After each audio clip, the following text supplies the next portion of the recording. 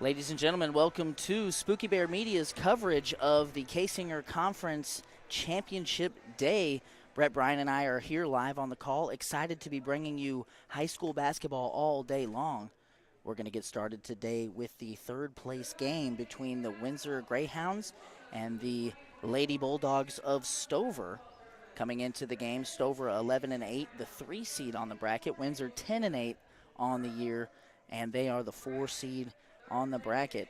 So, Brett, you have a little bit of insight here. You played against Stover. You've seen some film on Windsor. Anything that, from a coaching perspective, that you have that might be insightful for this contest? Well, first and foremost, I think it's going to be a competitive ball game. Both teams like to bring pressure in the full court, and they get after you defensively. So I'm expecting a high-tempo, up-paced game. Okay. Well, we're going to step aside for the national anthem. We'll be back shortly.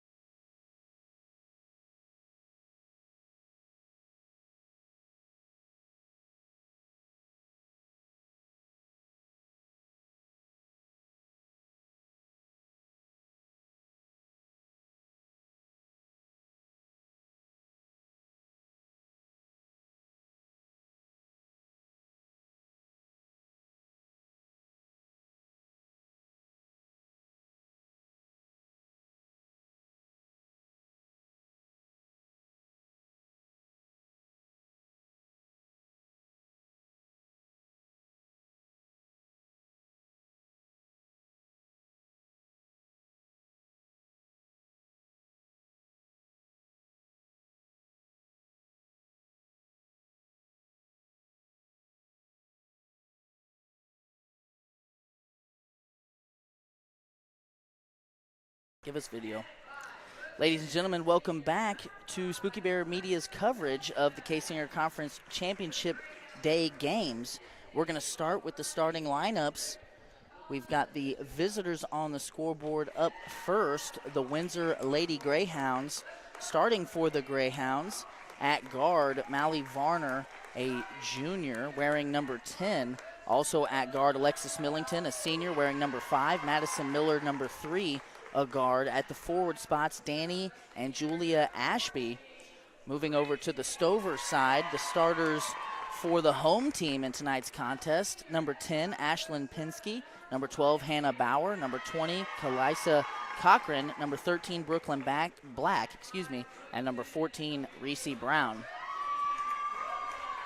So, Brett, we kind of got cut off there pregame talking about, some keys and some things to look for. We know that Pinsky, number 10 for Stover, is probably their best player. Now, I haven't had the opportunity to see Windsor play yet this year. I know there was kind of a game-time injury decision here for Alexis Millington. She is good to go.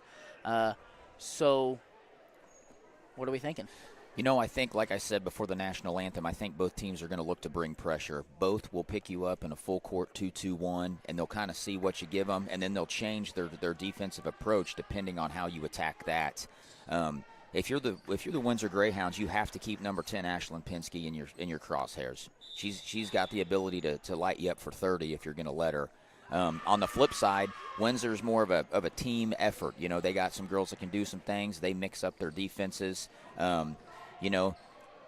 They'll run some 1-3-1. They'll run some 3-2. They'll pick you up, man. They're constantly showing you different looks.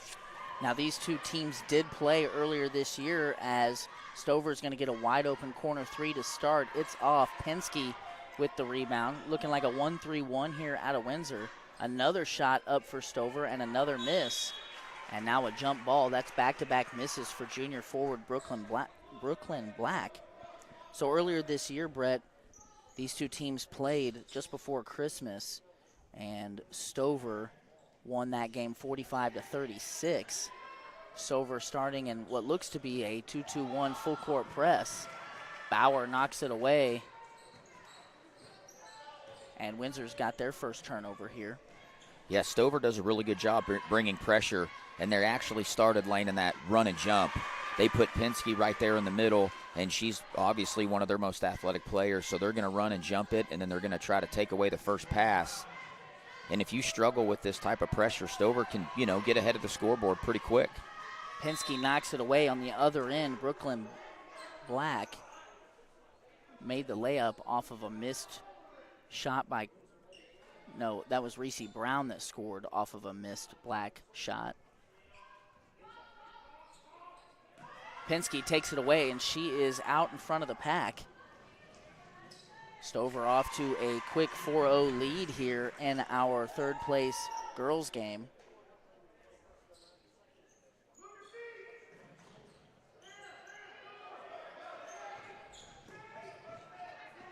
Windsor able to beat the pressure.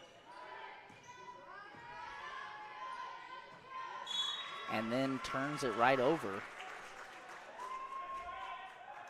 Stover does a good job in the early parts of the basketball game to make you withstand their pressure. If you can withstand their pressure, they will pull it off, but they're not going to until you're proven that you can withstand it. Bauer out to Penske, three-point shot off the mark. That's a rebound for Julia Ashby.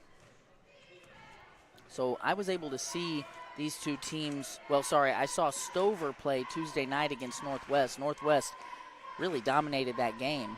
But I'm more familiar with them having done their game against Lincoln earlier in the year than I am with Windsor. And like you said, they do like to apply pressure. Here, good hands by Reese Brown, the senior, taking it away from Windsor.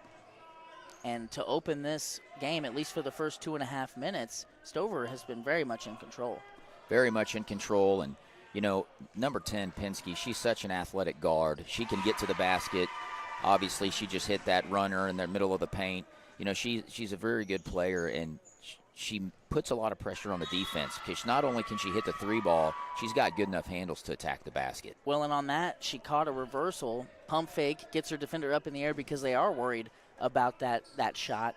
Gets to that right-hand floater about free throw line, and that's a tough shot. That's a very tough shot. Windsor turns it right back over. Penske corner three is up and good. Penske on fire to start. So is Stover, winning by 9. Less than 3 minutes into the game, we've got a full timeout on the floor by Windsor. That's a 60-second timeout. We're going to step aside. We were able to get some sponsorships for this game, and we are really excited about the support we were able to receive. We'll be back in 60 seconds on the Lincoln Cardinal Sports Network. Hi, I'm Lane Johnson. Welcome to Spooky Bear's Shirt Shack.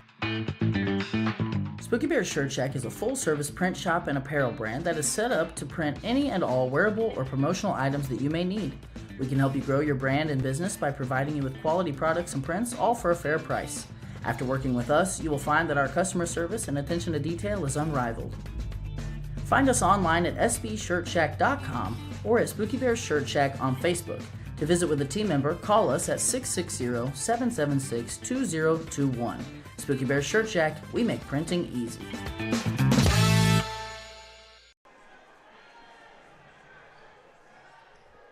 Back here from State Fair Community College.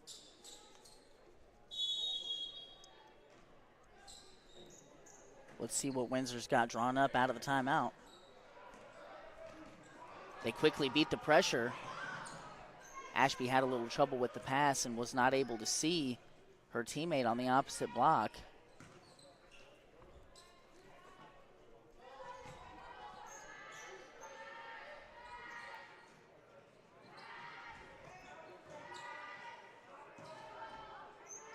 Good ball movement there by Windsor and a great look by Julia Ashby. Windsor going to try and apply a little pressure to Stover here. Penske gets through it easily. Bauer got it down low to Cochran. Shot is off the mark, and now Windsor with a stop and a bucket. We'll see what they do on this end. Millington thought about a three. Sorry, that was not Millington who thought about the three, but Millington rather at the top of the key who drilled a three. And now the lead is 4.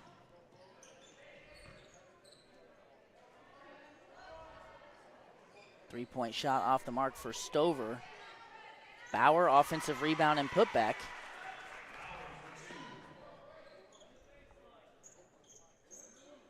And it appears that Brooklyn Black has a bit of a green light. She's taken several three-point shots to start the game. Yeah, she's not afraid to let it fly. And, you know, you're going to get those opportunities when you see these 1-3-1 zones. Right. Those wings are open as well as the baseline. Both teams coming out in zone. Stover showing a 2-3 look, so we might see a lot of threes being shot today. Ashby to Ashby, and Danny Ashby fouled after the power dribble in the middle of the lane. So the first foul of our contest comes over 4 minutes in. We've also got some substituting here. They're going to give that foul to Brooklyn Black. Her first and the first team foul here of the game. 2-3 zone underneath the basket for Stover. Millington had great position, got a good look at it, but couldn't finish.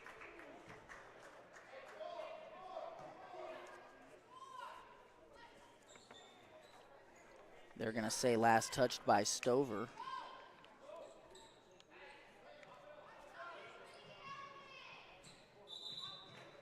And Windsor turns it over, stepping out of bounds. Windsor definitely has turned the ball over more here to start than Stover has. Yeah, and those are the tough turnovers because Windsor had some back-to-back baskets. You know, you kind of get things rolling. You start to break the press a little bit. The cobwebs are clear. Black now finds it from the left wing. After starting, I believe, 0 for 2 from downtown, Windsor immediately turns it over.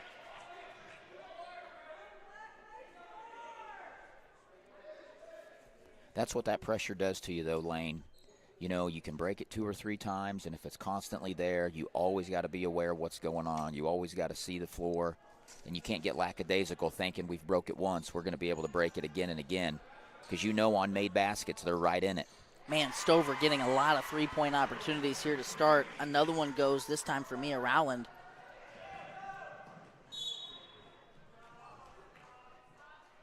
You know what, at some point, Windsor's going to have to make a decision. Do we stay in this 1-3-1 or do we match up man? Because they're filling it up from the three-point line. They are.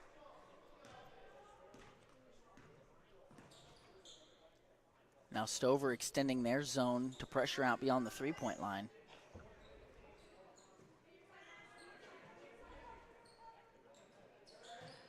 Ashby out to the corner.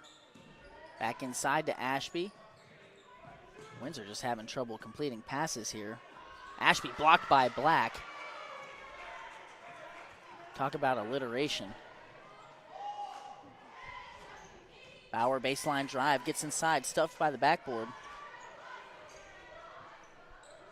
Windsor clears, and Windsor, I know it's early, but you don't want to start very many quarters, you know, down by 12 or 15, and that's exactly what they've done here. Good patience, though, there by Windsor to work the ball around. Doing a good job in the zone. They're getting the ball where it needs to be. They just got to take the opportunity to not force anything. And I'm looking for number 20, Danny Ashby. She's catching it there around the high post. Yeah. She needs to try to go to work there. Yeah.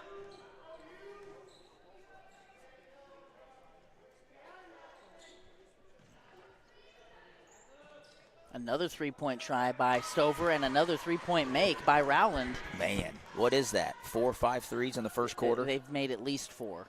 She's got 2. Rowland takes it away now. Black on the block. And another layup. And the floodgates are opening a bit here in the first contest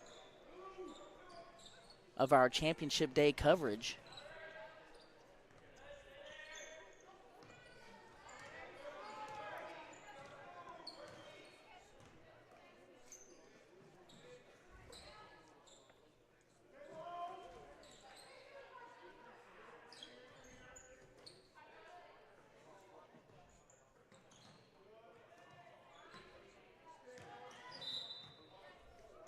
Blocking foul by Penske.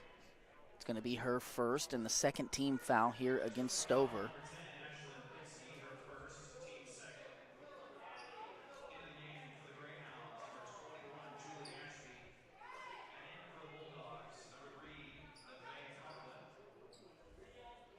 Baseline out of bounds. Millington blocked by Rowland.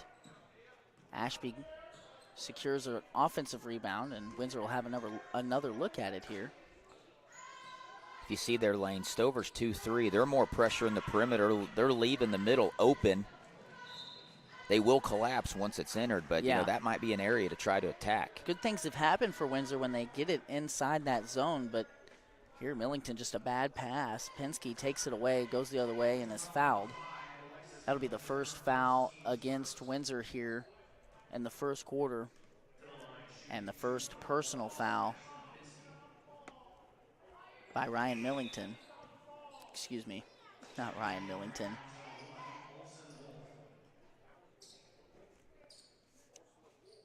That's Alexis Millington.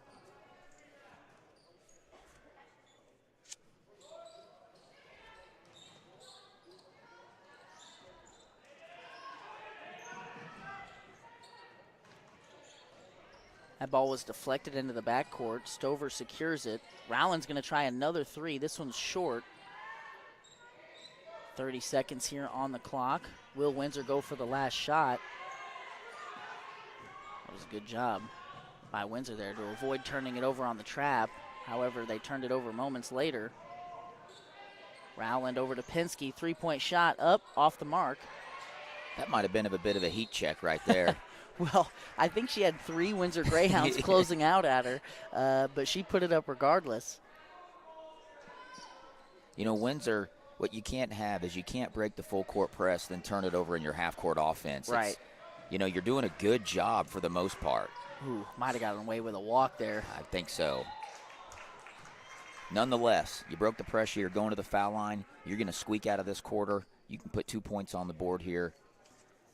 You haven't done all bad if you're Windsor. Right. And it's not all been bad. It's the pressure and the turnovers that's got you. And if you're the coach and you're saying, hey, are they going to hit 5 threes every quarter? I'm going to roll the dice and say probably not. Probably not. If they are, you're going to have a hard time winning anyway. Right.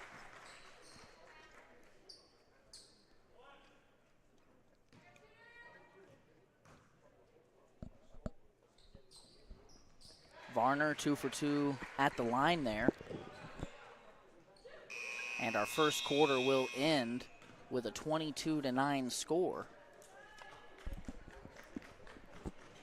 We'd like to thank Reese Nichols, Golden Key Realty, Estes Drive-In, Johnson's Accounting and Tax LLC, Spooky Bear's Shirt Shack, Community National Bank and Trust, Citizens Farmers Bank, HP Tire and Muffler, Cole Camp Pharmacy, WK's family of dealerships, Gallo Supply, Tipton One Stop, and Tipton Rental for their support of this broadcast. With this quarter break, we're going to step aside and hear from a few of those. We'll be back with our Spooky Bear Media coverage of the 2024 Kaysinger Conference Championship Day in just a moment.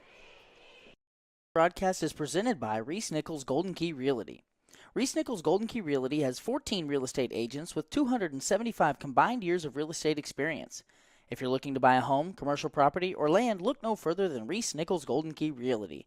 Be sure to visit their website at reesenichols.com or give Luke and his team a call at 660-438-7228. Just playing on the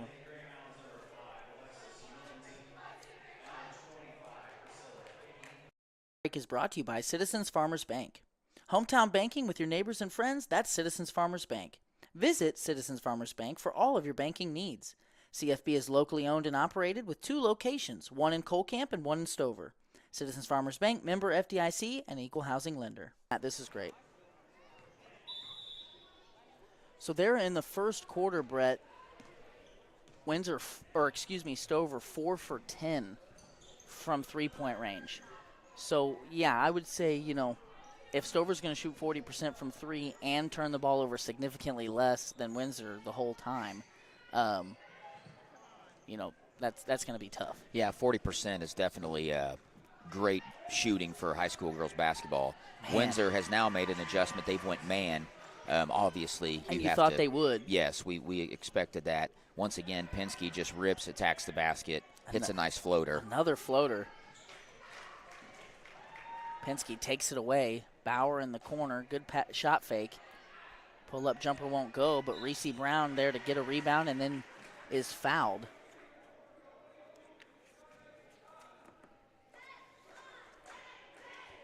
Number 12, Hannah Bauer, Lane, is a great shooter. I'm expecting her to get going as well. Whenever the Lincoln Cardinals played Stover, Bauer was definitely on the scouting report because she can fill it up as well. And Bauer and Penske is a pretty good 1-2 punch from the three-point line. With Windsor switching man now, I'm expecting to see Penske attack the basket. She really likes to attack the basket. But if Windsor's going to stay in that 1-3-1 look or go 2-3, I think Stover's just going to have a heyday from the three-point line. Well, and Bauer, a senior, was one of Stover's better players last year, and just to continue on that point you're making, some leadership there and some experience.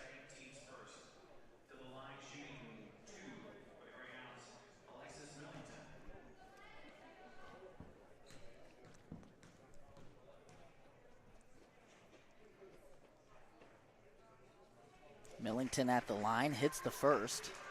Now this is something here that Windsor should be trying to do is get to the free throw line. Absolutely. They've gotten some opportunities there thus far. That would be helpful to slow this game down a little bit, muddy it up a little bit.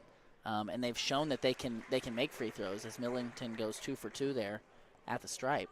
Well, and sometimes pressure really bothers you in the first quarter. It's a placement game. It's a third-place game. It's early morning. It's 9:30. Jim there's a decent crowd for it being so early. There is.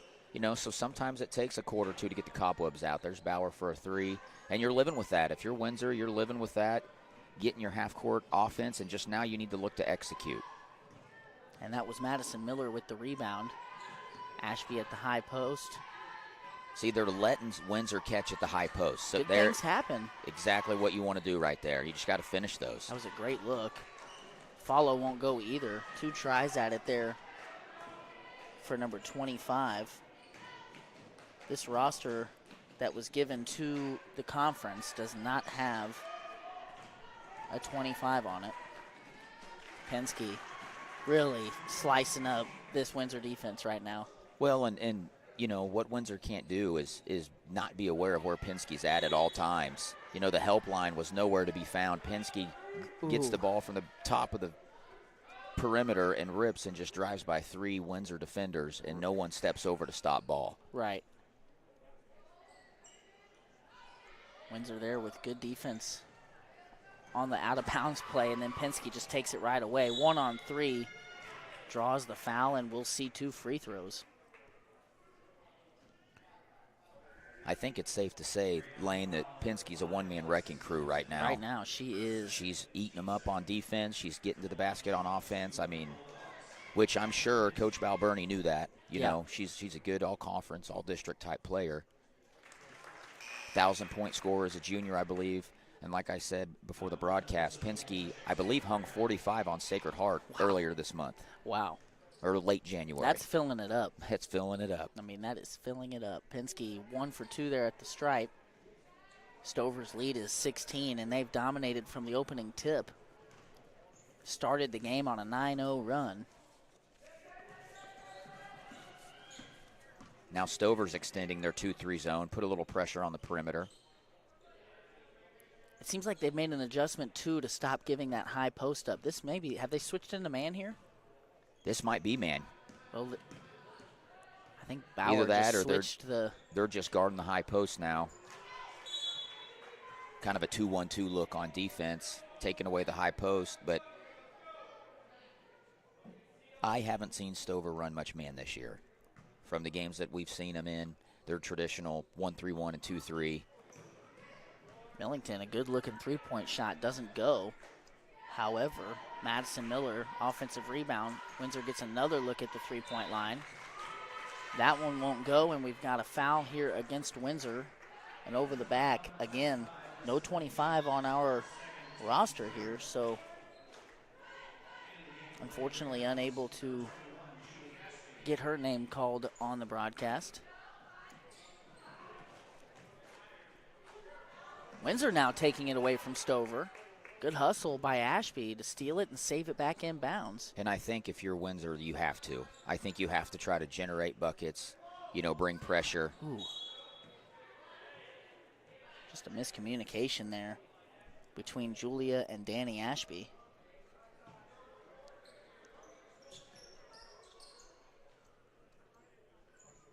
And they are turning Stover over now. It was a good steal by Miller, but good defense by Bauer. Penske had a wolf sneak up on her there.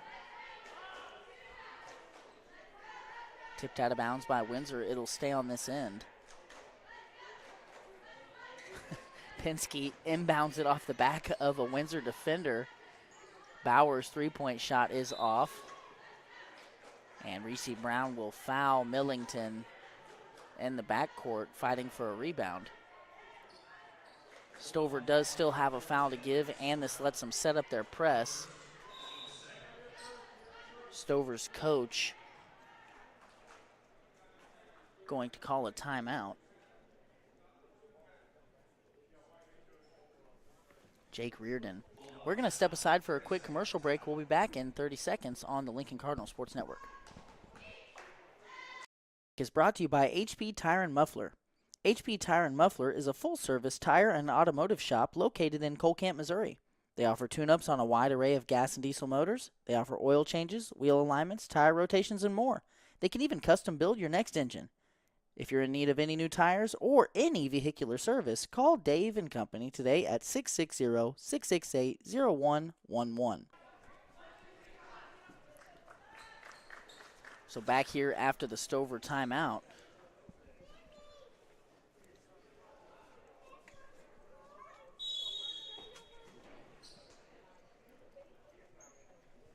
Stover in their full court pressure.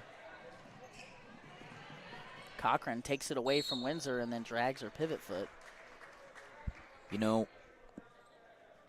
Stover looks like the better team right now, but Stover's turning it over as well.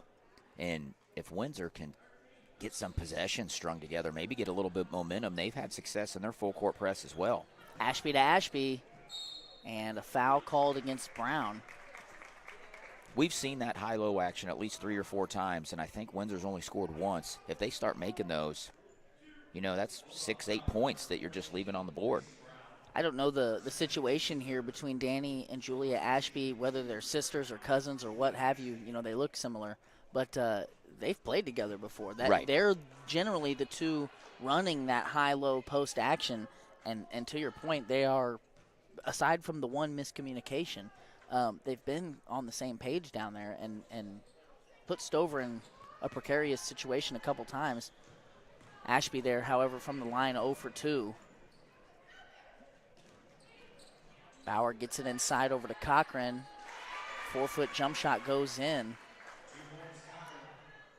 And at times it's just been too easy here for Stover. Absolutely. And Stover's very aggressive in that run and jump. Typically what they've done, which I've seen on film, is Stover will start in a 2-2-1, kind of a token pressure, try to get you to turn it over, and if they're not getting the desired result, then they'll get into this really aggressive run and jump. Well, dropping back now, but that third-place game, Kaysinger Conference Tournament, they just want to put a stamp on it early. Yeah.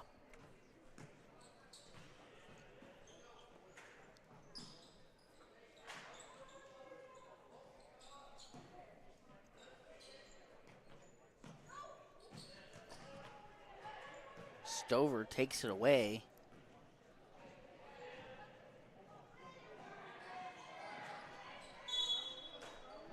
And then Stover turns it back over. That was Helen Black on the other end who took it away from Windsor. Penske steps on the out-of-bounds line, and with 3:42 left here in the first half of the first of 4 games of today's broadcast,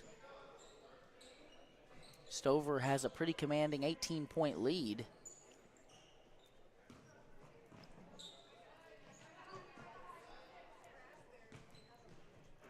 It does seem like Stover has made an adjustment to account for the high post. Yeah, playing a little bit more conservative here. Although there's a good look from the high post for number 20, Danny Ashby. Gets a friendly roll from the rim. And it's fun to think about the difference in opinion on giving the high post or taking away the high post. You know, there are coaches out there that will allow that. Yeah. They say, hey, we're going to get it in, then we'll just collapse and make them kick. I've always been kind of the mindset, you know, take the high post away. Stover tonight, or this morning, just queens of that runner. Another runner. Hannah Bauer this time gets to the free throw line. That was a shot that I really enjoyed taking in high school, and I like seeing it alive and well here in the third place game. Penske takes it away from Windsor, goes coast to coast, scores a layup, and Windsor is going to call a timeout. We've got a 30-second timeout. We're going to step away for a quick commercial break. We'll be right back. Is brought to you by WK's family of dealerships. WK, a name we all know, owned by a family we all grew up with, now open at 4 locations in Sedalia and Boonville, featuring a great inventory of new Chevrolet, Ford, and Dodge vehicles, as well as high-quality used vehicles. At WK, they have combined their service, collision, and detailing departments with a great variety of American-made vehicles to be the #1 stop in your search for a new vehicle. Browse their selection of new and used vehicles today at WKFamily.com.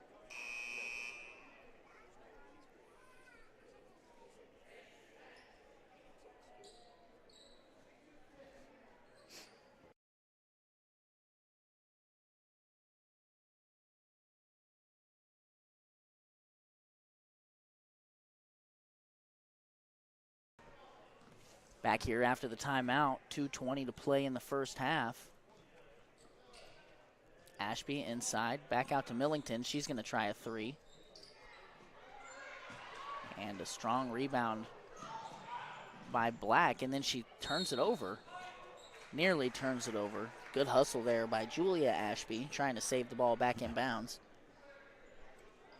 You know, you got a 20-point lead if you're Stover, but you don't want to start getting sloppy because, you know, there's a whole half to play. We've seen crazier things happen than a team come back from a 20-point lead. Absolutely. Free throw line shot for Stover. Misses everything. Helen Black tries to save it. That was Mia Rowland.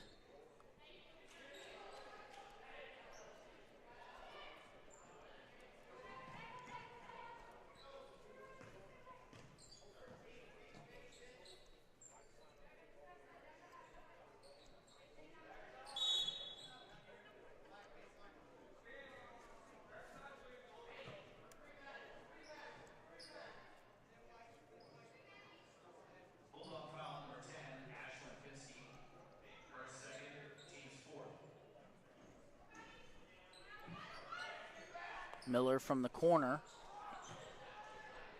No good. Black with the rebound.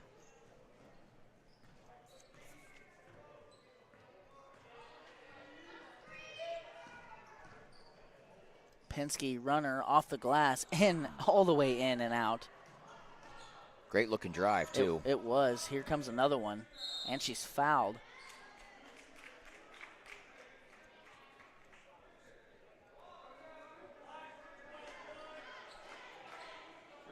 A little bit of frustration possibly from Windsor. That's going to be a foul on Julia Ashby, her first. And the fourth team foul. Each team here with 4 fouls. So each team will be shooting 2 the rest of the way.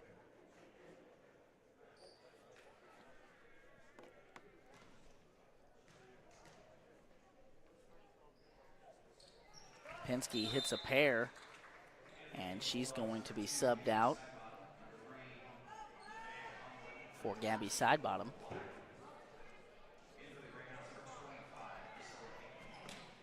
Rowland takes it away on the inbound. Rowland another three-point try.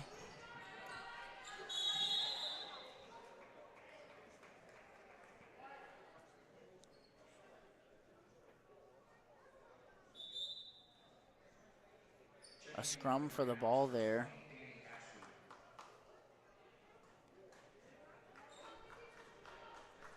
Stover doing such a good job in this run and jump. You know, they have their half-court spy, if you will, you know, kind of a nickname there, just roaming and baiting over and over and over the inbounder to throw that deep pass.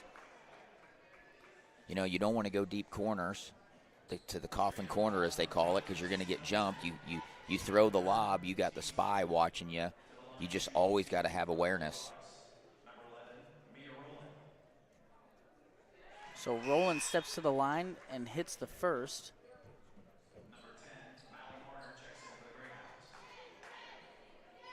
The lead is now 23.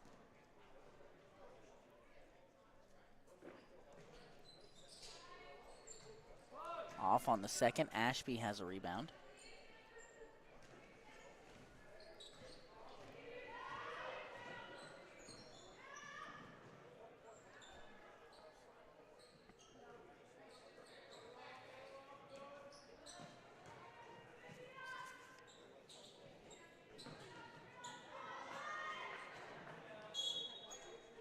Ashby lost it. Black had taken it away, and then it went out of bounds. They're going to say last touched by the Greyhounds. And the Greyhounds are going to jump back up in here into a full court pressure look. Ashby takes it away. Varner off the mark. Like I said, Stover has turned the ball over. It's not like Windsor has been unable to turn over Stover. Right. It's just they're turning it right back over when they get it. That was a tough shot by Rowland.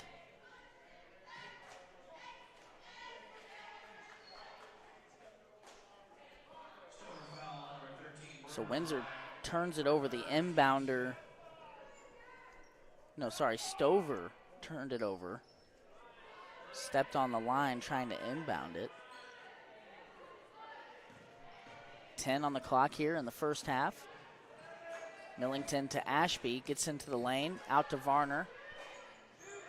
Millington turns it over, and time's going to expire with no shot being put up.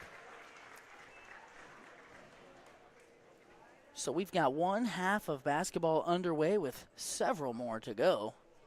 A dominant first half for Stover and a dominant second quarter as Stover extended their lead even further. We're going to step aside and put together our halftime show. We'll be back in a few minutes.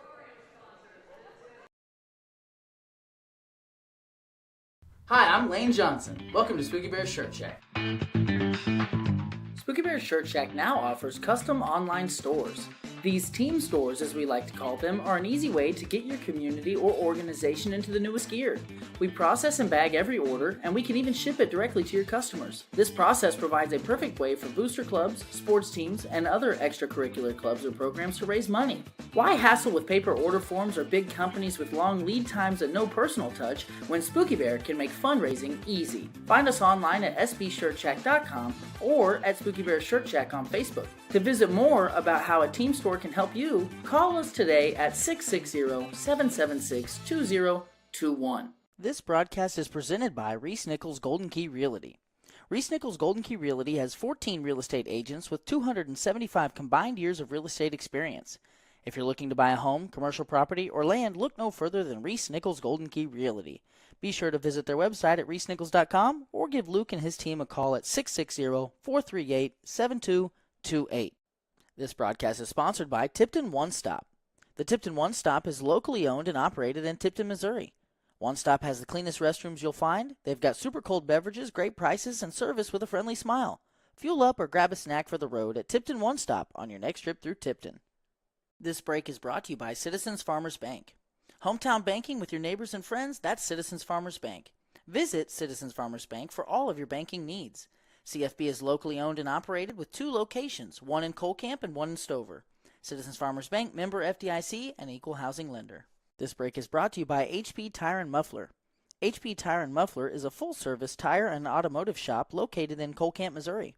They offer tune-ups on a wide array of gas and diesel motors. They offer oil changes, wheel alignments, tire rotations, and more. They can even custom build your next engine. If you're in need of any new tires or any vehicular service, call Dave & Company today at 660-668-0111. Hi, I'm Lane Johnson. Welcome to Spooky Bear Shirt Shack.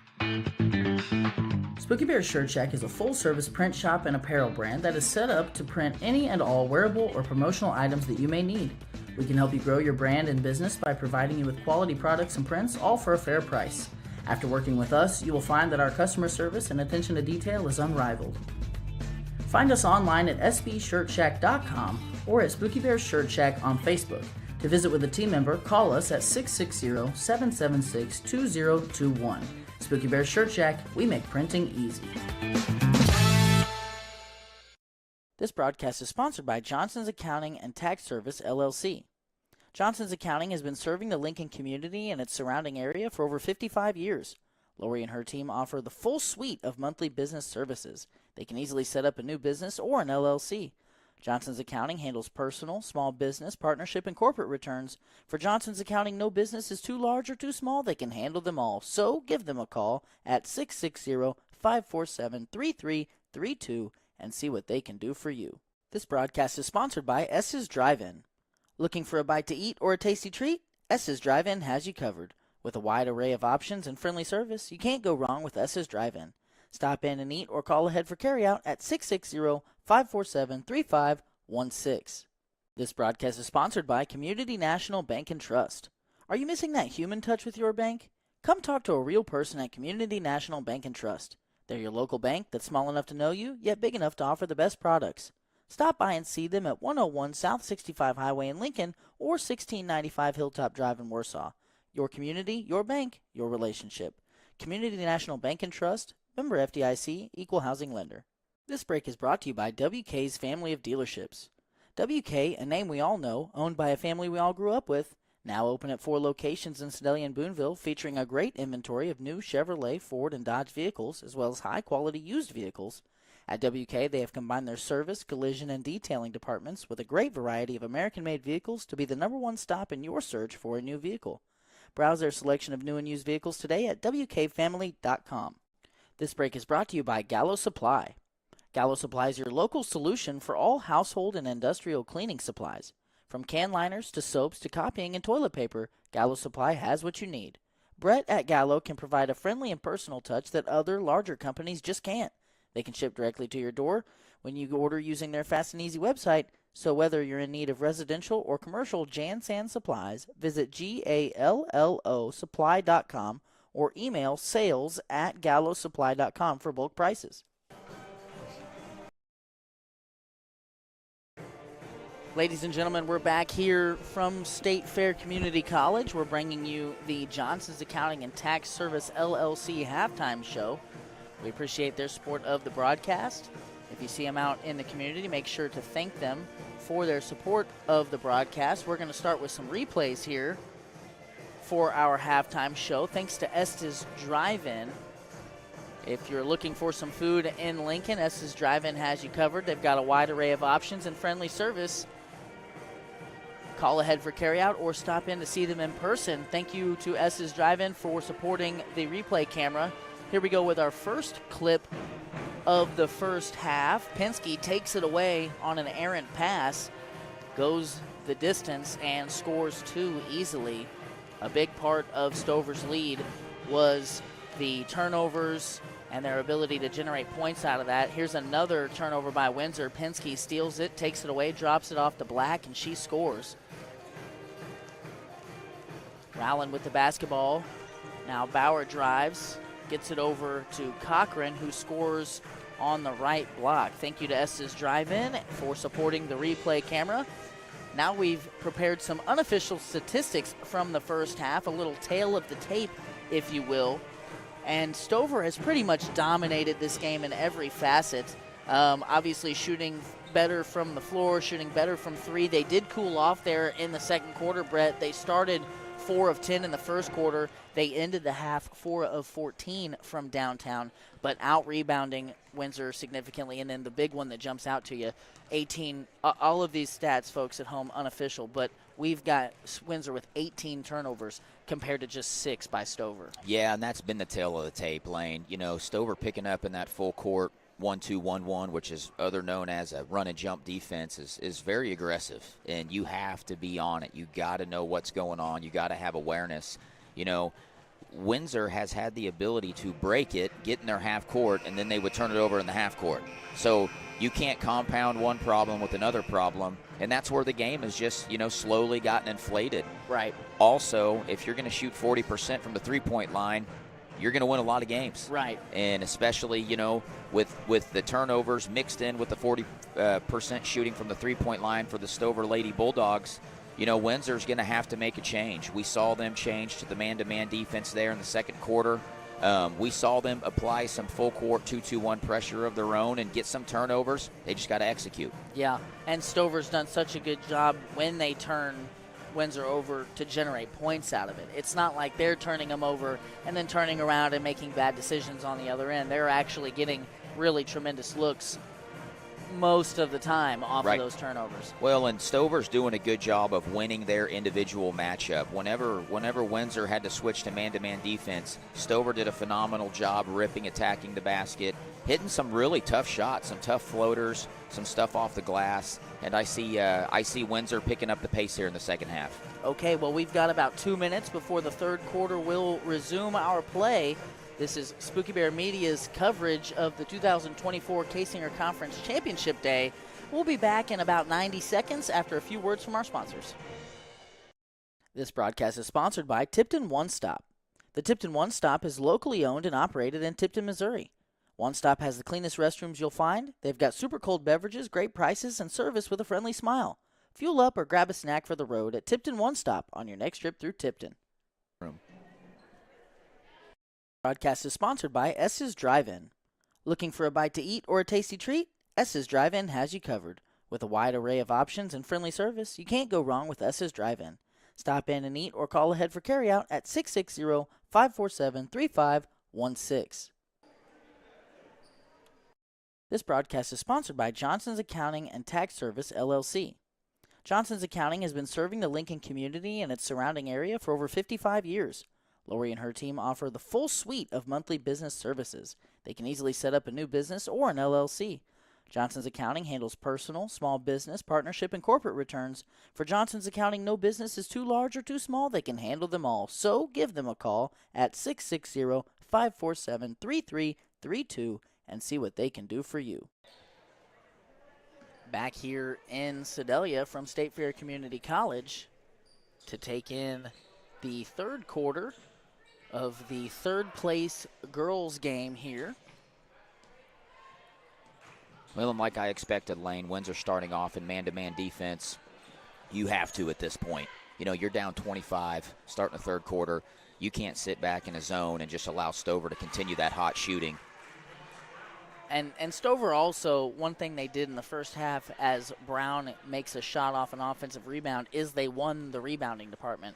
Not by a massive margin, but unofficially they had out-rebounded Windsor 20-14. And a lot of those off on the offensive end, turning into extra opportunities like we saw here for Reese Brown. And this one really, there's just no two ways about it. It's just been a dominant game for Stover.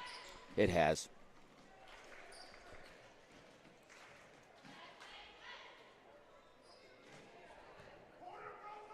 Now I think if you're Windsor, you're just trying to win a couple quarters here and make this respectable. Yep.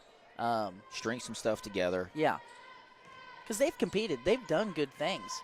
Windsor also, as you look at their starting lineup, a lot of youth out there, starting 2 sophomores and then a couple of juniors to go with Millington. So, it's not like they're senior laden and going to have to completely reload next year, whereas Stover, obviously Penske, a junior, and Brooklyn Black, another junior in that starting lineup as Bauer tries a corner 3. Yeah, having Penske come back for a senior year, Stover's poised to do damage again just because of her. And I agree with you, but the point that I was going to, though, you've got 3 of your 5 starters seniors. Right. So you will be looking for, new varsity contributors next year.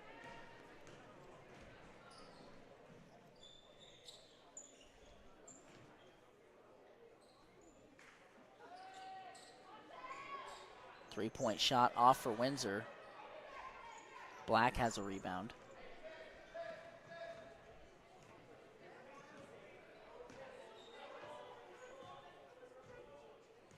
Windsor now switching back to a 2-3 zone, and maybe you're going to live and die with them shooting the three, but, going back to Windsor on the offensive side, you can't make up a big deficit with one play. Right. And you can't fall in love with the home run shot of the three ball. Right. You still got to run your sets. You still got to try to execute. Win minutes, win a 2-minute increment, and then try to extend that to a 4-minute increment. And next thing you know, you get some stops, you get some points, the score's a little bit more respectable, but you can't try to play that hero ball because that never seems to end well. It doesn't, and, until they invent a 25-point shot, you can't get it all back at once anyway. Mm-hmm.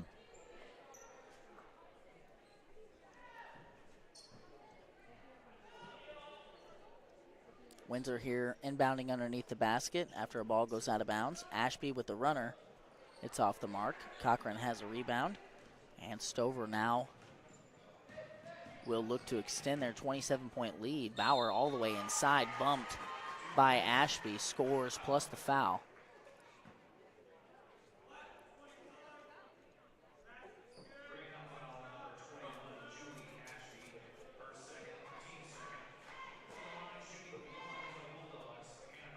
So Hannah Bauer with an opportunity here to complete the old-fashioned three-point play.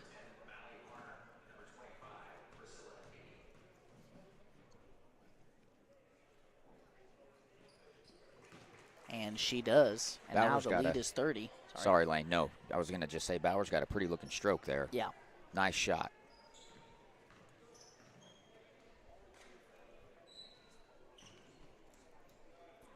Stover's going to be content with this. They're playing that 2-3. They'd love it if Windsor just sits back and shoots the three ball. Another turnover there by Windsor. Varner wanted to shoot it, stepped into it, and then had it just kind of knocked away. Penske, another runner. Man, that's tough. That would have been tough. She kind of hung in the air there. There was a good contest by Windsor. That runner for Penske just off the mark.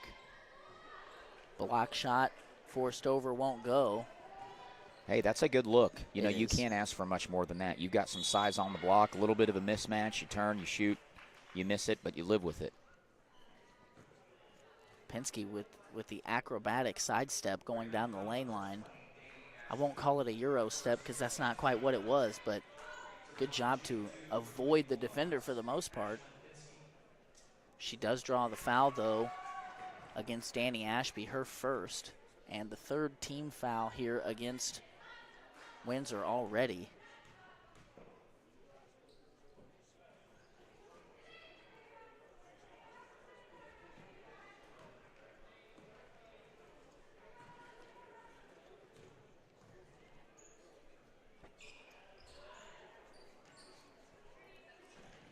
Varner had her pass tipped by Bauer. They're going to call Bauer for a foul on the body. That's her first, and the first against the Stover Bulldogs here in the third quarter.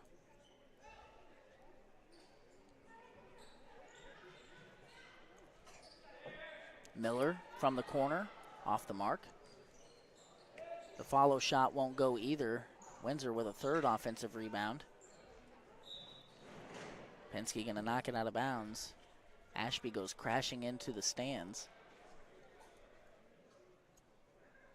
Speaking of, we mentioned earlier, Brett, that not a bad crowd for a 9:30 game on the road on a weekend. Not bad at all. Starting to get a few more stands in the crowd here as we get closer to the second part of tonight's broadcast, which will be the boys' third place game. Obviously, Stover fans, probably some of those already here to watch this one. Right. Stover boys will be taking on the Cole Camp boys in that third place game, which will be going on immediately after this one. That's going to be a competitive game against two towns about 8-9 miles apart, very familiar with each other. A lot of size on the floor, too, for each team. Now, I do think that going into that game, that senior and big man Jimmy Black is out for Stover. At least on Tuesday, he did not play. And you mentioned, the proximity of those two towns. Both took place, I believe, in the Stover tournament, but they have not played each other this year. So it'll be interesting to see how they match up because two of the top teams in the conference. In fact, coming in, the interesting thing about the boys' side of the bracket, Brett, as I was doing our prep last night, the third place game is taking place between the first and second seed. Yeah. And the first place game is taking place between the third and fourth seed. So kind of flipped what, I assume what the coaches thought might happen. Right. Based off of the resumes of these teams. But when we were live the other day for the Lincoln game, you had made a comment about how wide open the conference is, especially on the boys' side, and about how, you kind of just 1 through 4 or 5, you kind of just put them all in a hat and pick them out randomly because it's hard to tell. And with the weather we had this year, a lot of what we usually gauge the teams on is based on their head-to-head matchups. Well, a lot of those got wiped out because of weather. Yep, and that's what I was going to say is you have a conference tournament where a lot of teams hadn't even played each other. Right. So you had each coach trying to go to bat for his team, giving them strength of schedule, who they've played, who they've not played, injuries, non-injuries. So you're really seeding an entire tournament based on just a handful of games. Right. And from my perspective, we hadn't played half the conference. Right. So we're trying to seed the 4 through 11, and we've seen 2 teams all year, just the way the schedules mix up. Yeah, it's been an interesting year for the conference tournament, to be sure. Stover worked the ball inside. That was number 41, Casey Dills, sophomore off the bench. She's called for the travel.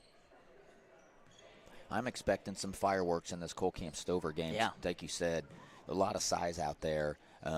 Stover's probably going to play their really wide, extended 2-3 zone and force Cole Camp to hit some buckets, which they're capable of doing. And obviously, I don't think Stover or Cole Camp going to treat it like it's a championship game because it's not. That would be, false. But as a viewer, as a fan, wow, nice take. Oh, a charge. Okay, good positioning there. Seemed like, I don't know, just a lot of movement just in general. But Madison Miller gets the benefit of the doubt there, drawing the charge on the Rowland drive. Those are the hardest calls in the game of basketball right there. Those are bang, bang, because there's a common misconception that you have to be set to draw a charge. Right. That is not true. You just have to be square, You have to be square. You got to beat them to the spot. Right. You can be moving, but if you beat them to the spot and you maintain guarding position, you can draw a charge. I would not want to be in the position to be making those calls for a living. No, absolutely not. I would not be. You're danged if you do, danged if you don't. Yep. One coach is happy, one coach is upset. But, in a game like this, it's a 30-point game, I'm sure. Yeah, that might have played into it a little bit. I'm sure the coaches aren't going to be too worried about it. But for the player side, good hustle to get back and get in the position to do it. So going back to the Cole Camp Stover boys third place game, the point I was trying to make, obviously not the championship game, but as a fan, as a viewer, it almost feels like we're getting two championship caliber matchups. Absolutely. You get the 1-2 seed. They haven't played. They should be competitive. They do. I don't know if you call it a rivalry, but anytime your towns are close, there's a familiarity there that makes things fun. And then, the actual championship game between Tipton and Sacred Heart, I don't think those two teams have played either. I don't believe so. So, obviously talking about the boys' side, and here after this quarter, we'll actually take a look at the girls and boys bracket. We've prepared a graphic to show that off here and let the fans at home that maybe haven't been to the tournament in person much this year, they'll be able to see how it's shaken out. And Stover continues to build on their lead as Windsor turns it over again here with 1:45 left to go in the third quarter. 47-14, Stover has dominated. I just want to say, going back to your term rivalry, Lane, I'm almost positive if you ask Stover and Cole Camp, there's probably a rivalry there. There could be. I don't think there's any way there's not. Just historically through the Kaysinger Conference, Stover's had some good teams, Cole Camp's had some good teams. You see each other every year. They play in the Stover tournament every year. Right. There's probably some rivalry-ish type stuff there, and then you throw in a conference tournament. with the trophy on the line. Two teams that feel they should have been duking it out for the championship Right. game. And I've always looked at the third place game as trying to prove yourself, like, hey, you kind of take it out on your opponent. Like, Right. we should be in the championship game. Let's prove it. Let's prove it on the floor. And Stover's making a really good case in this game. It's just the simple fact of the top of the girls' side of the bracket is just loaded. Yeah. It's just loaded. It is. And Stover is a very good basketball team, competitive basketball team. But you got the defending state champions at the number 1 seed. Right. You have and Northwest, who has a dang good Northwest team. Northwest is ranked in the top 10 in the state for Class 2 women's basketball. And before they ran into Tipton, they looked like a juggernaut. Right. They were blowing the doors off everybody. So if you're Stover, you win the third-place game by 30, you got to feel happy with yourself. Yeah, I think so. And they are well on their way to that with a 35-point lead right now. For the most part, both benches cleared. Good take by Miller, but she's off the mark.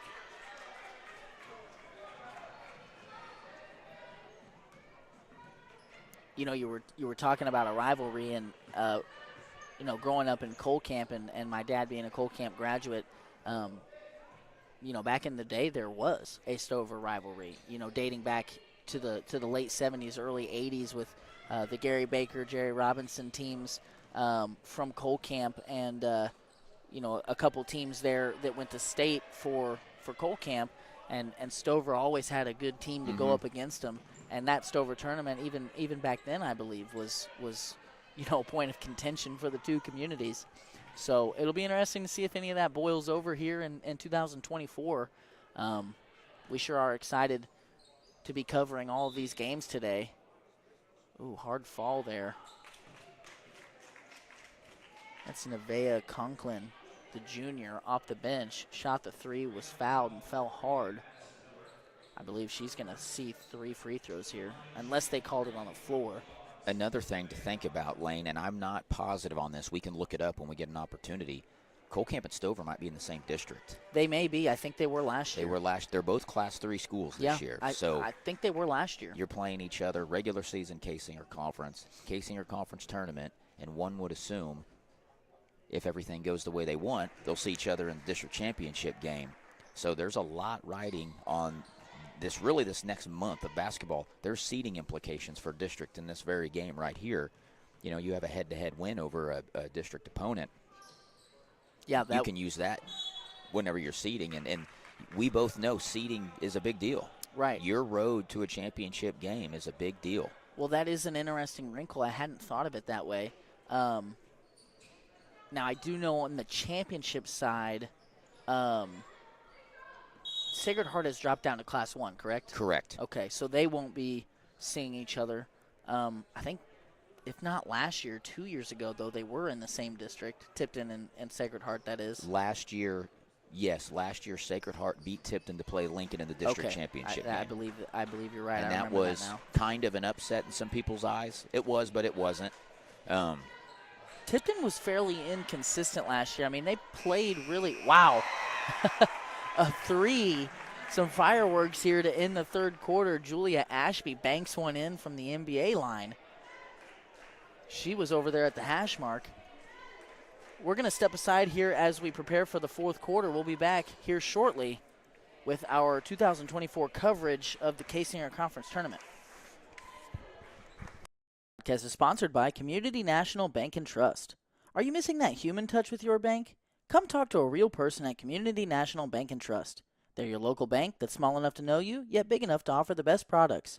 Stop by and see them at 101 South 65 Highway in Lincoln or 1695 Hilltop Drive in Warsaw. Your community, your bank, your relationship. Community National Bank and Trust, member FDIC, equal housing lender. Yeah, they printed off huddles. Is brought to you by WK's family of dealerships.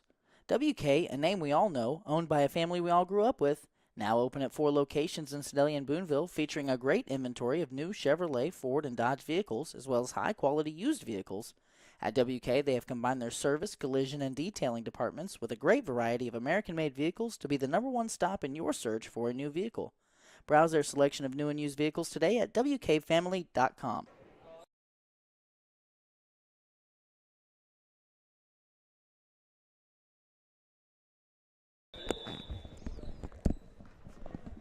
Okay, as we return here for the fourth quarter of what's been a blowout third-place game, Stover very much in control. Another three up, off the mark and out of bounds by Stover. As we enter this quarter, we'll be seeing a running clock. It's 30, right, Brett?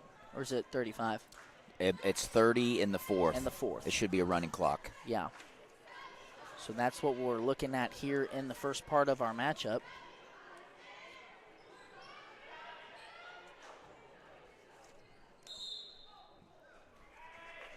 And a foul on the floor. No, they're going to say a shooting foul.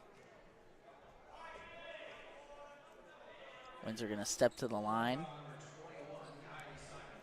Kylie Simon there whistled for the foul. It'll be her first. So, Brett, to go back to what we were talking about when it comes to districts, Colcamp and Stover are in the same district. Now, the interesting thing is it's unlikely that they meet in the championship because Versailles is also in their district, and Versailles, I believe, has beaten both of them. And we have that Misha printout here. I guess we could look at that. But I believe that's the case. And if so, Versailles will likely be the 1 seed. Versailles beat Colcamp by 30 in December. And Versailles has beat Stover by about 30 as well. By about 30. Yep. So I would say Versailles is probably the shoe-in to get the 1 seed. Right. So they'll play conceivably, like you said, if everything goes well for them in the 2-3 matchup in the semifinal. So you can make the case that in order to get to the district championship, they have to go through each other.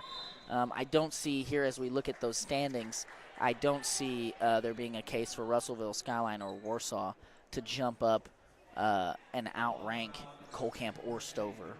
So I don't think so. It'll likely be Versailles, and then the winner of this game will probably be the 2 seed. Right. And then the 3 seed. I wish we could see where the host site is for that. I think you can on a desktop. I don't know. But regardless, here some storylines kind of culminating for the second broadcast of today's coverage, which will be exciting. Well, it just goes to show you that every game matters. I mean, you look at games throughout the course of the season, and a loss here and a win here, that can drastically change your path to where you want to go. Right. And especially when you're seeding, and when you're seeding with other coaches, you're pretty much just laying out what you've done over the course of the season and saying, here's who we beat, here's who we lost, played well, didn't play well. But they're looking at your wins and losses to get your seed. And, when you're playing 28 games a year and you have some good wins and some bad losses, there's some factors that go into that. Right. And sometimes you don't get the seed you want, and it comes down to, losing to a team you shouldn't have, or you get a better seed because you beat somebody you shouldn't have. So, from a coach's perspective, you take every game as serious as can be, and you want to win because you never know when that win or loss could come back to get you. Right.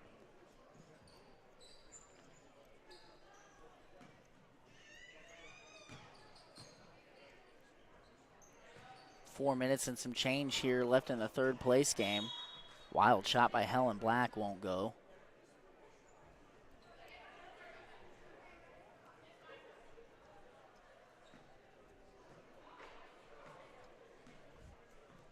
Lane, we were talking off the broadcast here about Stover with Penske being a junior but graduating 3 other starters.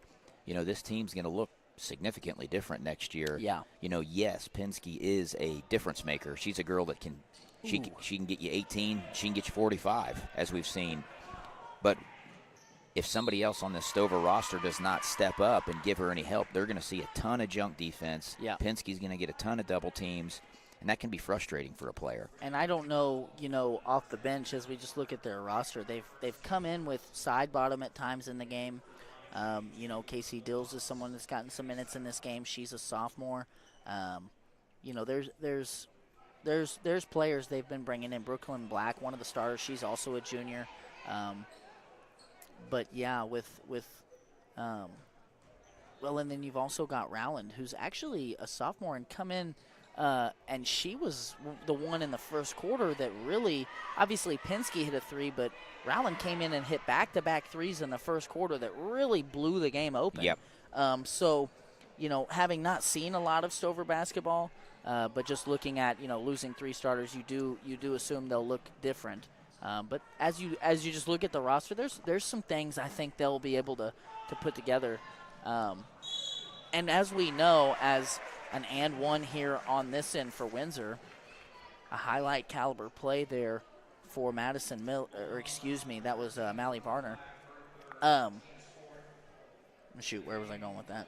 We were just talking about rosters and having young players on your bench. Well, actually where I was going was we know that the conference is going to change a little bit on the girls' side. Well, just in general, but specifically, it will change the landscape of the girls' side for, conceivably years to come with Tipton leaving. So it makes the case that, the conference will be more wide open next year for the girls' side. And who knows, Stover, we know in a lot of these, even, boys, girls, whatever, in this tournament, a lot of times when the teams are evenly matched, it can boil down to who's got the best player. Yep. And in a lot of games, Penske will be the best player. Yes, she will be. She will be, and that's why I say you got her coming back. You're always going to have an opportunity. Now, are you going to beat the upper echelon teams in the state that have 2 or 3 girls like Penske? Probably not. But when everybody else is a wash and Penske's the difference maker, you're going to win a lot of ball games. Yeah.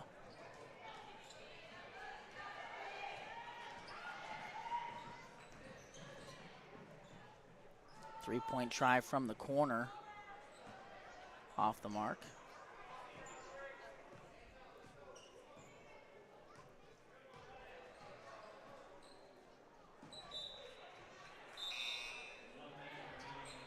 I thought that pass might have been tipped. They're going to say no.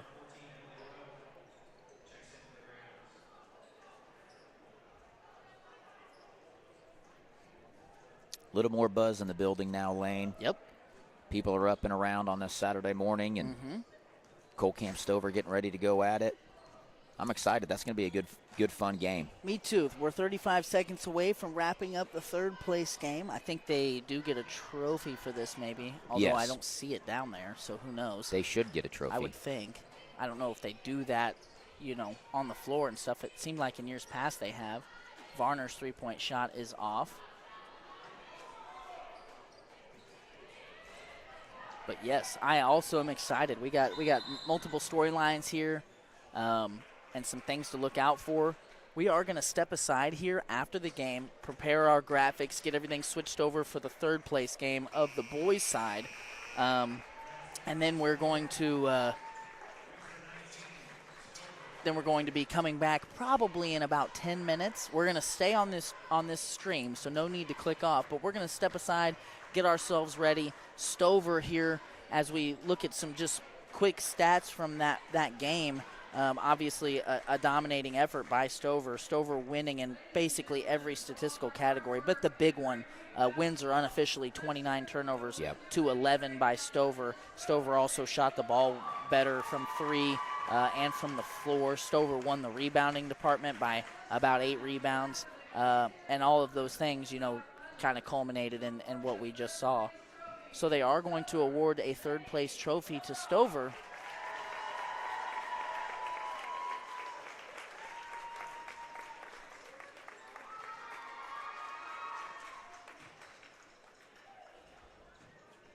So we appreciate you guys tuning in. We'll be back here shortly with the second part of today's broadcast. Stay with us.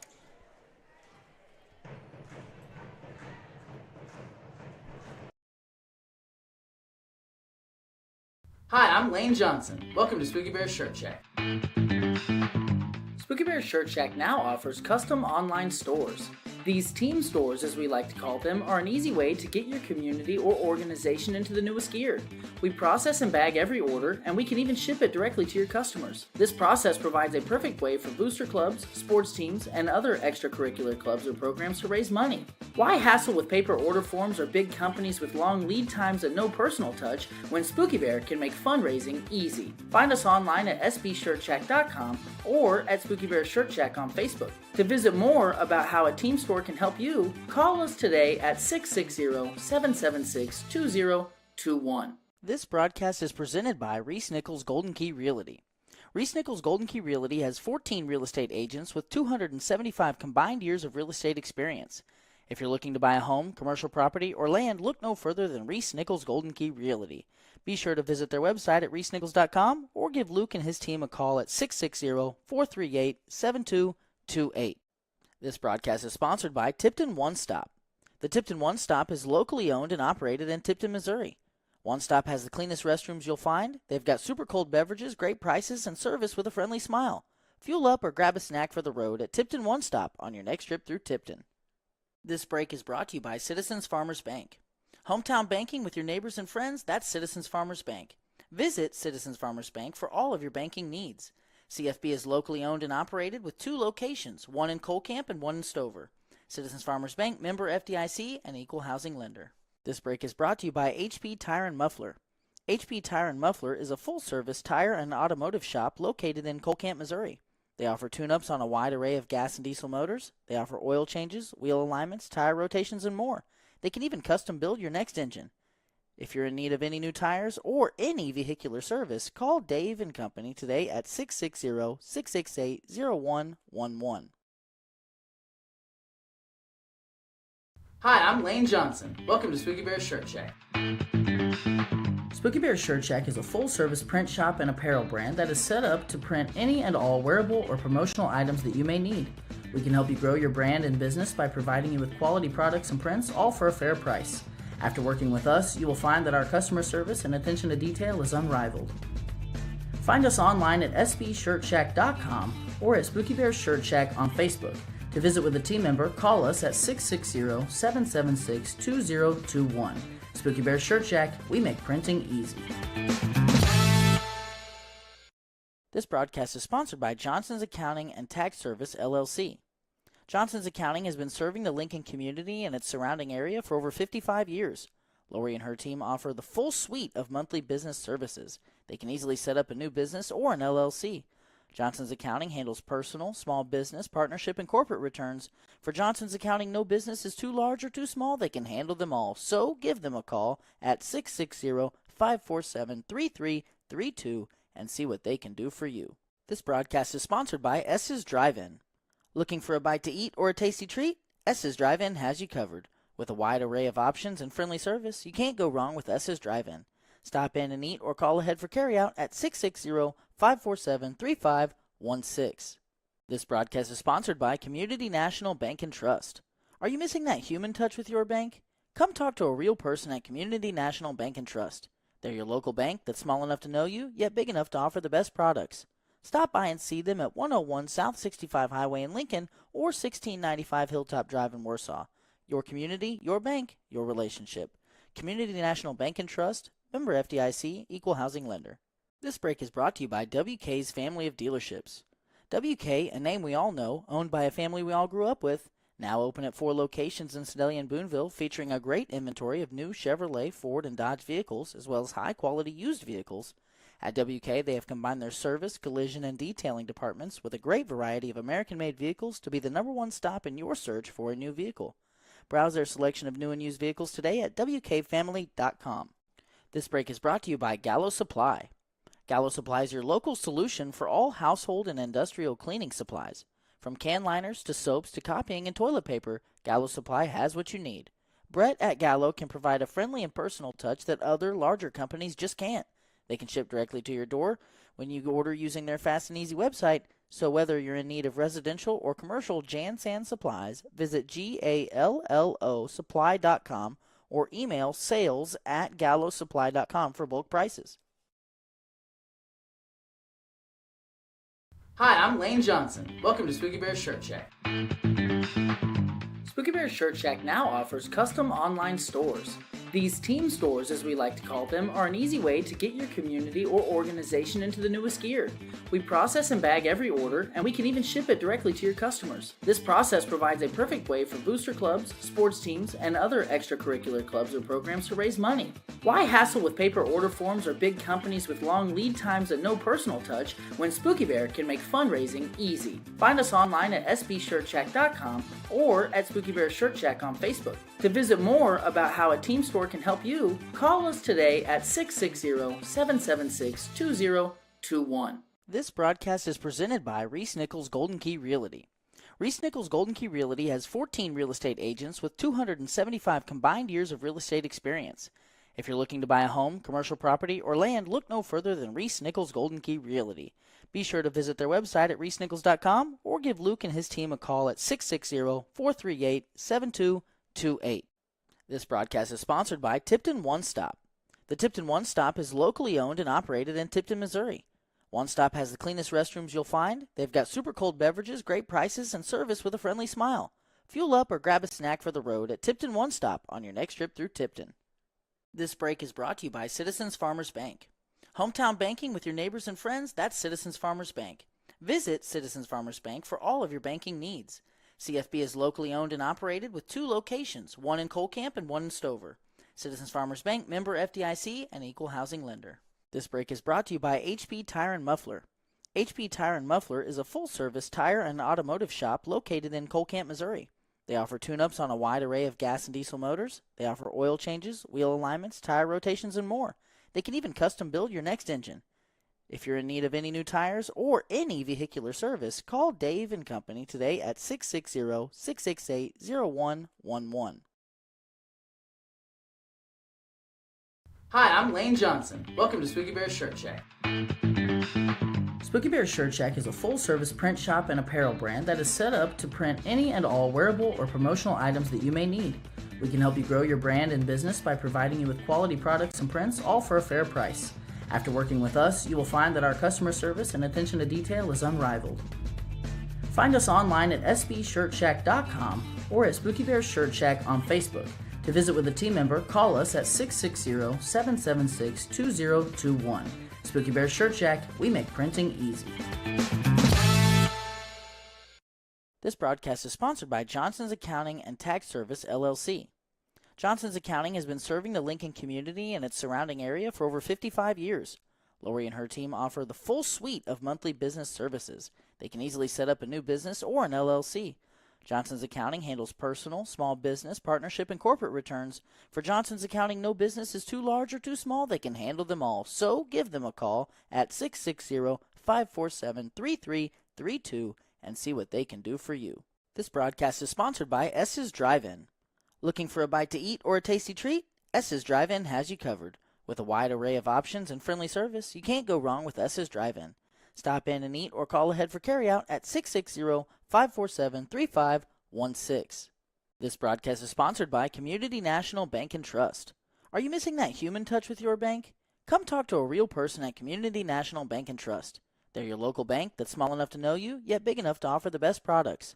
Stop by and see them at 101 South 65 Highway in Lincoln or 1695 Hilltop Drive in Warsaw. Your community, your bank, your relationship.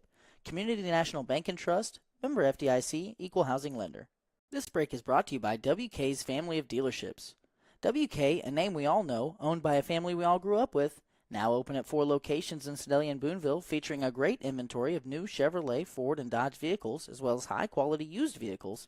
At WK, they have combined their service, collision, and detailing departments with a great variety of American-made vehicles to be the #1 stop in your search for a new vehicle. Browse their selection of new and used vehicles today at WKFamily.com.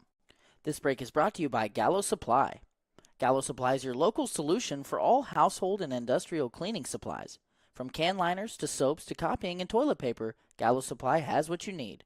Brett at Gallo can provide a friendly and personal touch that other larger companies just can't. They can ship directly to your door when you order using their fast and easy website. So whether you're in need of residential or commercial Jan-San supplies, visit GALLOsupply.com or email sales@gallosupply.com for bulk prices. Hi, I'm Lane Johnson. Welcome to Spooky Bear Shirt Shack. Spooky Spooky Bear Shirt Shack now offers custom online stores. These team stores, as we like to call them, are an easy way to get your community or organization into the newest gear. We process and bag every order, and we can even ship it directly to your customers. This process provides a perfect way for booster clubs, sports teams, and other extracurricular clubs or programs to raise money. Why hassle with paper order forms or big companies with long lead times and no personal touch when Spooky Bear can make fundraising easy? Find us online at sbshirtshack.com or at Spooky Bear Shirt Shack on Facebook. To visit more about how a team store can help you, call us today at 660-776-2021. This broadcast is presented by Reese Nichols Golden Key Realty. Reese Nichols Golden Key Realty has 14 real estate agents with 275 combined years of real estate experience. If you're looking to buy a home, commercial property, or land, look no further than Reese Nichols Golden Key Realty. Be sure to visit their website at reesenichols.com or give Luke and his team a call at 660-438-7228. This broadcast is sponsored by Tipton One Stop. The Tipton One Stop is locally owned and operated in Tipton, Missouri. One Stop has the cleanest restrooms you'll find. They've got super cold beverages, great prices, and service with a friendly smile. Fuel up or grab a snack for the road at Tipton One Stop on your next trip through Tipton. This break is brought to you by Citizens Farmers Bank. Hometown banking with your neighbors and friends, that's Citizens Farmers Bank. Visit Citizens Farmers Bank for all of your banking needs. CFB is locally owned and operated with 2 locations, one in Colcamp and one in Stover. Citizens Farmers Bank, member FDIC, and equal housing lender. This break is brought to you by HP Tire and Muffler. HP Tire and Muffler is a full-service tire and automotive shop located in Colcamp, Missouri. They offer tune-ups on a wide array of gas and diesel motors. They offer oil changes, wheel alignments, tire rotations, and more. They can even custom build your next engine. If you're in need of any new tires or any vehicular service, call Dave & Company today at 660-668-0111. Ladies and gentlemen, we are back here from State Fair Community College. We are about to take in the third place game on the boys' side of the bracket. And as we were kind of wrapping up the first part of tonight's broadcast, we were able to start laying the foundation for some of the storylines that are going to be on display here between these two teams. What I want to start with here, Brett, we're going to just take a brief look at the bracket as it's shaken out here on the boys' side. Obviously, this is the third place game. Colcamp fell to Tipton on Tuesday night in the semifinal, 50-46, whereas Stover lost to Sacred Heart, 62-51. So an interesting thing here where you've got the 1 and the 2 seed meeting in the third place game. Another thing that you mentioned, in the same district, likely going to be the 2-3 seed in their district. So if everything goes well, we'll have to meet in the semifinal. And then lastly, haven't played in the regular season, and that is on the schedule. Yep. So they're looking at potential 3 games, 2 for sure. So they're going to figure each other out here in this first game. And, you never know what a coach's mentality is coming in. If you're going to see a team multiple times through the season, which game do you value the most? Do you value the tournament game? Are you going all in, pulling out everything to get the win? Or what's the mindset coming into a game like this? Absolutely. We're going to step aside briefly. We'll be back in 60 seconds with the game preview and starting lineups. Hi, I'm Lane Johnson. Welcome to Spooky Bear Shirt Shack. Spooky Bear Shirt Shack is a full-service print shop and apparel brand that is set up to print any and all wearable or promotional items that you may need. We can help you grow your brand and business by providing you with quality products and prints, all for a fair price. After working with us, you will find that our customer service and attention to detail is unrivaled. Find us online at sbshirtshack.com or at Spooky Bear Shirt Shack on Facebook. To visit with a team member, call us at 660-776-2021. Spooky Bear Shirt Shack, we make printing easy.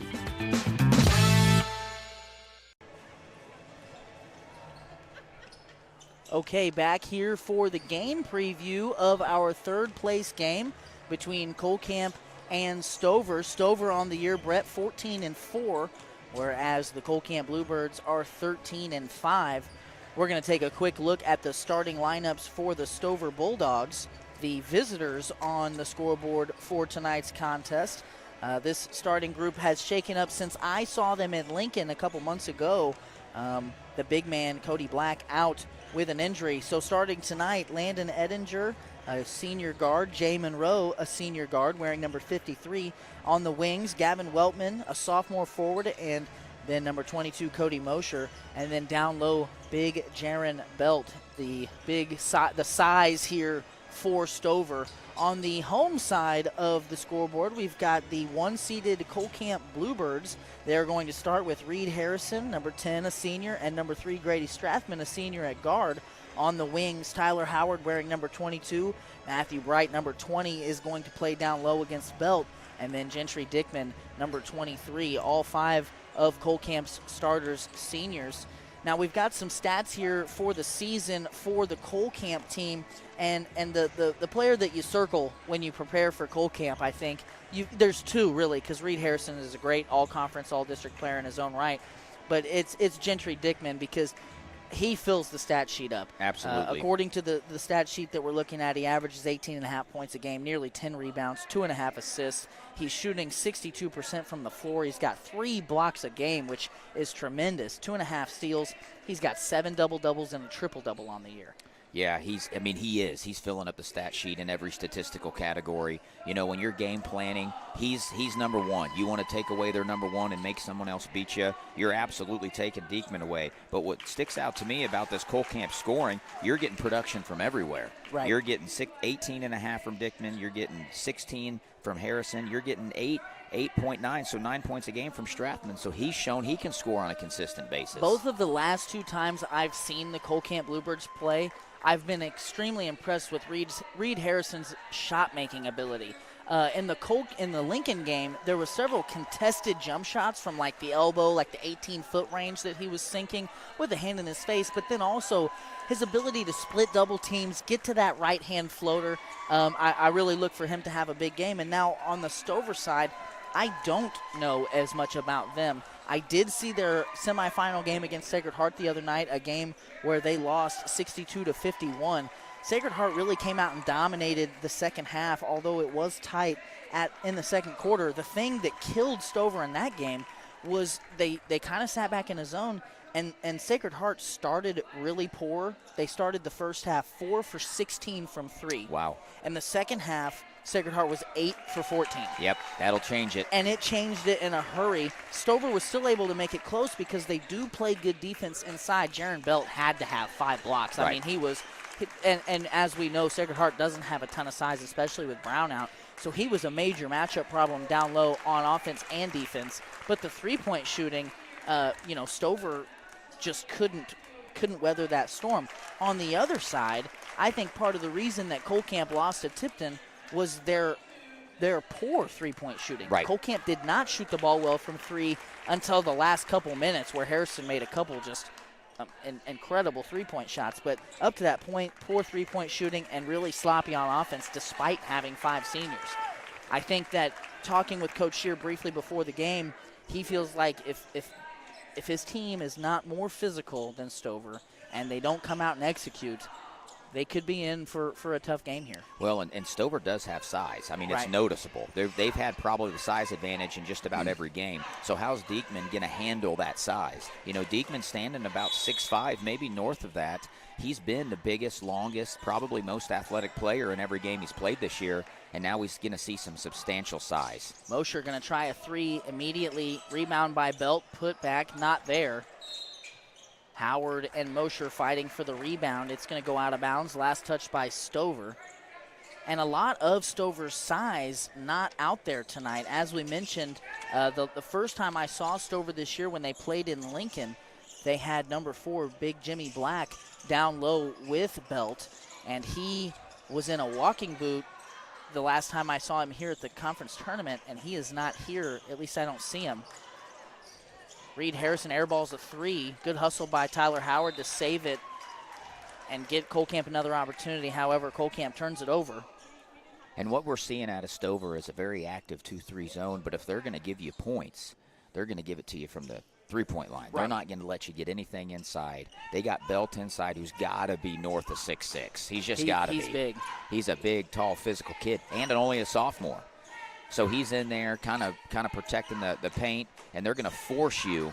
Good dribble drive and a dump off there. That was a great pass by Monroe. Got Dickman off his feet and just handed it off the Belt for the easy deuce.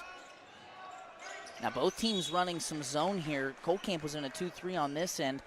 Strathman got in trouble in the corner on the offensive side, able to throw it out of bounds off of a Stover player, so it'll stay on this end.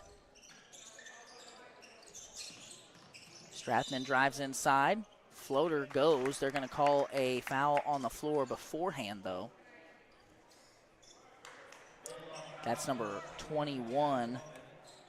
I'm expecting Stover to show Kohlkamp, and the same with Kohlkamp, many different looks out of the zone. You know, you can play straight up. You can trap deep corners. You can trap wings, constantly mixing it up to where they never know what's coming. Confident three-point shot there for Strathman. Won't go. Belt has a rebound. And right now, if you're Stover, 2 possessions on defense, you force long threes. That's exactly what you're wanting. And Kohlkamp appeared to be in man there. Weltman gets the ball on the block and is fouled. That's going to be a foul against Strathman, his first. Belt, nice move, but rejected by Dickman. Dickman slow to get up. That was a tremendous block. Dickman blocked the shot, went down, and took a knee of his own teammate to the head there. Ill-advised contact. I mean, it was accidental, but he's got a pretty big whelp there on his right eye, I believe. Dickman showing some toughness, gets it out to the wing for Harrison. Harrison hits an early three, and that is a welcome sight if you're a Kohlkamp Bluebird fan. Harrison, by far the best three-point shooter on this team, shooting 37% from that range on the season, which is a really good mark for a high school basketball player. Yes, it is. Edinger working against Strathman, finds Monroe. His three-point shot is good, and Stover's got an answer as they reclaim the lead 5-3. We're 2.5 through the first quarter here of our third place game. A nice pass from Dickman to Harrison. Harrison, an acrobatic drive to the rim is off, but he is fouled and will shoot 2. Stover kind of falling asleep there, getting back on defense. Harrison got the quick outlet and then just dove to the bucket. Little give and go action there, and that's kind of rare for Stover. They're normally pretty good at sprinting back, getting into their spots in that 2-3. You know, Coach Shear's keys to this game for his squad were execution and physicality. And obviously I agree as Harrison goes 1 for 2 at the line. Dickman, a tough rebound. He's going to go back up with it. Good defense by Belt. Now Edinger against Howard. No shot, blocked by Howard. And Stover will inbound the ball underneath the basket. And that's the size we're talking about. You know, Dickman gets the offensive rebound. Belt walls him up. You know, there's not many players in the Kaysinger Conference that are going to be 6'6". Right. Weltman there scores on the inbounds play, a nice left-handed layup. Back to Coach Shear's keys for victory for his team. I think the key, in addition to what he's saying, is getting Dickman and Harrison going early, because that's where the majority of their scoring comes as you look at their per-game averages. And that bears out. If those guys play well, they've got a chance. Put back shot by Dickman. A highlight play as Dickman comes in from around the three-point line, grabs the missed shot, puts it up, makes it, and is fouled. You know, Lane, from my perspective, I thought he was going to two-hand flush that. It did look like he was going to dunk it. I mean, if you're not going to block out Dickman, you're going to have to live with that. He's going to crash the boards. Mosher now with his second foul. That's the third team foul against the Stover Bulldogs.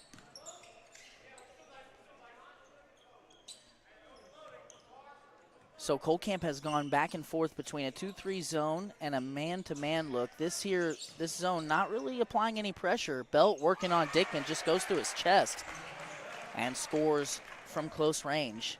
You can't let Belt catch that deep. Right. You know, it's with the size that he has. If he catches that deep, he can just turn and give it a little soft touch. Strathman turns it over to Weltman. Kohlkamp does a great job there in transition to avoid giving up a basket. The Mosher shot definitely affected by Dickman. Great verticality, but nobody getting a body on Belt, and Belt making Kohlkamp pay here with another offensive rebound. Then he draws a foul. That's Strathman's second. Each team now with 3 team fouls. Well, that's the hard part about zone. It's harder to block out in zone. And when you got a guy running around at 6'6", crashing the boards, somebody's got to be the guy to get a body on him. Edinger not afraid of Dickman's rim protection whatsoever. Goes right at him and scores The lead now is 4. Holcamp turns the basketball over, and that's something that you can't do. With 5 seniors on the floor, you expect to be able to take care of the ball and execute. Ettinger, nice pass over to Mosher, but now Strathman has 3 fouls.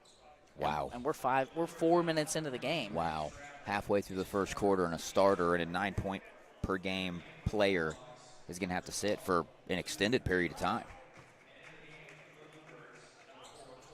So Colton Dickman, Gentry Dickman's younger brother, a sophomore, off the bench, as Coach Shear has to go to the bench here early. Stover also going to do some substituting. Ettinger's three-point shot is off. Rebound by Howard. And that's Luke Vibrock off the bench for Stover.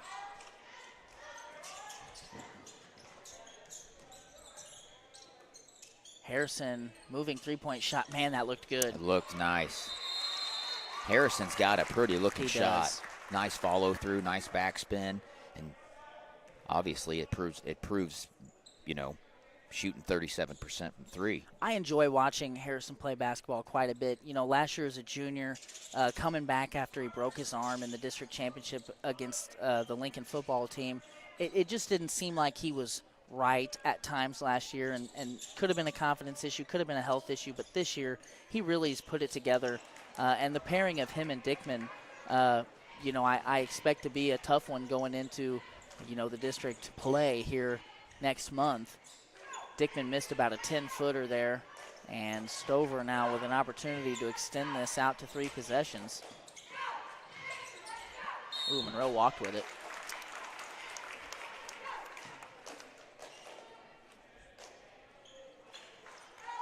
Stover looking pretty sharp. I mean, defense is looking good. They're limiting Colcamp to 1 shot.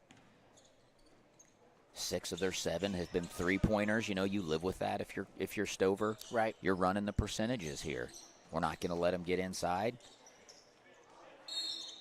Harrison, crafty footwork down low, and gets into the body of Belt. They're going to call Belt for a foul. I think Belt and Stover felt like he did a good job of staying straight up there. I think he was vertical. And Harrison also by far the best free throw shooter on this Colcamp team, 75% from the line this season. You know, sometimes, Lane, you know, if there's contact, referees almost feel like they need to blow they have to blow the whistle. Right. You know, I'm a big fan of no calls. If you got a defensive player staying vertical and you got an offensive player that's initiating the contact, you don't want to bail it out and blame it on the defense. And that happens very, very frequently. Good block out by Colton Dickman on the Shoemaker three-point shot. Or Vibrock, sorry. Now Ettinger, one-on-one, tried to Euro, but I believe he walked with it. I'm not going to lie, I did not see it. I turned as it was happening, but I did not. My first initial reaction was not a walk, but I believe you. I think the initial move was right, but then he took an extra step. Okay. As a little baby step in there. Being somebody that utilized the Euro step a lot in high school, it did look like a walk to me.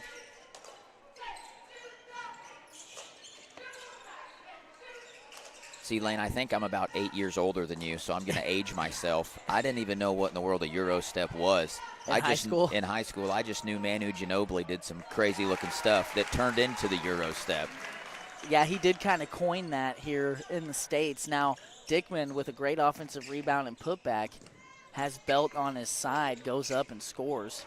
And the lead is now 1. We've got 90 seconds left in the opening quarter of our third-place boys game. Weltman tries a 3, Mosher rebound. Ettinger into the paint. Good hands by Tyler Howard, able to knock it away. Ettinger lost it. The ball goes out of bounds. Last touched by Stover. I want to give Stover some credit on the offensive side. They're not settling for threes, and they have been able to get to the teeth of that defense, which is something that, you know, over the course of a game will pay dividends. If you're able to get into the teeth, you can get some kickouts or maybe some easy buckets. But I like to see teams not settle for the 3-ball against zone. Ettinger takes it away, shows great speed, and finishes with his left hand against Dickman. Colcamp now gets it down the floor, and man, Gentry Dickman just gliding to the hoop, cuts it back to 1 here. And all of a sudden, just a fast pace breaking out here in this third place game. Two more methodical teams, lower scoring teams, and now both looking to run. Mosher goes baseline, reverse layup is good. Great move. You know, you have to do the reverse layup for protection against a shot blocker like Diekman. Right. You use the rim as your friend. Man, that's a sweet-looking jump shot there for Harrison at the elbow. Hey, this is starting to turn into both teams are kind of starting to get into some rhythm. Mosher out to Vbrock in the corner. Three-point shot goes. The shot making here in the first quarter on full display. As these two teams probably feel like they should be. Yep. This should be the first place Yep, game. absolutely. Teams are playing really well, and if Coach Shears wanted execution, he's starting to get it. Howard going to have to put one up at the end of the quarter. It's off the mark. And we're going to go into the second quarter. Stover on top, 18-14. But it has proven to be a great game to watch as an innocent bystander. Before we step aside for a commercial break, I'd like to list all of our sponsors and thank them individually. Reese Nichols Golden Key Realty, Estes Drive-In, Johnson's Accounting and Tax LLC, Spooky Bear Shirt Shack, Community National Bank and Trust, Citizens Farmers Bank, HB Tire and Muffler of Colcamp, Colcamp Pharmacy, WK's Family of Dealerships, Gallo Supply, Tipton One Stop, and Tipton Rental. We appreciate the support that we've been able to come up with here for this broadcast. We would not be able to cover these games and bring them to your homes without the help of all of those sponsors. We're actually just going to stay here now that we're so close to the second quarter action. I want to give a quick shout out to Tipton Rentals, owned and operated by Jack and Cheryl Knipp in Tipton. We appreciate their support. Also want to shout out Colcamp Pharmacy, owned and operated by Mike Snell and family. We appreciate their support of today's broadcast. Well, Lane, I was saying how well Stover was doing at getting to the teeth of the defense and getting quality shots. They're shooting over 50% of the field. Yeah. So that shows when you don't settle for the deep ball. You know, Colcamp shooting 5 for 13. They've shot a lot more threes in that first quarter. I think if you're Colcamp, you can't be too mad with Stover shooting over 50% and you only trailing by 4. Right, absolutely. Because Stover has played well. They've played very well. Stover starts the quarter with the basketball. Mosher. Now Monroe going to work out of the corner. Colcamp has been going between zone and man. They're in man on this possession. Monroe, I think, walked on that spin again. Just looked like he moved his pivot foot after he picked the ball up. Mosher goes right at Dickman and scores. I think that Stover's making an effort to attack Dickman on defense. Absolutely. Bad pass from Dickman to Bright. Bright unable to catch it, and a turnover by Colcamp. And that's what you can't do. Give up baskets on this end and then turn the basketball over on the other end. Well, and a good game plan if you're Stover, because you get Dickman some cheap ones. Yeah. That changes the landscape of the game completely. Edinger, a nice spin move. Mosher, 18-footer from the baseline, falls. And Coach Shear's seen enough. He's going to call his first timeout of the game for Colcamp. And it is a 30-second timeout. We are going to step aside. We'll be back in 30 seconds with our coverage of the 2024 Kaysinger Conference Tournament. This break is brought to you by Gallo Supply. Gallo Supply is your local solution for all household and industrial cleaning supplies. From can liners to soaps to copying and toilet paper, Gallo Supply has what you need. Brett at Gallo can provide a friendly and personal touch that other larger companies just can't. They can ship directly to your door when you order using their fast and easy website. So whether you're in need of residential or commercial Jan-San supplies, visit GALLOsupply.com or email sales@gallosupply.com for bulk prices. So out of the 30-second timeout, Colcamp will have the basketball. On the floor for the Bluebirds, a pair of Dickmans, Matthew Bright, Tyler Howard, and Reed Harrison.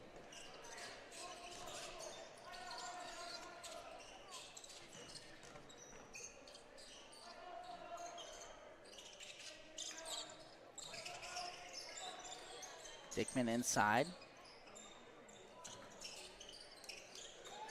This 2-3 zone by Stover is pretty compact. Howard's going to try a 3 and able to make that 2-3 zone pay. and cut the lead to 5. The Bulldogs are not going to be mad. You know, if you got guys other than Dickman and Harrison hitting the 3-ball. There's Nardi scoring on the offensive end for Stover. Colcamp trying to beat that zone down the floor, which is a good thought, but you can't turn the ball over doing it. On the floor for Stover right now, Nardi, Weltman, Mosher, Belt, Monroe. Dickman just got his pocket picked there. A pair of turnovers. Weltman over to Belt, and a tough shot over good defense by Bright. Stover now with their largest lead of the game at 9. And just active defense by Nardi. He's going to get whistled for a reach.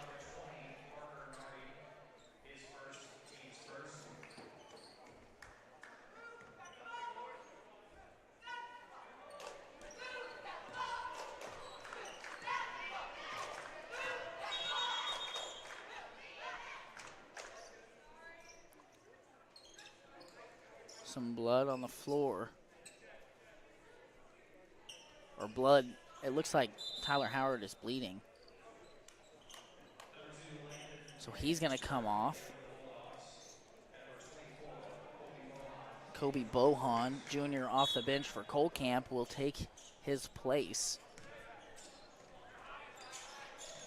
You know, this is big with Strathman having those 3 fouls, because now, you know, you're cleaning up a kid here with some blood.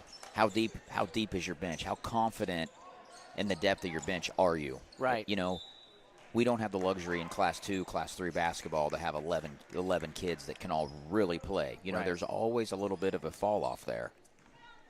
And Colton Dickman misses the 3 on offense. Nardi from the corner, air ball right to Edinger. Now Belt on the block. Help side defense from Dickman, another tremendous block. Great timing. Yeah, he really did time that well, coming from the weak side.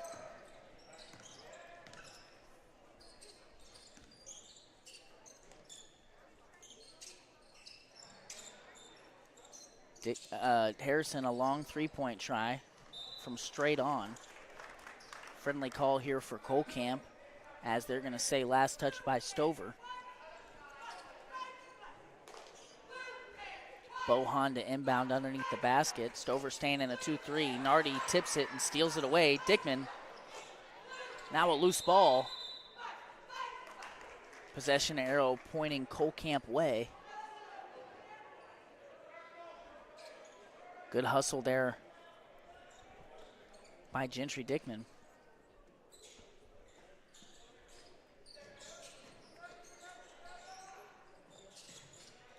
Inside, and Dickman will see 2 free throws here.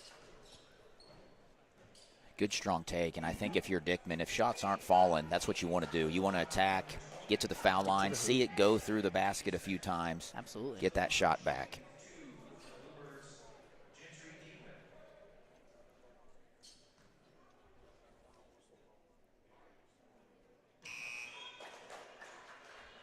Off on the first.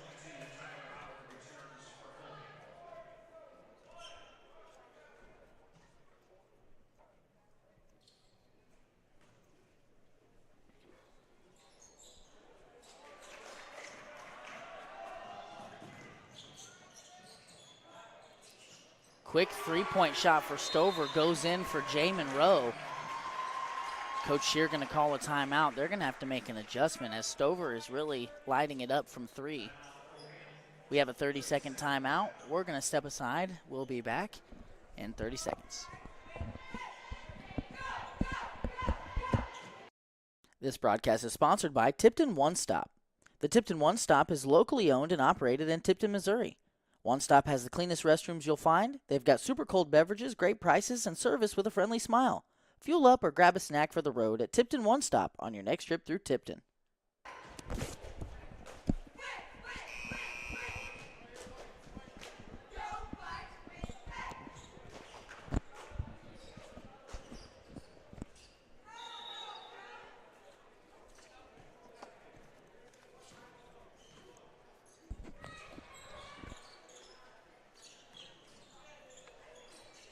out of the timeout.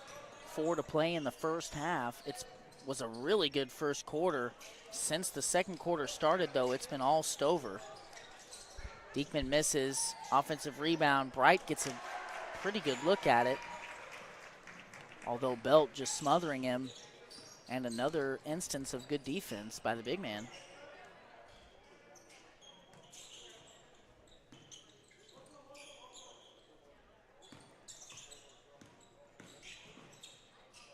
Monroe, 3 from the corner, nearly banked it in. Well, and it looks like Colcamp has switched to man-to-man defense lane. I think that's what they need to avoid giving these three-point, these shooters for Stover so many opportunities. I agree. And that's kind of what Coach Shear's always been, a patent man-to-man style defense guy, if I remember correctly. Maybe he saw something on the scouting report he wanted to try to execute, and nonetheless, you got to make adjustments, and here they are. Well, I think possibly playing, the long game, the X's and O's long game here, knowing that they're going to play Stover again in the regular season, then possibly see them again in the district tournament. Harrison nearly turned it over. Nice shot by Dickman, just hangs in the air, able to elevate so high above everybody else. Mosher, three-point shot, another one falls for Stover. Stover 4 for 10 unofficially here from 3, and Harrison turns it over. 2-on-2. Mosher tracked by Dickman and rejected. Dickman has had 3 highlight-worthy blocks here in the first half, and that one may have been the best of them all. You just saw him at half court, and I watched him, and it was pretty clear that's where he was going. Impressive block, impressive that he covered all that ground to send it into the hospitality room behind the basket. Well, and he's averaging 2.9 blocks a game. He's got 3 in the first half. Yeah. I mean, and that's an average. 3 a game on average is a heck of a stat line. I don't have any of his individual stats from their Tipton game on Tuesday, but I do know that against Lincoln the other night, unofficially 18 points, 19 rebounds, 5 blocks, 3 steals, 3 assists. So a stat sheet stuffer in every way. Yeah.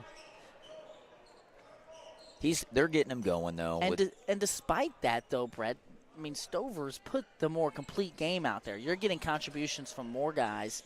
They're not turning the basketball over, and they're shooting better from 3.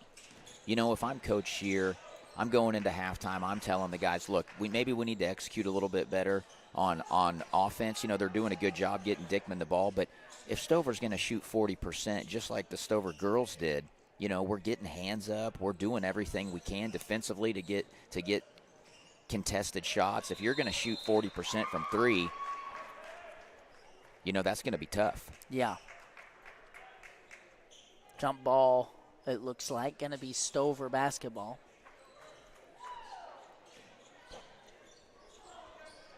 Dickman nearly stole it away.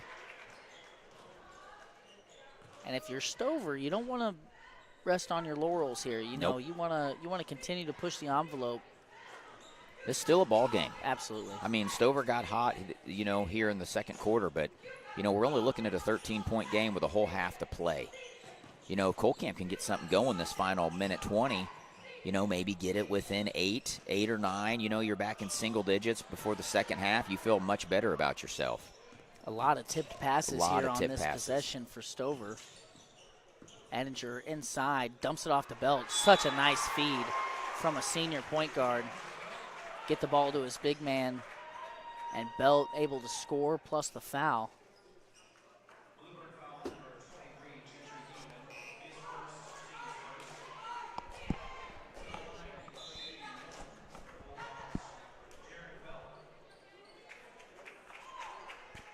So that's going to be Dickman's first foul.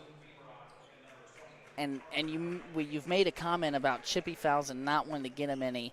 Now with 1, I know it's just 1. Yep. But in a game like this, that's got to be on your mind a little bit. Oh, absolutely. Of his foul situation. Colton Dickman inside. Acrobatic shot on the left side using the glass and cuts it to 13 here as we enter the final minute of the first half. Like I said, Lane, Stover has played extremely well. You're battling foul trouble with Strathman, and you got an opportunity to cut it to single digits. You're not all for lost right here. You want that one back. Looks like it maybe dribbled off the heel of someone's foot. Edinger turned it over, and then going down, Harrison looked like he had turned it over. Looks like it will be a jump ball, so Colcamp basketball underneath the basket. Dickman corner. Ooh, nice pass fake. Dickman just all over the place right now for Colcamp. I don't know how many points he's got, but it feels like he's got a lot of them. Ooh. And now if this one's against Gentry. It can't be. There's no way. Okay, they got it on Tyler Howard. That's tough. Yeah. That's tough. It felt like Colcamp did a good job getting to the spot. Edinger a little bit out of control. Those are the ones that you don't like either because who do you bail out? Yeah. The ball handler's out of control. Right. Are you really there? Yeah. It's bang play like we discussed earlier. I want no part of that. Right. I would never want that Dickman out in front. We're going to get a flush. Oh, he's fouled there and we go. intentional. I knew that was coming. Trying to prevent a dunk, I guarantee you they didn't want to get dunked on. Right. And you don't make a play on the ball. Now you got 2 shots and the ball in the final 4 seconds of the ball game. Now, the half. No, you're right, though. Colcamp 3 timeouts here with 4.1. Do you call one to draw something up?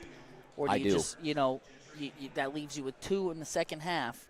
But, if Gentry can hit a pair here. Or you probably have a sideline inbound you've worked on. If you have a set here that you like, if you could get – if Dickman could hit a pair here and then maybe you get a good look at the end of the quarter, we could be looking at a little mini run to close the half, which would be big. That's a missed free throw, though, for Dickman. And that's what I was trying to allude to, when look at all that's transpired in the final minute. It went from a 13-point game down to a 10-point game. That was a really good look. You got the look you wanted. Nonetheless. You executed. And nonetheless, when you go in there and you sit down and you think, okay, Grady Strathman hadn't played the entire second half of the first quarter and the entire second quarter. Right. They're he's shooting, 9 points per game. He's 8.9 per game. Yeah. We're looking at 40%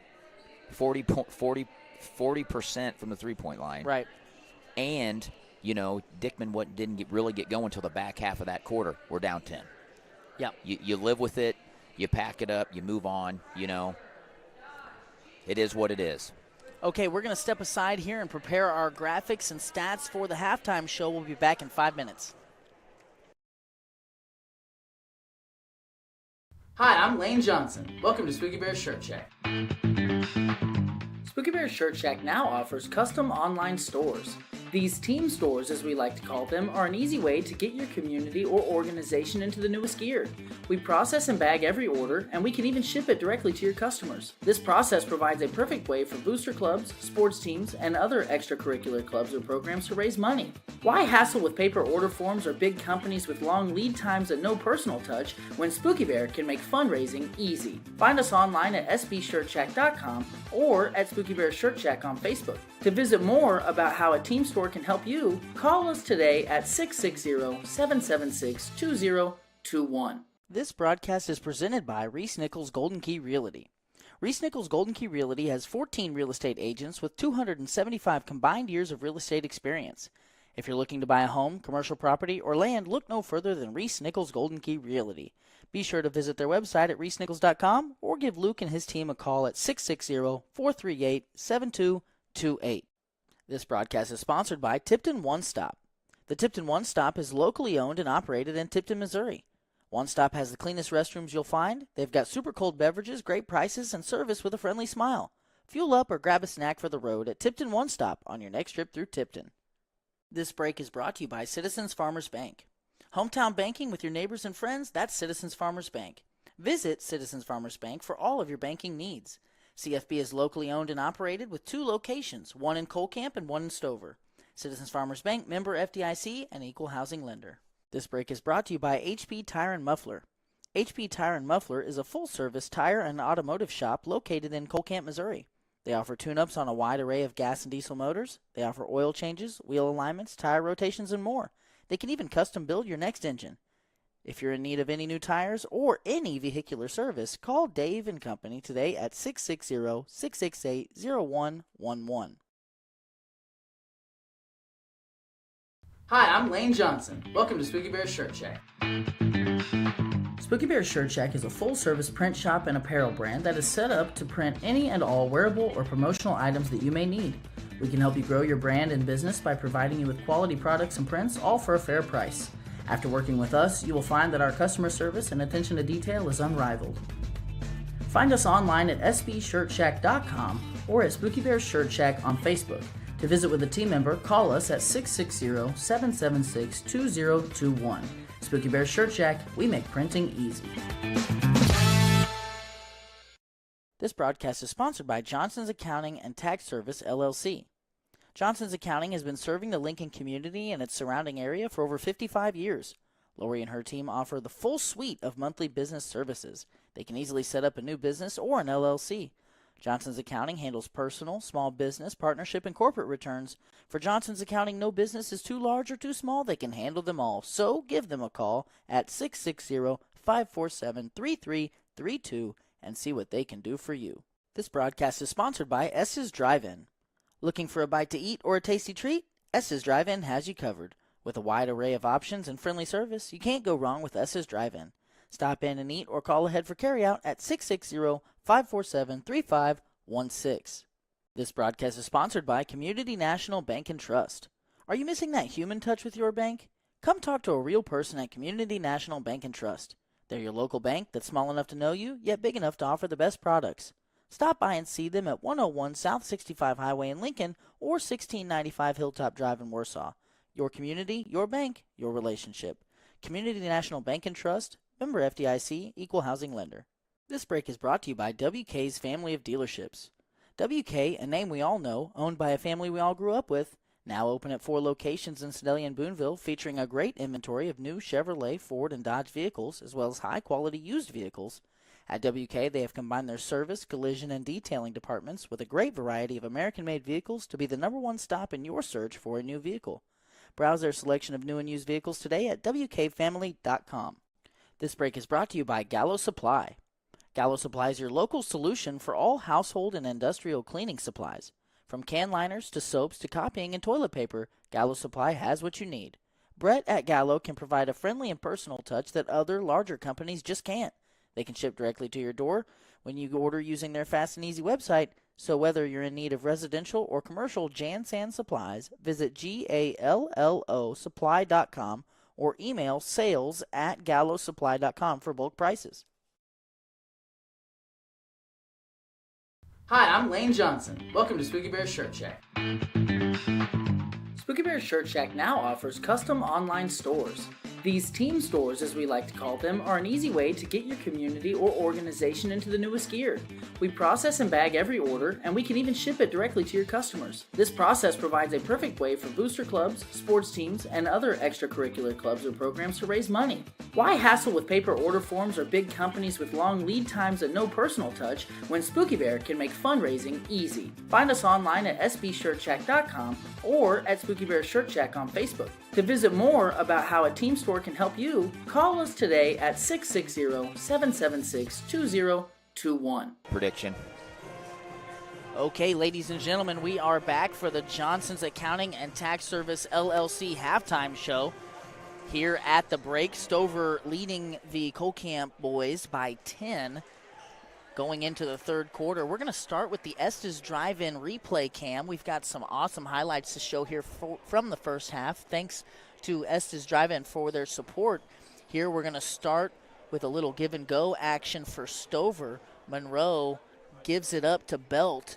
Running down the lane line, just drops it off. Belt scores 2 easily. Now here on the other side for Colcamp, Gentry Dickman coming from the weak side and denying Belt at the rim. Another Dickman highlight here right after that one. coming down the middle of the lane. Putback gets fouled. He went on to make a free throw to complete the three-point play. Moving on here, a lot of Gentry Dickman here in the first half. Another weak side block against Belt. We were able to get all 3 of his blocks, and my favorite of the 3 here, Mosher at midcourt. You see Diekman trailing and blocks it out of bounds. Just an emphatic block and something that we get excited to see. Now, another thing that we do here for our halftime show, Johnson's Accounting and Tax LLC halftime show, is a little tale of the tape here in the first half. Stover really winning pretty much in every way, Brett, but it's slight. Shooting better from the floor, shooting better from 3. They've gotten more shots up. They've got 1 more rebound. They've got 2 fewer turnovers. But really, it's the three-point shooting, and then just it was the turnovers. There at the end of the second quarter, Stover kind of gave a couple to Colcamp to tighten this game back up, but it felt like for a minute Stover might run away with it. It did, and Stover is shooting just shy of 40% from 3 and over 50% from 2. Right. So they're shooting the ball across the board extremely well. Right. And which goes back to my original statement of if you're Colcamp, you're not all that upset going into halftime down 10. No. Your third leading scorer on the team sat out pretty much the entire first half. Right. And what comes along with that is defense and steals and senior experience. Yeah, acumen and vision. There's a lot that goes along with just losing a player like that. So, they weathered the storm. They didn't quite get it to single digits. They had an opportunity to. Dickman missed a free throw and Harrison missed a corner 3 that could have potentially put this at 7. Yeah. But nonetheless, it's a 10-point game. I think I'm gonna stick to my guns and say this is gonna be a tight game. I think Colcamp's gonna claw their way back. We saw Dickman get going a little bit there, finding the soft spot in that zone, getting Dickman in the middle and attacking. And I'm sure Coach Scheer is, just telling them, look, we got to stick to the game plan. Some things didn't go our way, some things went their way. We live to fight another day. Well, Colcamp a little late to come out, so we'll see here what Coach Scheer got into his team about there at halftime, see what they come out looking like. We'd like to thank Reese Nichols, Golden Key Realty, Estes Drive-In, Johnson's Accounting and Tax LLC, Spooky Bears Shirt Shack, Community National Bank and Trust, Citizens Farmers Bank, HB Tire and Muffler, Colcamp Pharmacy, WK's family of dealerships, Gallo Supply, Tipton One Stop, and Tipton Rental, all for their support of today's broadcast. If you see those folks out in public in your communities, be sure to say thank you to them for helping provide a broadcast of today's games. And if that's on Dickman, that's kind of chippy. I thought he kind of got in there, had play on the ball. I didn't see if he hit him over the head or something maybe. But I didn't see it either. That's a quick second foul. Luckily for Colcamp, though, just the second foul on Dickman. Well, and what we might see Colcamp do is start to shake up and do a little bit of the run and jump that they tried against the Cardinals and were successful at times right in the second round, is if you're mixing up your defense, zone man, trapping a little bit. Good job with Dickman there digging in the post. Monroe knocks it out of bounds. I think Dickman wanted to take that coast to coast, and the teammate got in his way a little bit. He's got a rare blend in this area of just size and skill. How easily he wrapped that ball behind his back in transition, and how fluently he gets to the rim at his size is pretty impressive. Stover not in love with that foul call against Belt. Bright has been putting some pressure on Belt all day long to remain vertical and contest those shots. Most of them so far have ended in just a block or a no call. This time, Belt's second foul. And so now each of the two most dynamic players, I think, for either team with 2 fouls here early in the third quarter. And you're not mad if your Colcamp clock's not moving. You can chip away a little bit, little by little. And Bright steps to the line and hits 2. Big shots by a senior. You get Stover's big man in foul trouble, that defense looks completely different. Yeah, because that's what's been impeding a lot of Colcamp's offense. Mosher off on the 3. Good job by Strathman to keep him away from the rebound. Colcamp into the front court. Dickman all the way to the glass. And Belt with the good contest. Harrison steps into a 3. And Not a good-looking shot there for Harrison. A good shot you want him to take, but well off the mark. And now an air ball on this end. Well, and I wanted to touch on this when we were talking about it. I just forgot to mention it, but sometimes you can lull your own self into a false sense of security if you're shooting really well. Right. And you think that that's just going to carry over to the second half. Here we've seen Stover airball a 3 and miss 0 for 2 after shooting 40% in the first half. Strathman's 3 is off the mark. Mosher and company run the ball down the floor.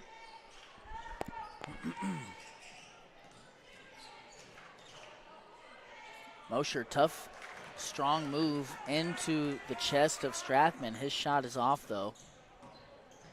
Dickman reverse layup this time gets the better of Belt. And I just, if Dickman can get that baseline, obviously Belt's a pretty good rim protector, especially for this conference that has several. But if Dickman can get all the way to the cup like that, he's not going to get blocked very often. Like, you want him going baseline, getting to that reverse layup. Spinning jumper won't go for Harrison. Well, and you want to put the refs in a position to make that call. Right. Dickman can attack. Oh, wow. I don't know how Mosher got that to go in. It almost looked like he put backspin on it because he was going underneath the basket with his right hand on the left side. Kind of got undercut there, fouled. And now an opportunity for a three-point play. That foul on Matthew Bright's his third, and the second team foul against Colcamp. Free throw off the mark.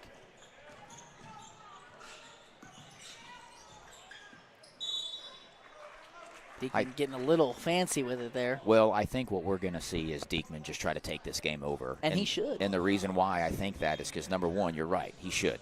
And number two, he can. You're right. He's the best player on the floor. That's key to when you try to take over a game, you better be able to. Yeah. So if you're struggling as a team to score a little bit, you always expect your best player to start doing stuff. And he's answering the call right now. Dickman on the block, working against Belt. Colcamp clearly trying to get Belt into trouble here. And they do get a foul. Belt frustrated.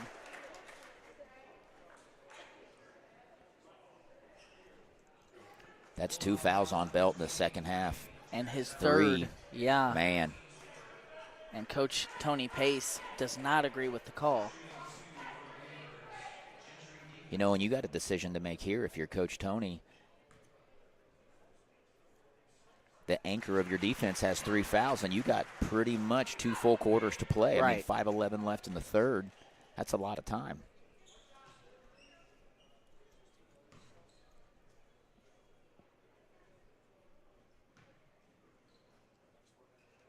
Dickman 2 for 2 at the line, and the lead is 6. And I might be if I'm Coach Shear, I might be just going at Belt because you still have 3 team fouls. You get that number up to 5, you're shooting 2 free throws the rest of the way. Stover has cooled off here in the third quarter. Strathman misses the 3, but Dickman on the follow and putback. And I think it's safe to say he has taken this game over. Absolutely. And it's good to see. It's good to see, and it's good to see Strathman back out there. You want to be able to go to battle with your full crew. Oh, Colton Dickman just falls asleep, and Mosher backdoors him. Easy layup for Stover. Stover now only here 3.5 minutes through, only 4 points here in the third quarter. Coach Pace with a 30-second timeout. We're going to stay right here. We want to thank several of our sponsors for their support on this broadcast. We'll start with Tipton Rentals, owned and operated by Jack and Cheryl Knipp. We appreciate their support of today's broadcast. We also appreciate the support of Colcamp Pharmacy, owned and operated in Colcamp by Mike Snell and family. We appreciate their support of today's broadcast.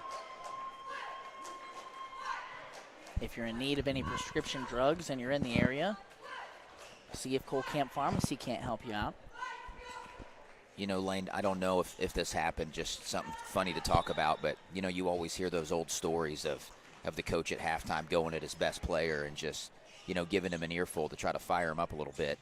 Because something at this end of the second quarter to the start of this third, Diekman has made a change. Right. You know, he has made an effort to be extremely aggressive. So whether he did that on his own or Coach Shear had something to say to him, it's showing. He's had a clear mentality shift, to your point. Now Belt wants it inside, working against the younger Diekman, and he's just too big for that there. Good post entry by Crowder. Belt did the rest.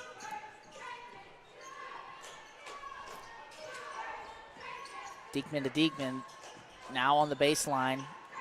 Strathman has not made a three yet, but makes this one from the corner over the closing out Mosher. And that's a big bucket for Colcamp. Seeing that three-point shot go through, something they haven't seen since the first quarter, that's big. What a rainbow of a shot, too. It was. Belt working against Bright. Early foul call on the floor. Bright arguing his case. Each team now with 3 team fouls, 1 against Bright.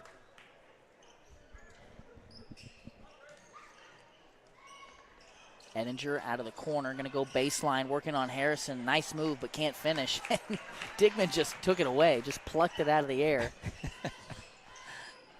I wish we had some individual statistics for this game, because he's filled it up. Oh, absolutely. In just every way. That's a great look for Harrison, but Harrison's stroke has left him here in the second half. And it really has, and they're all good shots. They are. Those are looks you're going to live with if you're Coach Shear. Crowder, 3 over Strathman, out. It was in for a moment, but rattled out. Diekman's got another rebound. He's pushing 12 rebounds already. So a block call, we could debate that, but what I want to talk about, Brett, you made a comment earlier in the game about Diekman and how his shot wasn't falling, so he was getting to the rack. If you're Harrison, you've airballed 2 threes. You've now airballed a 15-footer. We know you can score. Find a different way. Get Absolutely. to the rim. Get to the free throw line. Find a way. You know, my mentality was always. Now we've got a discussion here.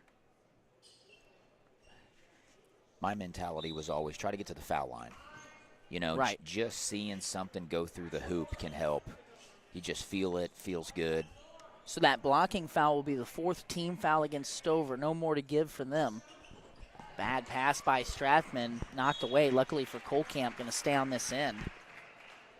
However, so to your point, now what Harrison has done, though, is get Colcamp to the bonus. With the new free throw shooting rules in Missouri, 5 team fouls in a quarter is the double bonus. Diekman right to the cup. Oh, wow.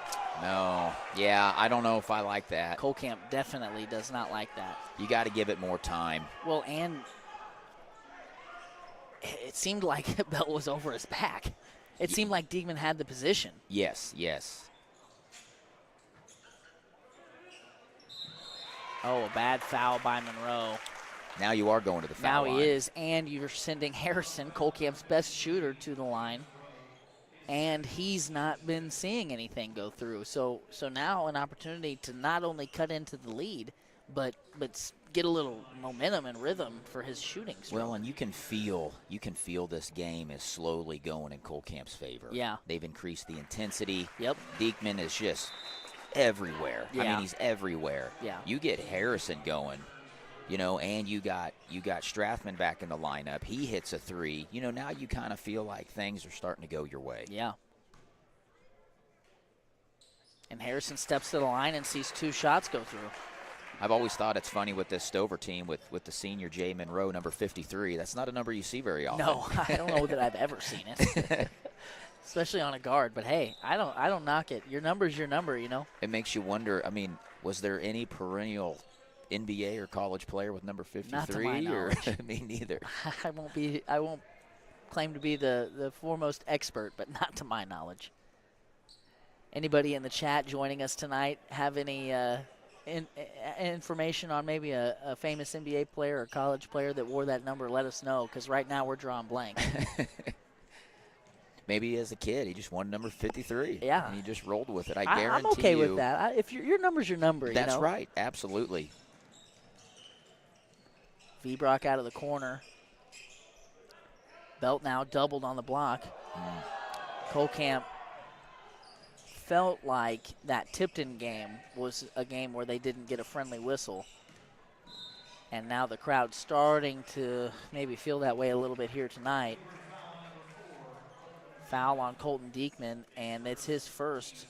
Well, and obvious, Lane, as the game gets tighter, you know, the fouls are going to be. Oh, Diekman, I think he did foul there. I think he did. And back-to-back fouls. Now he's got 3, and you've put Stover into the bonus. Obviously, that was a shooting foul, but now you've put him into the bonus here for the last 2 minutes. If Diekman, I think if he would have jumped and kept his arms vertical, I think he's safe, but he brought his arms over. He did.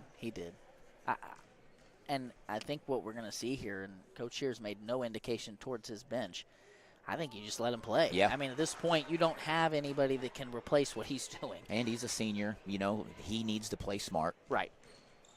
Kind of put it on him.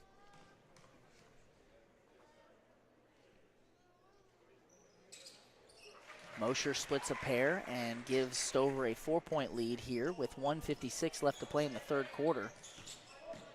Diekman against Belt, almost got it to go. Man, Stover several times has had their hands on a basketball and just not been able to rein it in. And that's going to give Colcamp another look on this end.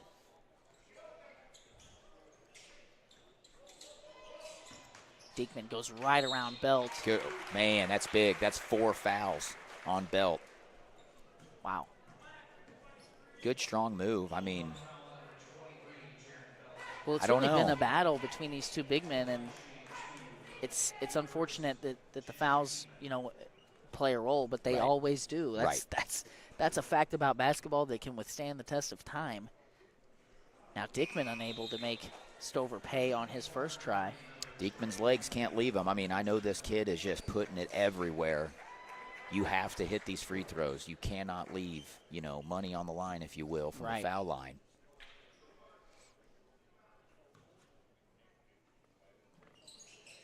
Is able to put one in, so now a one-possession game. You know, this is something that if you're Colcamp, you're definitely getting Diekman in the middle of that paint now. I mean, their only opportunity to block a shot or defend the rim is with Belt, and now he's got 4 and he's out. If I'm Colcamp, I'm looking to take advantage of this final minute 30, and Diekman just... Ooh. Diekman got a little ahead of himself there and put the ball on the floor and lost it. V-Brock here on the other end making Colcamp pay. Those are the ones you just grab the ball, let it clear, take the possession. Yeah, especially with the time that's left. I think they're just so hell-bent on getting past that 2-3 zone, getting down there, you know, before Stover can set it up, and that's a good thing to be trying to do. Right. But not, you know, at the detriment of possessions. Right.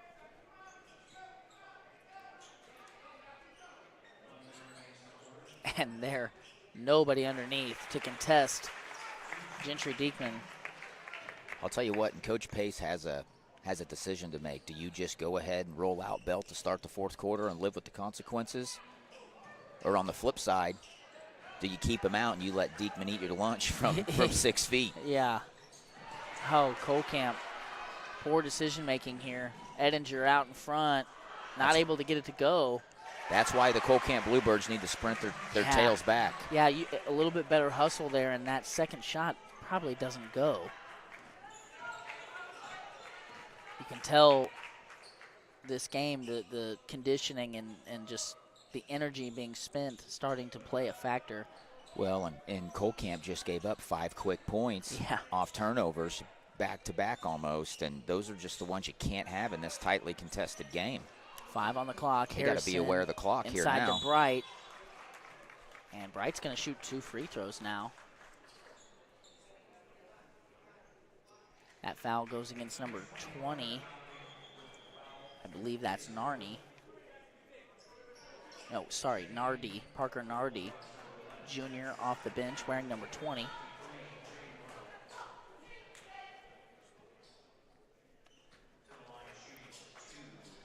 It's funny, we're about a year in on this new rule, Lane, at 5 fouls, and everybody still struggles with it. Yeah. You know, it's something that officials are forgetting, Right. coaches are forgetting. Right. It's a big change. It is.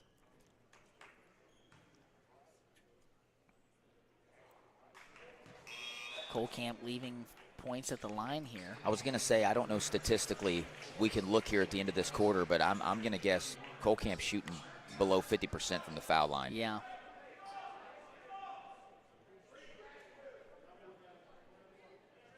Connor Peterson checks in with Bohan, and another missed free throw. Even 2 on the table.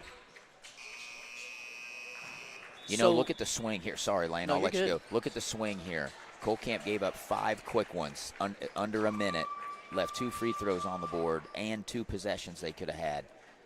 And now they have a 6-point deficit to overcome going into the fourth. And to your point, before that, Colcamp had won the third quarter pretty convincingly. They go into the third quarter down 10, now down 6. So you win the quarter, but not win it quite as, as strongly as you had hoped. And I said 50%. Colcamp's 11 for 19 from the foul line. So like 55% yeah, or so. slightly better, but it's always the timely ones. Yeah. You know, it's not the ones you miss. Obviously, you want to make all of them, but you have these timely free throws that can continue a run or do the things that you want. And if you look at the timeliness, you have the one before halftime. You have a couple here in the final minute. You know, this game looks completely different if you just take care of the basketball. Nonetheless, you know, Belt's got 4 fouls. Big decision to make for Coach Pace. Harrison's got 2 or 3? Dickman has 3. Dickman has 3. Okay, so I'm not too worried about Dickman if I'm Coach Shear. He's a senior. He knows the drill. He can play through it, and we see Belt out here on the floor now. So I was just gonna say, Coach Pace starting with Belt.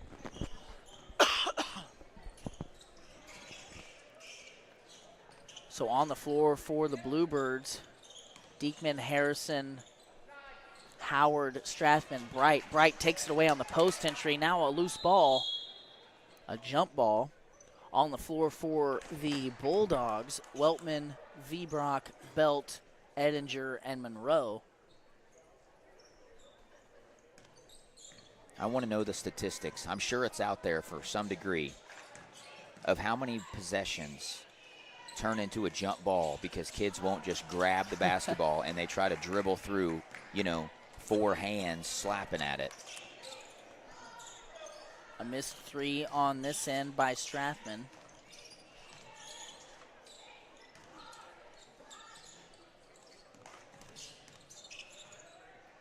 Colcamp's went man here, it looks like. Yep.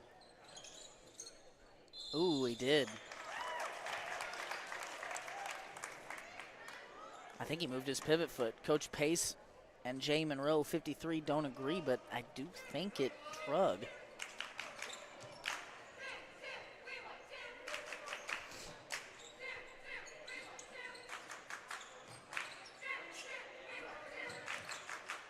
Diekman on the block. Lost it on his way up. He's got it again. He's really trying to get Belt into that foul, and Belt's just kind of standing there, You know, if you just make it difficult on Diekman, he might miss some chippies. You're still, north of 6'6". I don't know. Do we have an official height on that kid? He's got to be 6'6" or taller. Vbrock's 3 from the corner is off. Harrison gets a rebound and then is fouled by Edinger. And with Black being out for the Stover Bulldogs, he's got to be pushing 6'6". Oh, he's big. I mean, so here and that's kind of a luxury that not many teams have, is if your number one guy, Belt, gets in foul trouble, well, you just substitute another 6'6" kid in the middle for him. And Stover playing without Black today. Size kills at certain levels. Diekman inside, working against Belt. Too easy. Diekman's got to have 25. Oh, yeah, he's got a ton. And we've got a 2 game. It's as tight as it's been since the first half. Weltman working against Harrison. Now Vbrock. Colcamp's definitely cranking up the intensity here on defense. As they should. You can kind of smell blood in the water. Stover's led by as many as 15. Yep, they have.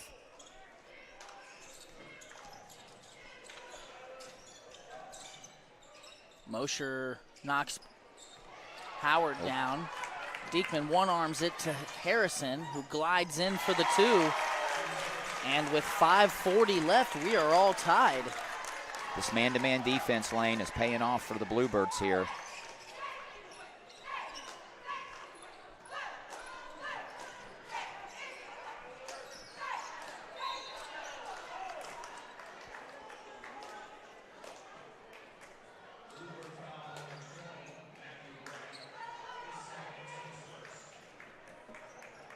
You know, I'm not too sure about that one. If you pull the chair and you swipe and there's no contact, he said there was a push. I didn't see much of it, but you know, those reaching for the pass, those are 50-50 calls. Yeah. Ooh, tough shot by Mosher with Strathman closing out.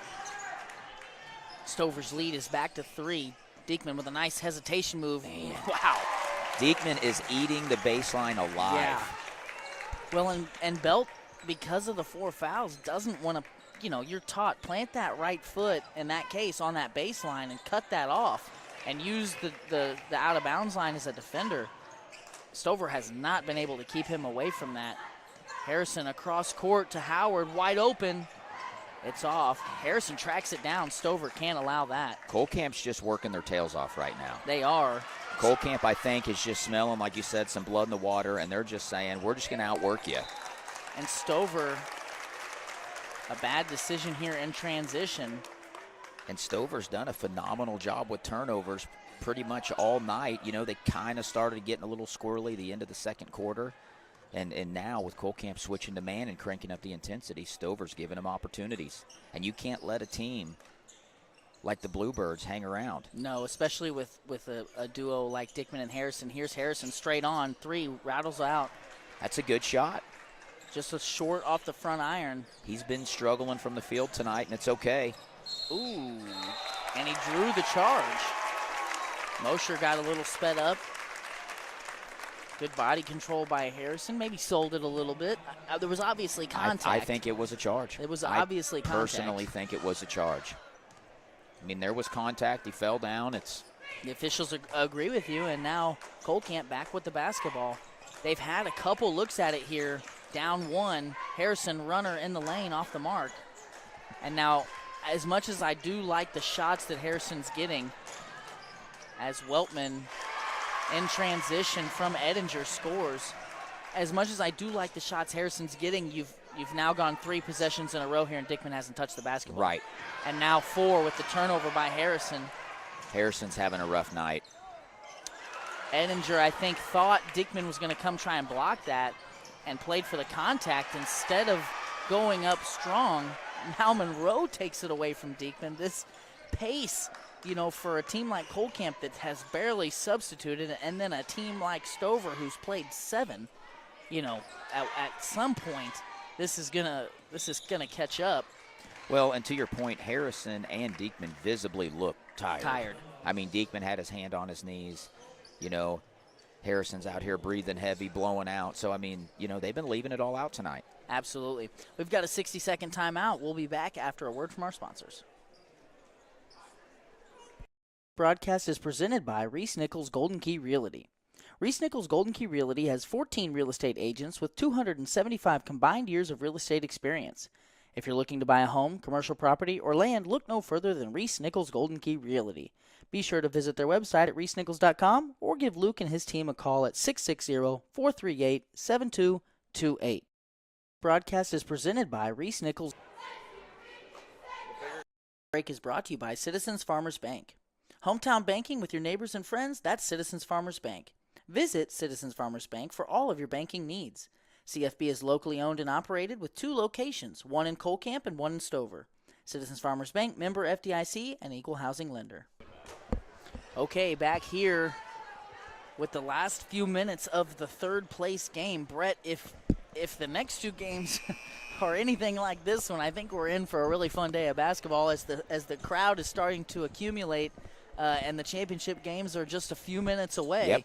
This third place game that we build in the pregame is kind of a second championship game of sorts. Obviously a third place trophy at stake, but you've got the 1 and the 2 seeds here as Weltman wide open from the corner air ball. Mosher goes up and gets it. Putback goes. And now a 5-point lead with 3 minutes to play.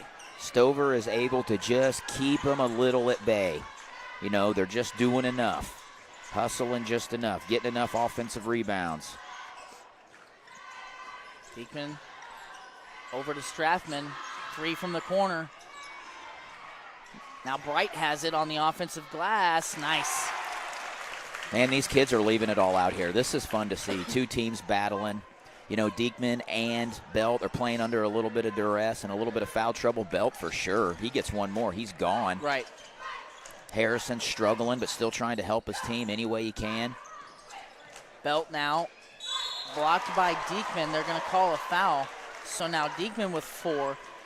You know, Brett, one thing that you made a point, and it's not that I had forgotten that Belt had 4 fouls, but it's almost like on this end, Colcamp stopped because there was a long stretch there where it was like every possession, okay, we're going at Belt. He's got 4, we're going to get him out of there. Belt wisely was remaining vertical, you know, kind of letting things go but still making things difficult. And Colcamp's kind of gotten away from that, whether it be turnovers or falling in love with the three-point shot or whatever. But, I mean, I think with 2:20 left to go, Belt at best can make this a 4-point game. I think you get back down here and get it to Diekman on the block and go right at Belt. Absolutely. And Coach Shear was pleading his case with the official refusing to talk to him, which I disagree with. But well, so Diekman gets the rebound off the missed free throw. Belt missed 2. Diekman right at Belt and 2, just like we called it. Now it's a 1-point game with 2:05 to play. And gosh, Brett, it's so great that they let us do this. It is. It is. This is fun. This is fun, especially being able to just see the game and not really have any personal emotion involved. It's just fun to see these kids leave it all on the floor. It's fun to watch them play. Weltman wide open and cans it. Now Stover is up 4. I thought Diekman was going to block that shot. Diekman goes right at Belt and fouls him out. I don't know. It might be 22. Did they call it on Mosher? Okay, I think 22. Belt got him on the arm. I think he did too. I think Belt fouled him, but I think Mosher probably did too. But see, this is what I love about what Diekman does. Now Mosher's got 4 fouls. There was no, you just had Mosher I think it was, it was Weltman that hit the 3. In Diekman's face, he had the late contest, but no pouting, no looking over at the coach or up at his dad or whatever. It's straight back down, get on the block, give me the basketball, we're going to work here. And now hits the first, and it's back to a 3-point deficit. We have to take a look at the official book after this game because Diekman's got to have 30. We do need to try and get a hold of that. Diekman, there's no way Diekman doesn't have 30. Looks like an intentional foul now with a minute 39. Bright fouled Belt underneath the basket, and Colcamp now with 3 team fouls does have 1 more to give. I'd say that's just staying ahead. You want to stay ahead of foul, so if you do have to foul, you're not eating minutes or seconds trying to get to 5. Let's make a note here at the end of the game. We're going to try and go see the book and see what Gentry has. So 3 fouls against Matthew Bright. Both teams with 3 team fouls. Diekman takes it away. This is 100% a jam. 2-hander. And so easy for Gentry Diekman. It's a 1-point game. They're running and jumping. Oh. Uh-oh.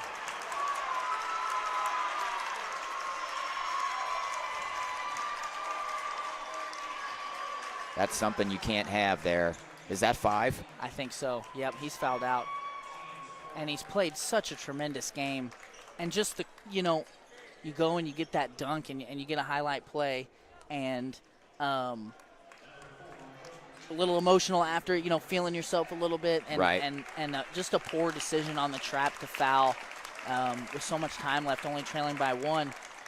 But if you're Colcamp, you can't hang your head. I mean, you're down 1. Right. Yes, Diekman's out. Now it's got to be the Reed Harrison show. It absolutely does. And what if we sit here and say how Reed struggled all game and he's the one that pulls through in the final minute for him? Something is going to have to give here. Oh, wow. A lot of contact being let go all of a sudden. Strathman tried to take the charge. Mosher misses a layup. Wow. Misses another layup. Oh, wow. Strathman now gets the board. Colcamp with the basketball. 45 seconds to play. Do you go for the last shot? I'm going last shot. Timeout. Full timeout on the floor by Colcamp. We're going to step aside for a 30-second timeout, and then we're going to come back and talk here with the last 30 seconds of the timeout about what we expect to see. Remember, Spooky Bear Media's coverage of the 2024 Kaysinger Conference Tournament Championship Day. We'll be right back. Break is brought to you by Citizens Farmers Bank. Hometown banking with your neighbors and friends, that's Citizens Farmers Bank. Visit Citizens Farmers Bank for all of your banking needs. CFB is locally owned and operated with 2 locations, one in Cole Camp and one in Stover. Citizens Farmers Bank, member FDIC, and equal housing lender.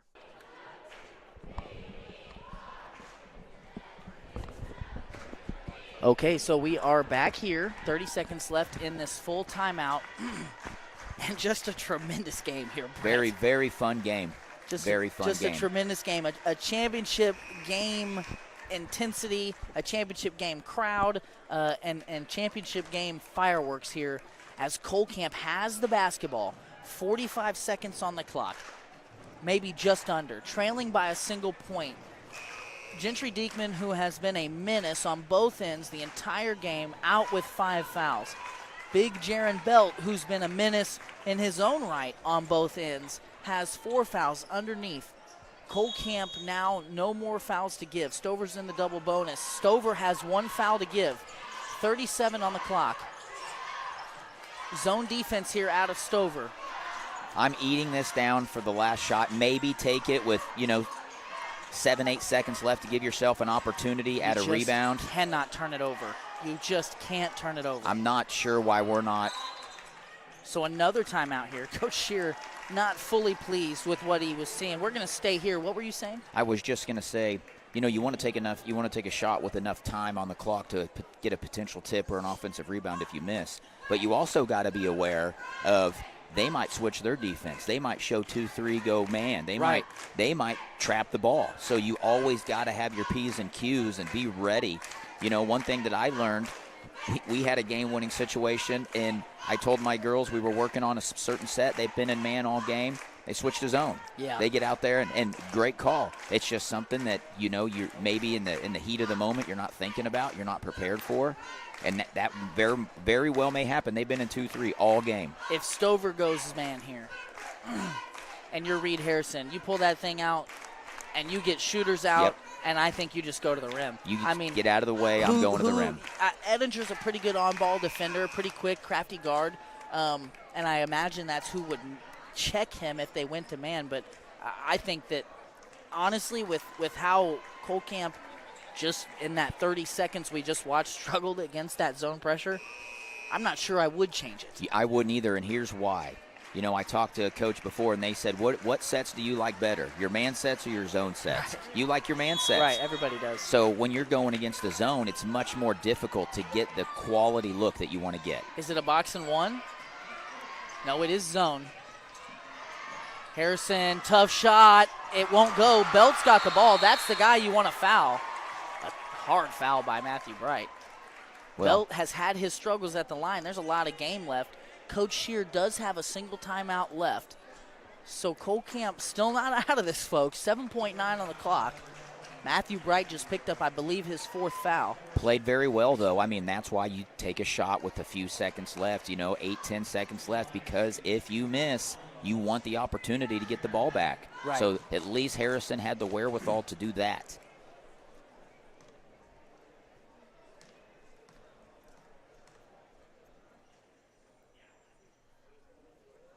And worst case scenario, he didn't hit it, but even if he did, it's still a one-possession game. Right. Well, now you put the right guy on the line if you're the Bluebirds. After the air ball there, worst thing he can do is make it a 2-point game. If you're Cole Camp, you've got to get a body on him. Absolutely. And Mosher. Mosher's going to be going for this if it's off. And it bounces up where they've got the score, the shot clock box. It bounces up there and falls straight back through for Belt. So overtime in play here as the score is 57-55, 7.9 seconds to play. We're going to step aside briefly. We appreciate you guys tuning in. This is just the second part of today's long broadcast. We saw in the third place game a dominant win by Stover over Windsor. We've seen a great game here. We're expecting to see some awesome first place games after this. We'll be right back. is brought to you by HP Tire and Muffler. HP Tire and Muffler is a full-service tire and automotive shop located in Cole Camp, Missouri. They offer tune-ups on a wide array of gas and diesel motors. They offer oil changes, wheel alignments, tire rotations, and more. They can even custom build your next engine. If you're in need of any new tires or any vehicular service, call Dave and Company today at 660-668-0111. We are back here. We are back here. These two teams about to retake the floor. Coach Shear drawing something up in the timeout. 7.9 seconds left. Cole Camp will have to go the length of the floor. This is not like college or I guess I don't know what the college rules are, but in the NBA they would advance the ball to midcourt. That's right. Not how it works here in high school basketball. Well, and with the time, you don't want to risk. Howard into Harrison. Harrison, they look like, oh, wow. Honestly, it looked like Stover tried to foul. They do have one foul to give. It looked like Weltman tried to foul. I would foul right now. Absolutely. I would foul right now. Stover incensed that was called out of bounds on Stover. Harrison has a good look at it. Blocked from behind. And Coach Shear is livid.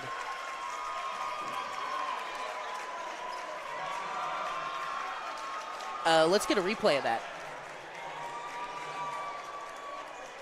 Work on trimming that up for me, Isaac, while we talk about what we just watched. Brett, I think that was a clean block. I think it was too. My first reaction was he got the ball. Me too. First reaction, he got up behind him and on top. A hard block to make without getting body. So we'll see here on the replay if we have it, if it was clean or not. Knee-jerk reaction, clean block. I agree with you. Cole Camp did not agree.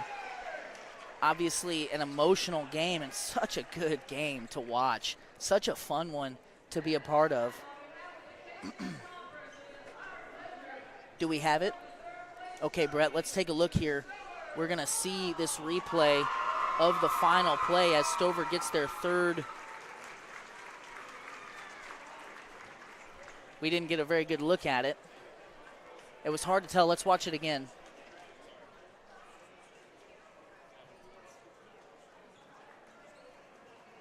It's so hard to tell. The camera's moving right as it happens.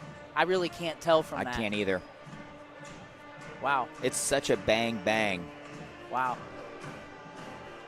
All right. Well, Community National Bank and Trust post-game show here. Quickly, we're gonna go through a couple replays and a couple stats. We've got here some unofficial stats from that game. Cole Camp 3 for 20 from 3, Brett, and shooting about 60% from the free throw line. The rebounds were split dead even, 30 apiece. 13 turnovers for each team. The field goal shooting was almost identical. Really, where it got off was Stover made a few more shots and Cole Camp made 10 more free throws. Yeah. So that was why what made it so close, but. It boiled down to execution at the end, and I think, the what if, what if Diekman doesn't foul out? Right. And that's the tough pill to swallow here if you're a Cole Camp fan, because he just played so well, and they competed at a really high level. Everybody that was on the floor tonight wanted it, and that's why we build it as a championship-like third place game. So we're actually. Do we have any replays? Let's take a quick peek at them. We've got to get ready for this championship game, but we do want to show off our Estes Drive-In replay cam. Starting off here, Stover with the basketball. Mosher inside. That was an and one. That was a tough angle he took there with his right hand. Got it to go, plus the foul. I believe he made the free throw right after. Here is Diekman inside, just working against Belt, and that was something we could have recorded something like that about 10 different times. Diekman was all over. Down low. Diekman wings a one-arm pass up to Harrison in transition, who scores 2. And we've got one more here, an emphatic full-court two-hand jam by Gentry Diekman, who had a tremendous game. And the foul out at the end will leave the Cole Camp fans wondering what if. Yeah. But we won't dwell on it. We need to get prepared for the next part of our broadcast. We're going to step aside and hear from our sponsors. and we are going to get our graphics all prepared for the third part of today's broadcast, which is the first place game between the Tipton Cardinals and the Northwest Mustangs, a rematch from a game earlier this year. We will be back in about 8 minutes with that game. Stay with us. Hi, I'm Lane Johnson. Welcome to Spooky Bear Shirt Shack. Spooky Bear Shirt Shack now offers custom online stores. These team stores, as we like to call them, are an easy way to get your community or organization into the newest gear. We process and bag every order, and we can even ship it directly to your customers. This process provides a perfect way for booster clubs, sports teams, and other extracurricular clubs or programs to raise money. Why hassle with paper order forms or big companies with long lead times and no personal touch when Spooky Bear can make fundraising easy? Find us online at sbshirtshack.com or at Spooky Bear Shirt Shack on Facebook. To visit more about how a team store can help you, call us today at 660-776-2021. This broadcast is presented by Reese Nichols Golden Key Realty. Reese Nichols Golden Key Realty has 14 real estate agents with 275 combined years of real estate experience. If you're looking to buy a home, commercial property, or land, look no further than Reese Nichols Golden Key Realty. Be sure to visit their website at reesenichols.com or give Luke and his team a call at 660-438-7228. This broadcast is sponsored by Tipton One Stop. The Tipton One Stop is locally owned and operated in Tipton, Missouri. One Stop has the cleanest restrooms you'll find. They've got super cold beverages, great prices, and service with a friendly smile. Fuel up or grab a snack for the road at Tipton One Stop on your next trip through Tipton. This break is brought to you by Citizens Farmers Bank. Hometown banking with your neighbors and friends, that's Citizens Farmers Bank. Visit Citizens Farmers Bank for all of your banking needs. CFB is locally owned and operated with 2 locations, one in Colcamp and one in Stover. Citizens Farmers Bank, member FDIC, and equal housing lender. This break is brought to you by HP Tire and Muffler. HP Tire and Muffler is a full-service tire and automotive shop located in Colcamp, Missouri. They offer tune-ups on a wide array of gas and diesel motors. They offer oil changes, wheel alignments, tire rotations, and more. They can even custom build your next engine. If you're in need of any new tires or any vehicular service, call Dave & Company today at 660-668-0111. Hi, I'm Lane Johnson. Welcome to Spooky Bear Shirt Shack. Spooky Bear Shirt Shack is a full-service print shop and apparel brand that is set up to print any and all wearable or promotional items that you may need. We can help you grow your brand and business by providing you with quality products and prints, all for a fair price. After working with us, you will find that our customer service and attention to detail is unrivaled. Find us online at sbshirtshack.com or at Spooky Bear Shirt Shack on Facebook. To visit with a team member, call us at 660-776-2021. Spooky Bear Shirt Shack, we make printing easy. This broadcast is sponsored by Johnson's Accounting and Tax Service, LLC. Johnson's Accounting has been serving the Lincoln community and its surrounding area for over 55 years. Lori and her team offer the full suite of monthly business services. They can easily set up a new business or an LLC. Johnson's Accounting handles personal, small business, partnership, and corporate returns. For Johnson's Accounting, no business is too large or too small. They can handle them all. So give them a call at 660-547-3332 and see what they can do for you. This broadcast is sponsored by S's Drive-In. Looking for a bite to eat or a tasty treat? S's Drive-In has you covered. With a wide array of options and friendly service, you can't go wrong with S's Drive-In.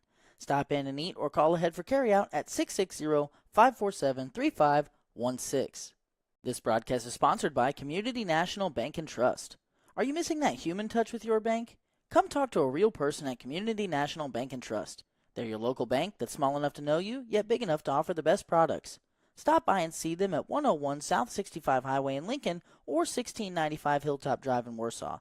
Your community, your bank, your relationship. Community National Bank and Trust, member FDIC, equal housing lender. This break is brought to you by WK's Family of Dealerships.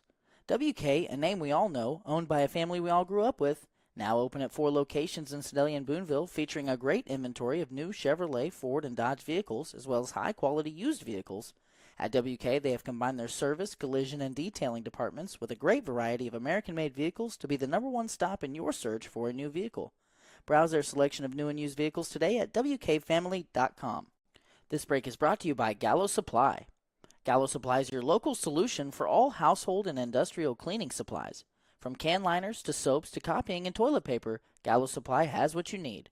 Brett at Gallo can provide a friendly and personal touch that other larger companies just can't.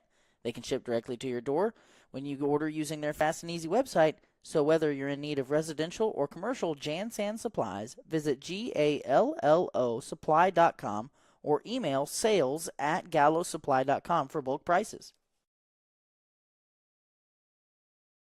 Hi, I'm Lane Johnson. Welcome to Spooky Bear Shirt Shack.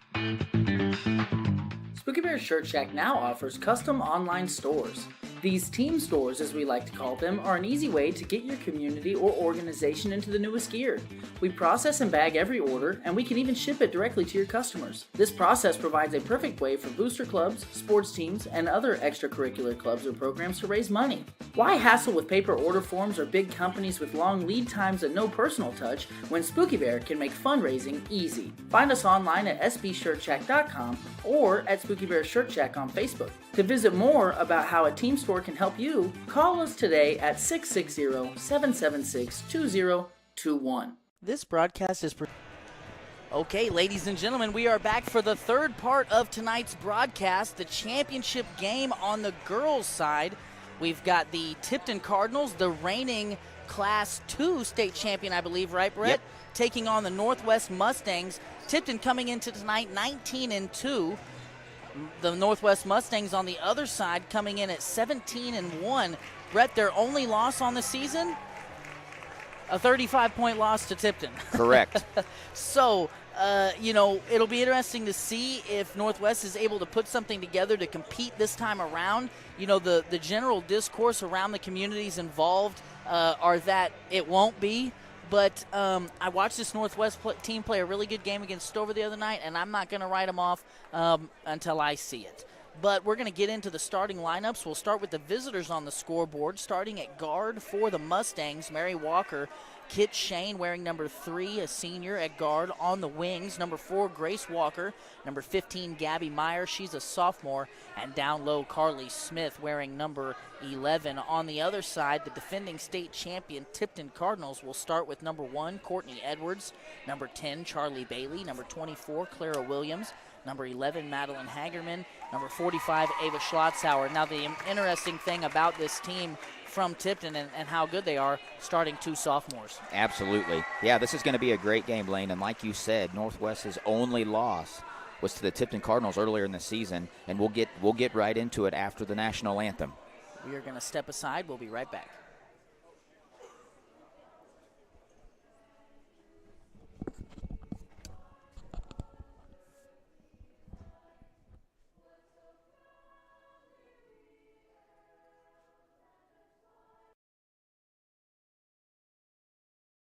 Hi, I'm Lane Johnson. Welcome to Spooky Bear Shirt Shack. Spooky Bear Shirt Shack now offers custom online stores. These team stores, as we like to call them, are an easy way to get your community or organization into the newest gear. We process and bag every order, and we can even ship it directly to your customers. This process provides a perfect way for booster clubs, sports teams, and other extracurricular clubs or programs to raise money. Why hassle with paper order forms or big companies with long lead times and no personal touch when Spooky Bear can make fundraising easy? Find us online at sbshirtshack.com or at Spooky Bear Shirt Shack on Facebook. To visit more about how a team store can help you, call us today at 660-776-2021.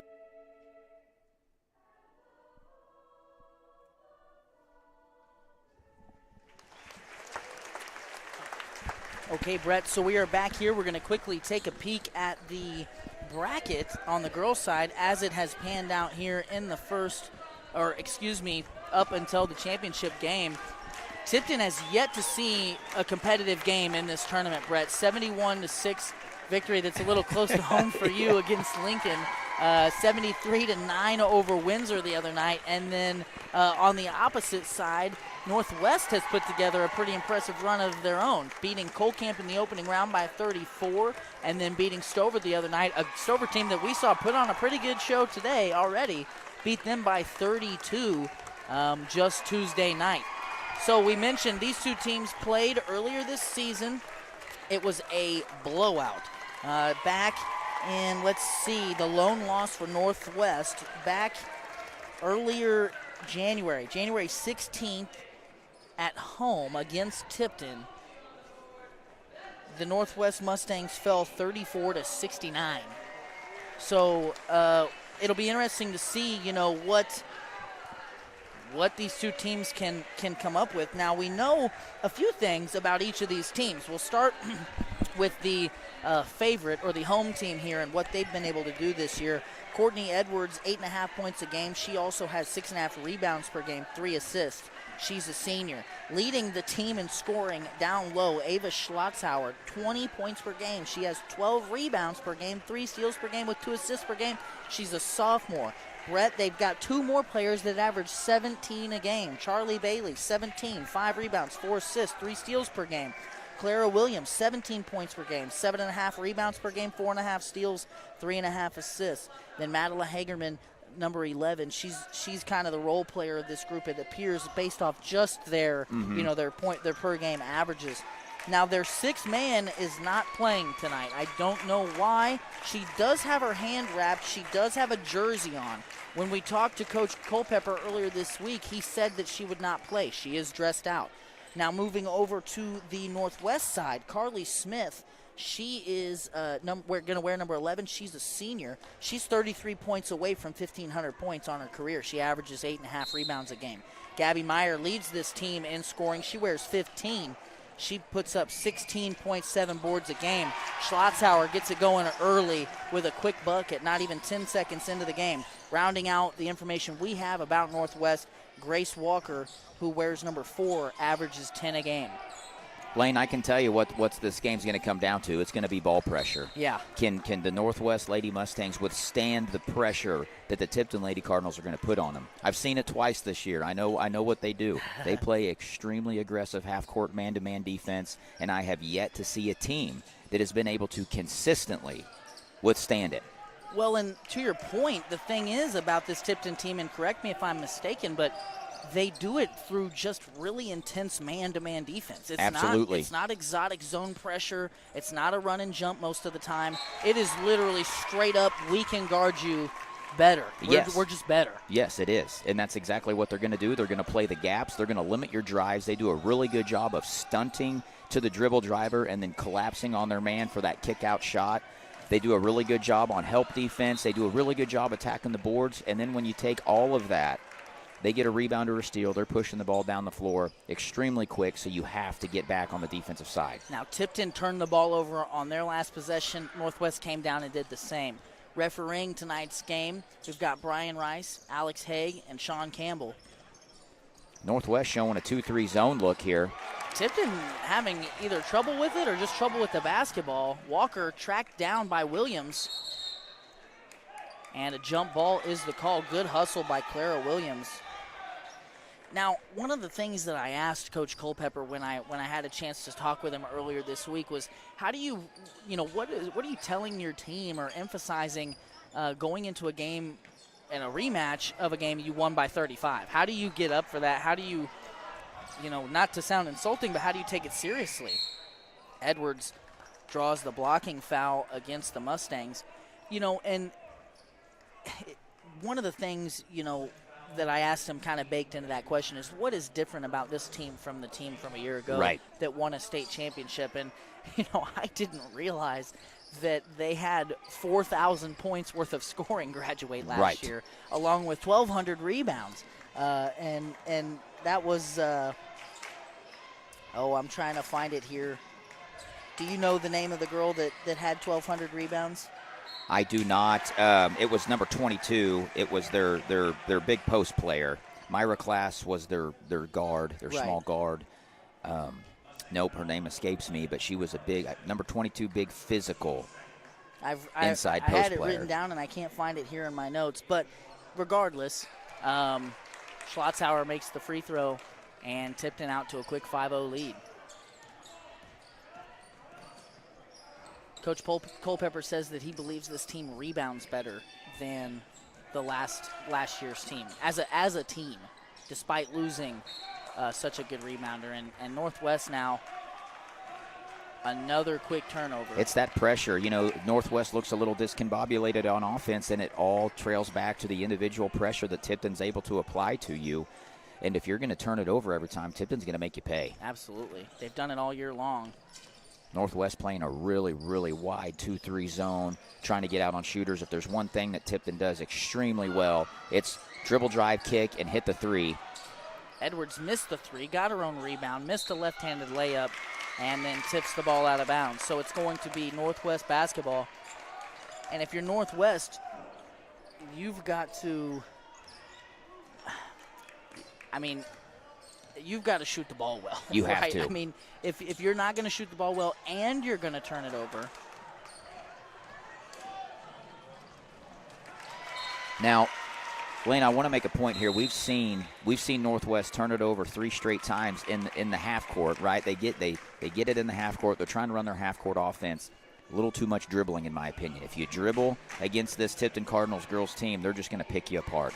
Everybody on their team are locked down, individual man-to-man defenders. You cannot afford to be a dribble-heavy team against this defense. So thank you guys joining in, listening, and watching us. We appreciate your support. We appreciate being here. I've been told now by several that Briar Cox is the name of the girl we were trying to find the name of, that had, I believe, 1,500 career points and 1,200 career rebounds. And on the way up here, we were talking about just, goodness, you're ripping down rebounds for Right. 4 straight years if you have Right. 1,200 rebounds under your belt. But I think it's a testament to the talent of this Tipton team that their coach, despite losing that, feels like his team rebounds better as a unit. Probably, yeah, the team side. Right. You know, you got 5 girls that can rebound opposed to 1. That's a big bucket for Gabby Meyer, Northwest's stud tonight. When I came and scouted their game Tuesday against Stover, I just wrote down next to her name Stud. Yep. Because she can really play ball. Well, and this is probably the first time in Coach Culpepper's recent memory that he's had a team that might match up size with him. Yeah. You know, Northwest has 2 big, tall players, number 15 and number 11. They got some size. Their guards are really active. They're buying in. Charlie Bailey's three-point shot from the corner hits the side of the backboard. Northwest really, you don't want to nitpick, but in a game like this where you're kind of an overwhelming underdog, you have to have those rebounds because it hits one of your players. And now we see here Clara Williams making Northwest pay with a little runner. Meyer turns it over. Williams has it 3-on-3. Trying to find Schlotzhauer. Wow, nice pass to Charlie Bailey. Edwards now the extra pass. Williams out of the corner. Man, and they get on you in a hurry, don't they? They do. And once again, on the offensive side for Northwest, they tried to dribble and attack the pressure. It is very difficult to dribble, drive, attack on this team. You absolutely have to move the basketball with the pass. You know, the coaches always teach the pass moves way quicker than the dribble. Right. And if you want to get a good defensive team moving and shuffling to where you can attack those gaps, you got to do it on the pass. Northwest now trailing 10-2. Meyer on the block working against Edwards. Can't get it to go. Tipton in trouble with the rebound. It's going to stay on this end. I'll tell you what, Lane, if Northwest is able to take advantage of that matchup, not that it's a mismatch, but that's about all you can do. If you can get one-on-one on the block, your best player against their best player one-on-one, you'll take it all day. Meyer kicks it out to the wing for a shooter. It's off the mark, but she gets another offensive rebound and scores. She now has all 4 of Northwest's points. That missed 3 was Kit Shane, the senior guard for the Mustangs. And Schlotzhauer inside, the leading scorer for this Tipton team. And this Northwest girls team, they've come to play. They're animated. They're fired up. They're rotating really good in their zone. They're closing out. And I think they're playing the long game of we're not just going to let you hit threes in our face all day. We're going to spread out this zone. If you get to the middle, we'll deal with it. But we're not just going to let you hit 3 after 3. Well, and Williams misses a 3, tracks it down, saves it, acrobatic play. However, it goes right to the Lady Mustangs, and they're into their offense. Shane tries one from the corner. And Meyer just, you mentioned size, and not only do they have size to match up with Tipton, I think the size is a mismatch in Northwest's favor. I would agree with that. Because between Meyer and number 11, Carly Smith, obviously Schlotzhauer's got some size to her, but other than that, it's really just 4 guards. 3 seconds in the lane is the call. Will be Tipton basketball. But, I mean, it'll be interesting if Meyer can wear on these Tipton girls and maybe rack up a couple of cheap fouls going for rebounds. Yep. You know, we just saw Williams pick up a foul underneath the basket. That's going to be the second team foul against Tipton. Tipton in trouble in the corner. Good trap. Gets through it somehow. Finds Williams, who gets to the cup and scores without the need of the backboard. Man, that's a backbreaker. You get him in the deep corner in a trap. Girl's pivoting, ripping for her life. She squeezes through, and you give up a layup. But nonetheless, good on Northwest. They're doing what they should be doing. They're trying to feed the paint. Good take. You just got to hit those. That was That's Lara all right. Petrie, a freshman, getting trapped in the corner and having the court awareness to get through that double team, stay patient, and find a teammate. She is in the place of Anna Crane, 6-man. We were told she would not play. Williams, nice dribble pull up from the elbow, and the lead is now 10. I think Northwest should really be trying to slow this game down and value their possessions. Myers had several good looks at it. And I think if you're going to take those threes, you really need them to go in. I mean, I know that's the obvious, but again, I feel like your mismatch is inside. Right. You're not probably going to outshoot this Tipton team. Right. So, you know, I don't know. I think valuing a possession is something that when you're a young player, you don't fully understand because you think the more possessions you get, but you're also giving the opponent more possessions. And you don't want to play this game of what we just seen is giving them another three. Bailey's going to hit the three. You know, Tipton as a team shoots the basketball so well. You just cannot afford to give them extra possessions. I totally agree with you. We've got a 30-second timeout on the floor by Tipton. We're going to take a quick commercial break. We'll be back in 30 seconds to bring you the first-place girls game here in Sedalia. Broadcast is sponsored by S's Drive-In. Looking for a bite to eat or a tasty treat? S's Drive-In has you covered. With a wide array of options and friendly service, you can't go wrong with S's Drive-In. Stop in and eat or call ahead for carryout at 660-547-3516.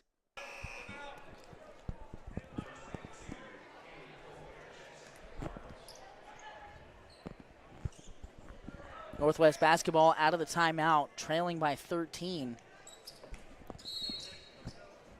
I think it's been more competitive than the score says. It I mean, absolutely Tipton has. just really hasn't missed from three. They score in bunches, you know. There's Meyer on the block, scores, but fouled before the shot. What is Tipton shooting from three as a team? Just 2 for 4? It seems like it's 4 for 4. But just 2 for 4, still 50%. I think any coach in America would take that.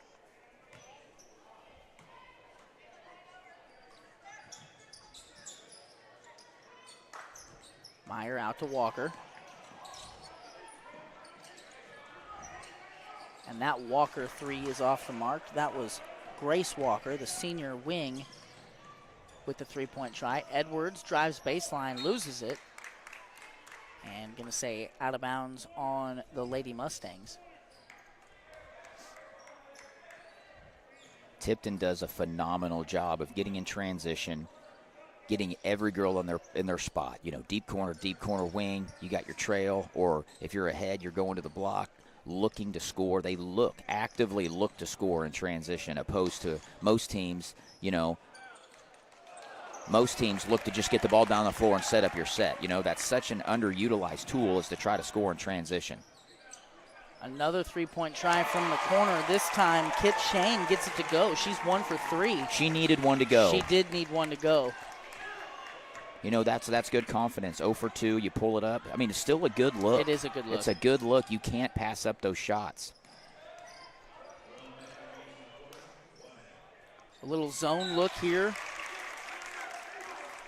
Walker gets a hand on it, going to stay on this end.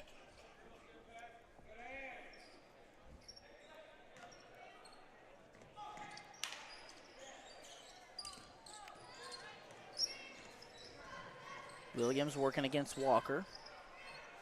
Now Bailey on the wing, up to Edwards.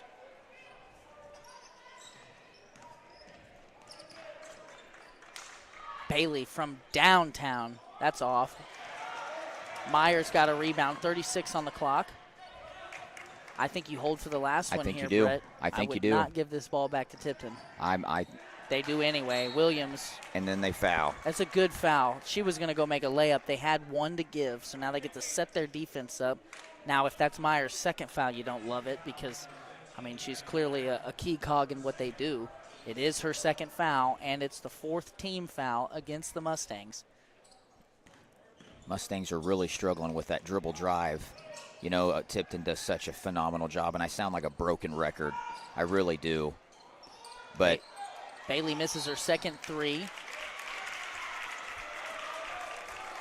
And Carly Smith gets a rebound and is fouled, so that was Tipton's foul to give. You're definitely taking the last shot now. If you're the Northwest Mustangs, you are 100% taking the last shot. Charlie Bailey just picked up her second foul. She's a 17-point per game scorer. 5 on the clock. Meyer inside, loses it. Bailey's got it. 3 on the clock now. She's going to try and get to the rim. Blocked by Walker. So good resiliency there by Northwest, not to hang your heads or decide that you can't compete. They're still competing, and we're going to see what this second quarter has in store for us. We're going to step aside here for about 60 seconds. We'll be right back.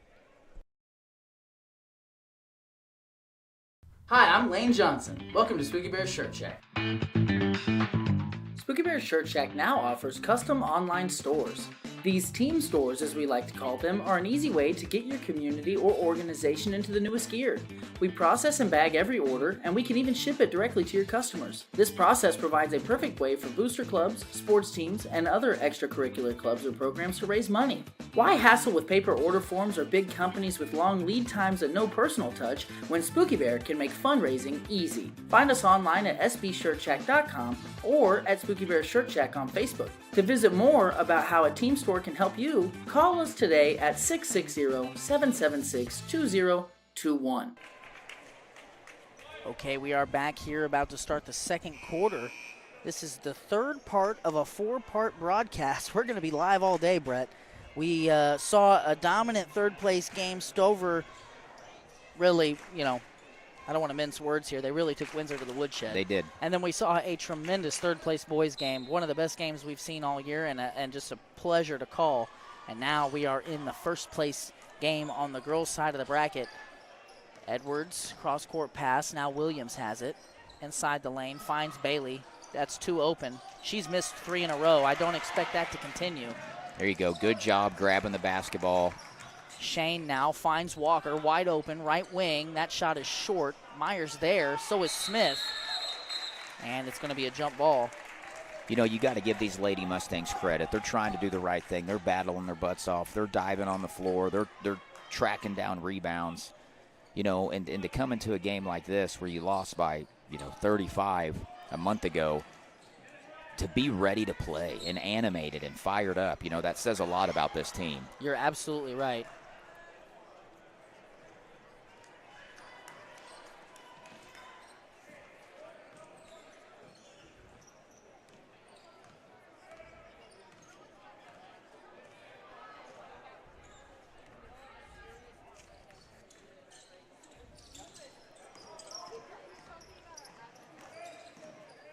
Williams, top of the key. Now Bailey. She's on a little bit of a shooting slump here of late. Edwards goes baseline.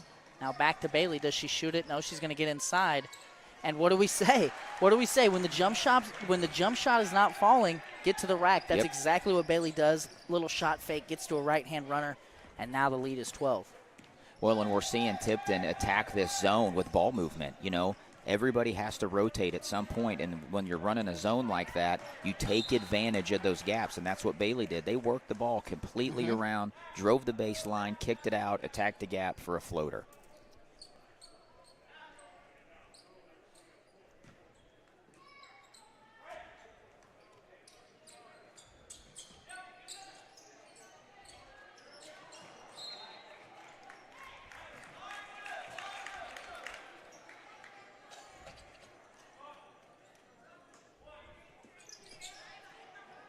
Underneath the basket, inbounds for Northwest, trying to get it to Meyer, a 5-second call.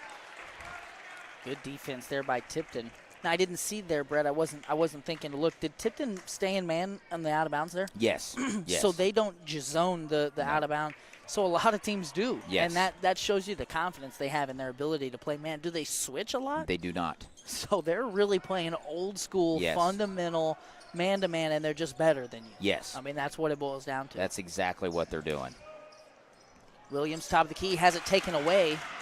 Walker is out in front, cut off by Edwards, tries to dump it off to Shane, but so much activity out of these Tipton girls sprinting back. Clara Williams and Courtney Edwards just shut that thing down.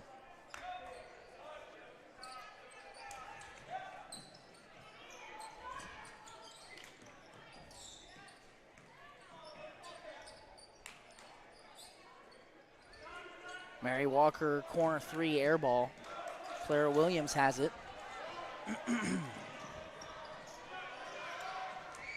Williams, layup, fouled by Walker. And now an opportunity to push this to 15, and floodgates may be opening. Yeah, it's really difficult to withstand the physicality of Tipton, and that's one thing that Tipton does extremely well. They bring the physicality to you. If the referees calm them down a little bit, they tone it down, but they're going to play as physical as they absolutely can. I'm not sure if they get credit for that. Right. Because they're not very big or Right. imposing, Right. But they really are really taking it at you. They're not. They absolutely are. Meyer on the block. I mean, Northwest is even having trouble with just basic post-entry passes due to the physicality of the defense. I mean, everything's tipped. Everything's got a hand up. And Northwest on their defensive side, they're doing very well, too. I mean, they're rotating quick. Their hands up. Nothing's easy. Tipton can just hit those shots. I think Meyer blocked that shot. Schlotzhauer, offensive rebound, goes up with it and is fouled.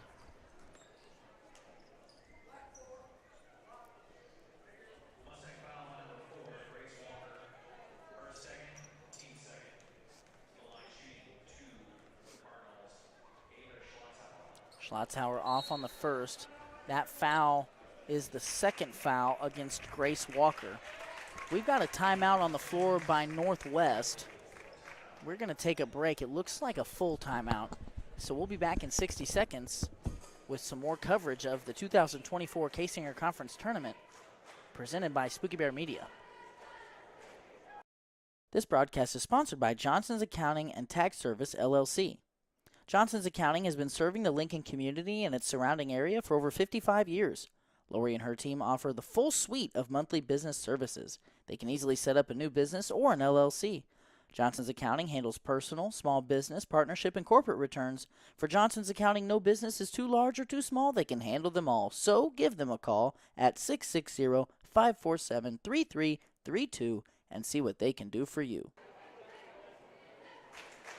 Podcast is sponsored by Community National Bank and Trust. Are you missing that human touch with your bank? Come talk to a real person at Community National Bank and Trust. They're your local bank that's small enough to know you, yet big enough to offer the best products. Stop by and see them at 101 South 65 Highway in Lincoln or 1695 Hilltop Drive in Warsaw. Your community, your bank, your relationship. Community National Bank and Trust, member FDIC, equal housing lender. So with Schlotzhauer at the line, Clara Williams unofficially leading the game in scoring. She's got 9. Schlotzhauer makes it 16 here for the lead.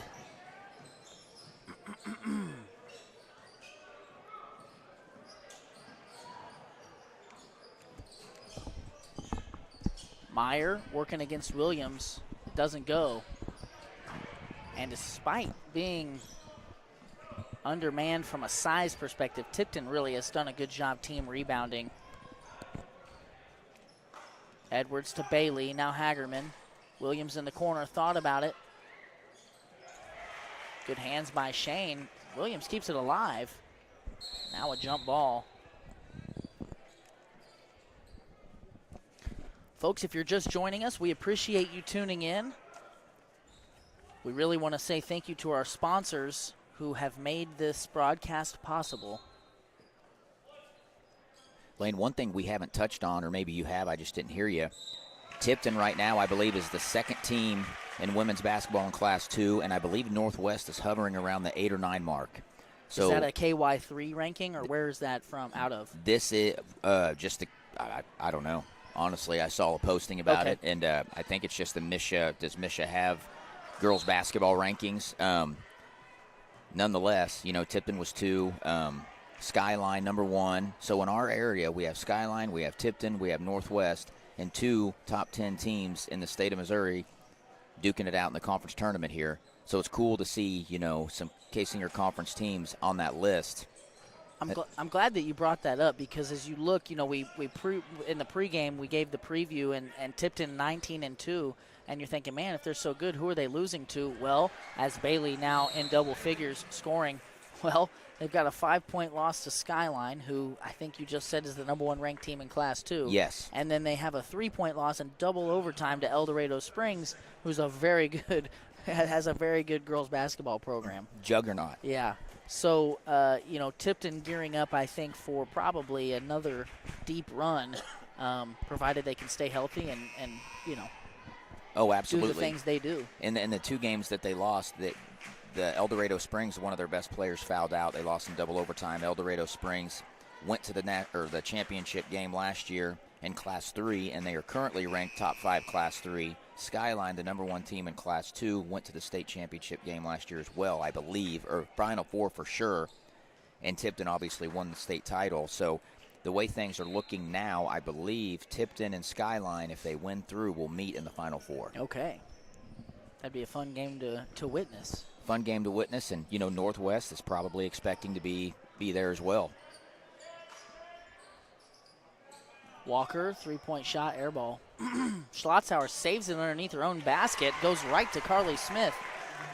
I mean, that's kind of basketball 101, right? Don't Absolutely. do that. Absolutely.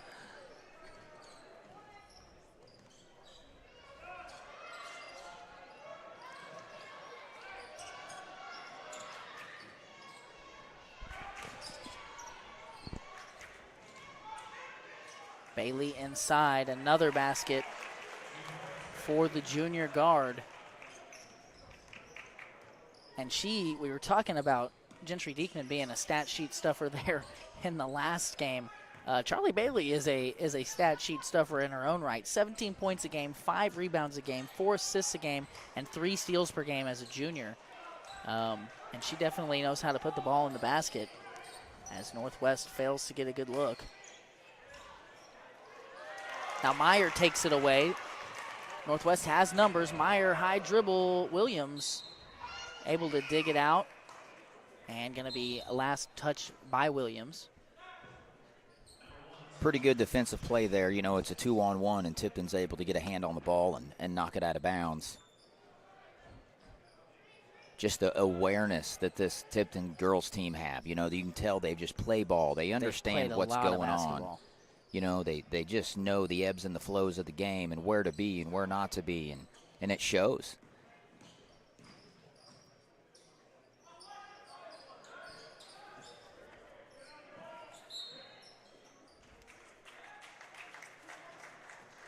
Foul on the floor.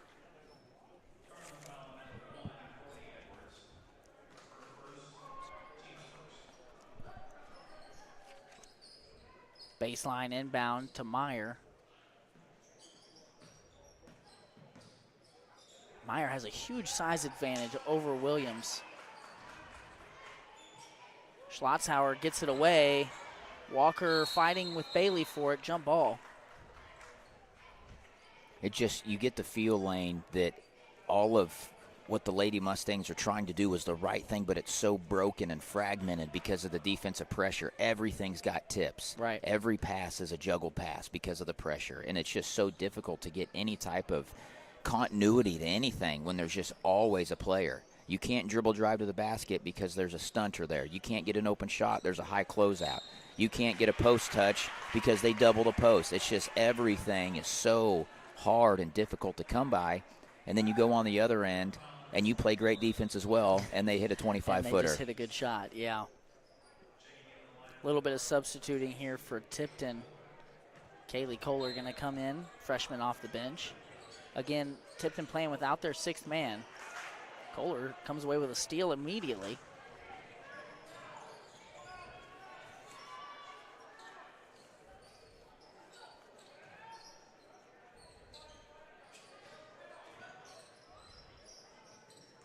Bailey gets inside. Runner is blocked away by Smith. Now Schlotzhauer back to Bailey. Williams open from the wing. Rebound for Northwest. Walker up ahead. It looked like she was fouled. They do get it. A little late, but Schlotzhauer there called for the foul on the Mary Walker two-point try.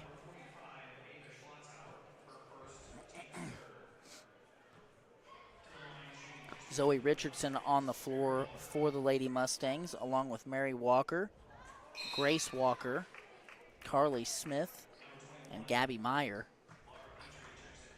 On the other side, Tipton playing with Laura Petrie. She just came in. Kaylee Kohler, Charlie Bailey, Ava Schlotzhauer, and Clara Williams.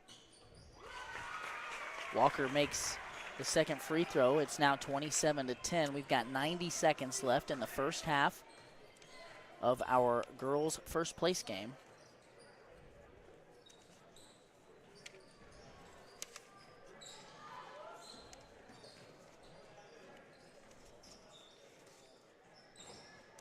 Schlotzhauer shot fake out of the corner, gets to the basket, scores plus the foul. Mustang foul number 11, Carly Smith, her third, team's third. To the line shooting one for the Cardinals. So that'll be the third foul against Carly Smith. A senior averaging 13.5 points, 8.5 rebounds. She's 33 points shy of 1,500 coming into tonight's game. Walker loses it and going to be Tipton basketball. You know, Lane, you look at this Tipton Cardinals team, and you got Ava Schlotzhauer, sophomore, averaging 20 points per game. With 12 rebounds. Then you got 24 Clara Williams, 17 points per game, sophomore. You got Charlie Bailey, 17 points per game, junior. Yeah, you got your three leading scorers are all returning next year. Looks like Bailey was blocked there. Ball out of bounds, last touch by Tipton. 45 left here in the opening half. Tipton has been dominating thus far. So once again, here we are with under a minute left, about 40 seconds. If you can hang on to the ball long enough, you know, and I don't mean that in a mean or rude way. It's just this defense is so good. I'm not opposed to holding for the last shot because you know Tipton's more than likely going to have an opportunity to bury one. And there it is. Schlotzhauer comes away with a loose ball steal. She misses, but Williams is there. And, you know, Northwest, who came out with a lot of fire and intensity and a want to here, not everybody hustling back there on that one. And had they, Clara Williams' follow shot may not have been so easy. Shot forced up from the baseline there as the buzzer was about to go off. It's been all Tipton all half long. We're going to step aside and get ready for our halftime show. We'll be back in several minutes here as we get ready for the second half.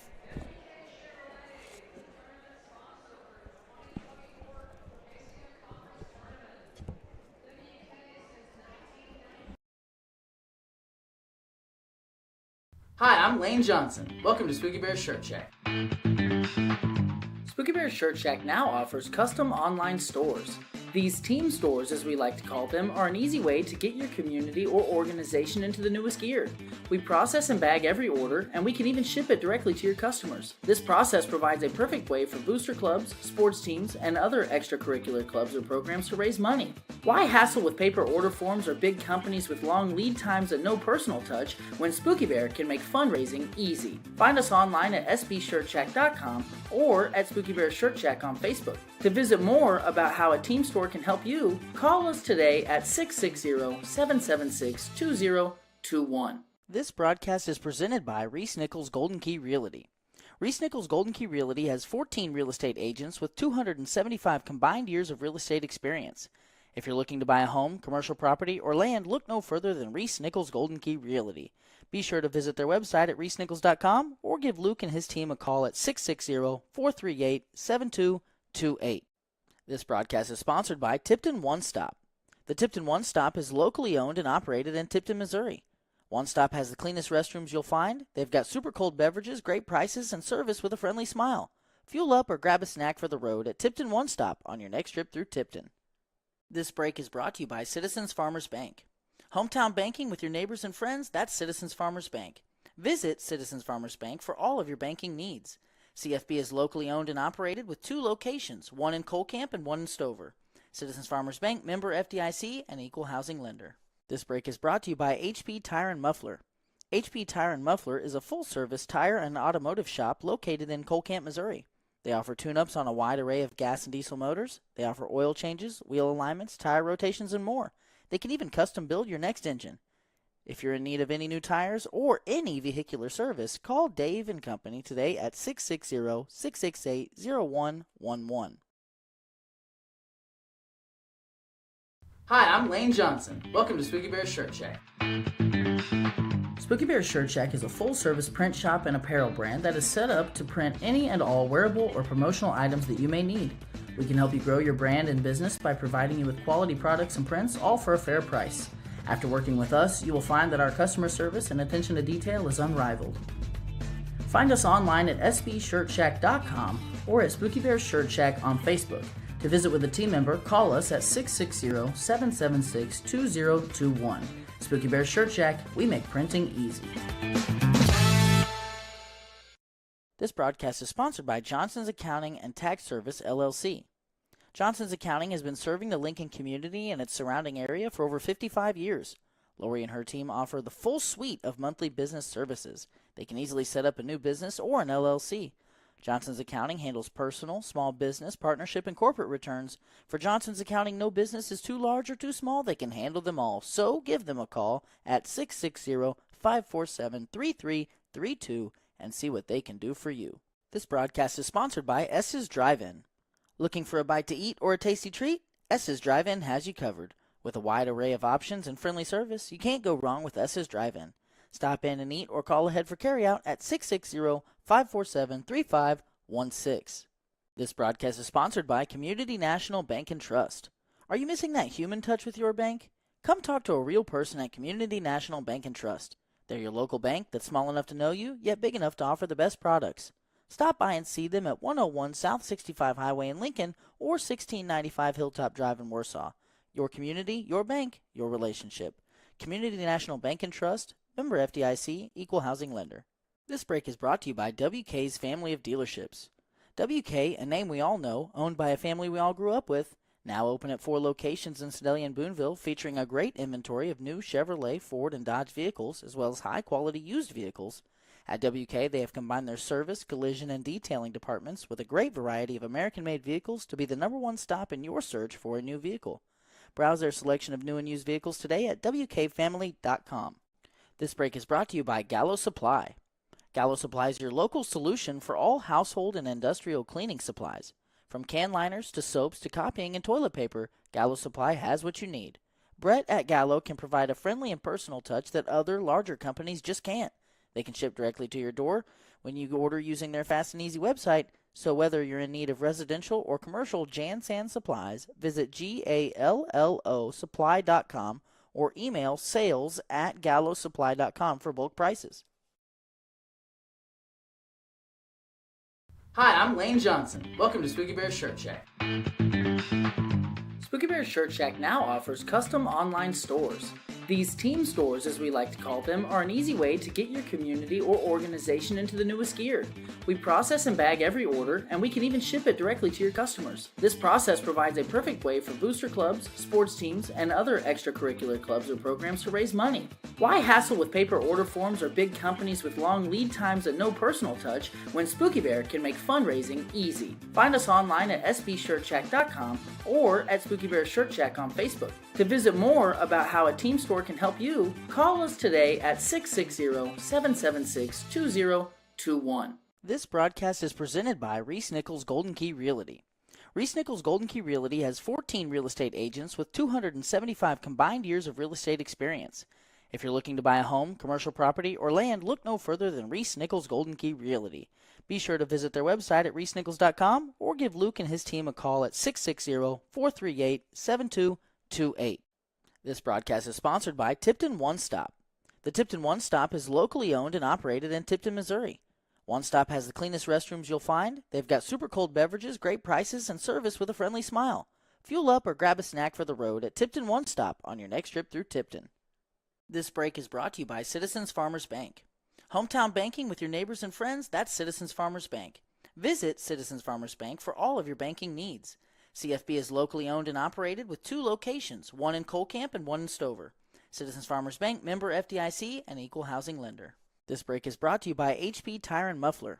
HP Tire and Muffler is a full-service tire and automotive shop located in Cole Camp, Missouri. They offer tune-ups on a wide array of gas and diesel motors. They offer oil changes, wheel alignments, tire rotations, and more. They can even custom build your next engine. If you're in need of any new tires or any vehicular service, call Dave & Company today at 660-668-0111. Okay, we are back here with our Johnson's Accounting and Tax LLC halftime show. Northwest trailing by 21 at halftime. These two teams met earlier in January, and it was a 35-point difference. Northwest doing their best to have the outcome be a little different here tonight, but so far not going their way. We've got some unofficial stats that we've been able to gather here throughout the course of this game we'd like to share with you. Our tail of the tape, if you will. So as we just kind of go down the line, it's been pretty dominant. Tipton shooting 50% from the floor, out-rebounding Northwest, not turning the ball over as much. Northwest early got some good looks, just not able to convert them. And Tipton, with their athleticism and their physicality, have started to run away with this. They also are just executing really well. I mean, rarely do they have a possession end in a turnover. Yeah, and, physicality is just something that can't be understated. And I said it earlier, and I'll say it again. Northwest is struggling just to run a basic continuity offense. Everything's tipped. Hands are in the passing lanes. There's no there's no way to dribble drive. And that's where Northwest had a handful of turnovers. They were trying to force the dribble drive, and it wasn't there. Tipton just does a phenomenal job on defense, and I think Northwest is going to try to exploit maybe a mismatch on the block. They're trying to kind of get a 4-round to 1 or a high-low type thing, and you just got to take care of the ball, limit turnovers, try to get stops, and then if you do get a shot from Tipton and they miss, you got to secure the rebound. For individual statistics, unofficially, we've got Clara Williams at 11. That's a game-high figure. Charlie Bailey right behind her with 10. Ava Schlotzhauer we have at 8. And on the other side, leading the way for Northwest, Gabby Meyer has 4 points. And of her team's 10 points. So here we are about to prepare ourselves for the second half. The two teams have taken the floor and are about ready. What is that? We'll stay right here. I'd like to go ahead and personally thank all of our sponsors for this broadcast, making this possible, making it possible for us to take this into your homes. We also appreciate the Kaysinger Conference Tournament for allowing us to do this. We'd like to do it next year again, and we'll be working on the logistics of that. But in such a short amount of time, they were gracious enough to allow us to come on and provide this coverage, and we sure are excited to do it. Our sponsors, Reese Nichols Golden Key Realty, S's Drive-In, Johnson's Accounting and Tax LLC, Spooky Bear Shirt Shack, Community National Bank and Trust, Citizens Farmers Bank, HB Tire and Muffler, Cole Camp Pharmacy, WK's Family of Dealerships, Gallo Supply, Tipton One Stop, and Tipton Rental. We appreciate their support. If you see them out in the community, make sure to thank them.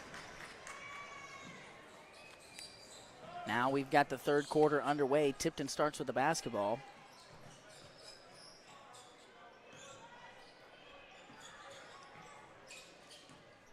Edwards, skip pass to Bailey. She's going to go baseline. Nothing there.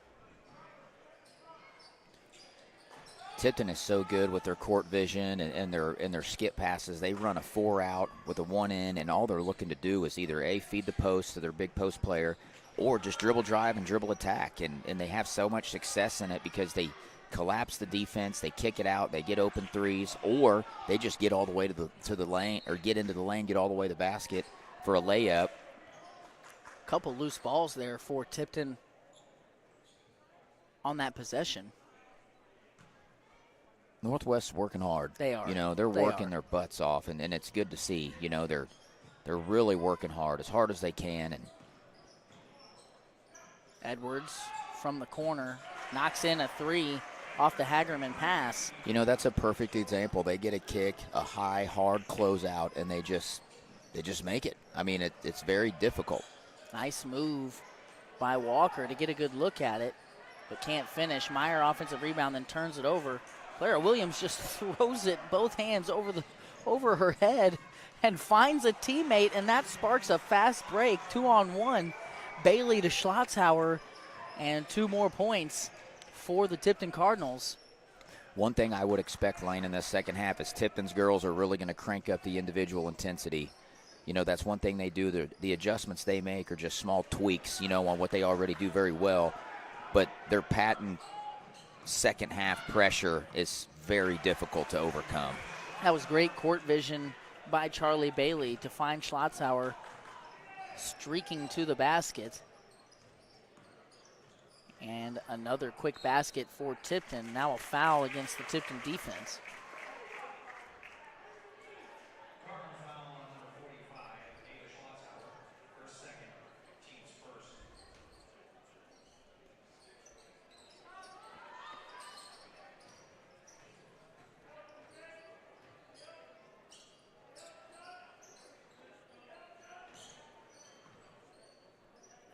Walker inside to Meyer. Now out to Shane from the corner. Air ball. Charlie Bailey has it. She is always looking down the floor. Edwards, kind of a reckless drive inside, bailed out by the foul call.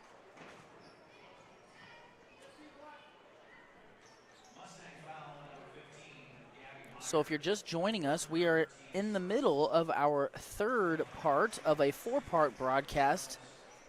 We are bringing you all 4 of the 2024 Kaysinger Conference Tournament Championship Day games. This first place matchup between the Tipton Lady Cardinals and the Lady Mustangs of Northwest will be followed up by a championship game between the Tipton Cardinals and the Sacred Heart Gremlins. We'll have full coverage of that game pre-game, during the game, and post-game here on the Spooky Bear Media YouTube channel. Schlotzhauer rips down the Meyer miss. Shane tips it away, but it will stay Tipton basketball.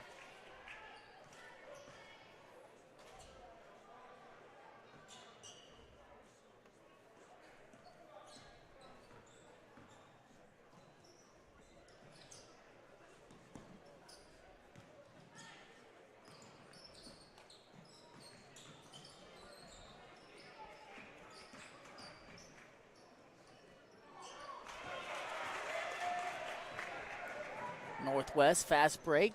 Walker to Walker. Layup won't go, and it's going to be Tipton basketball. Yeah, those are the ones you want to see go in. You know, you get a stop, generate a turnover, full court, miss the layup. It's just, they're hard to come by. You know, baskets are really hard to come by right now if you're the Northwest Mustangs.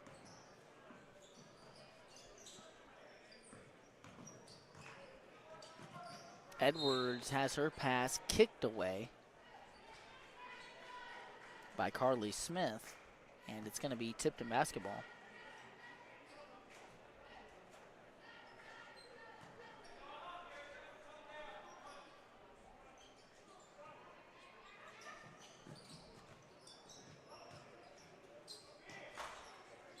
Bailey trying to get it to Schlotzhauer. Bad pass. Meyer, a 2-on-1.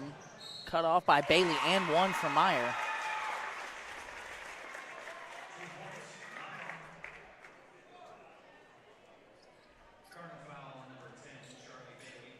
That's going to be Charlie Bailey's third foul and the second team foul against Tipton here in the third quarter.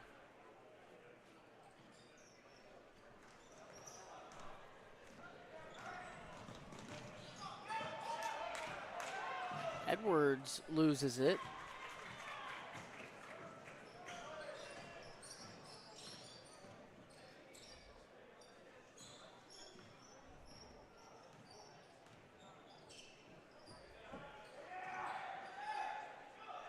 Carly Smith gets to the rim. She can't score it. Meyer comes away with a rebound.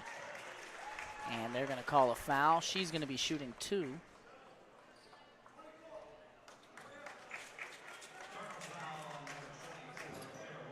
So now Clara Williams has 4 fouls.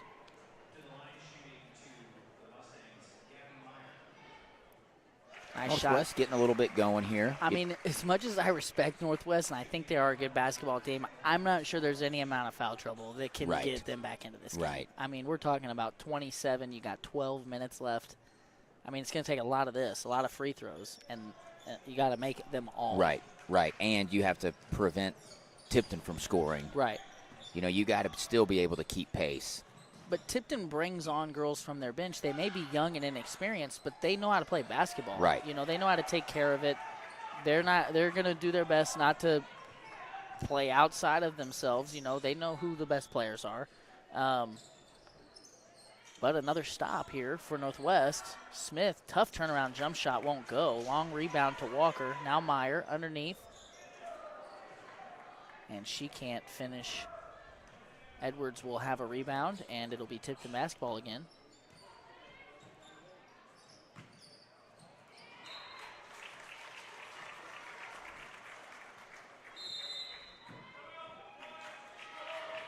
So we've got a full timeout on the floor by Tipton. We're going to step aside for a quick commercial break, but before we do, I want to thank Tipton Rentals out of Tipton, Missouri, owned and operated by Jack and Cheryl Knipp.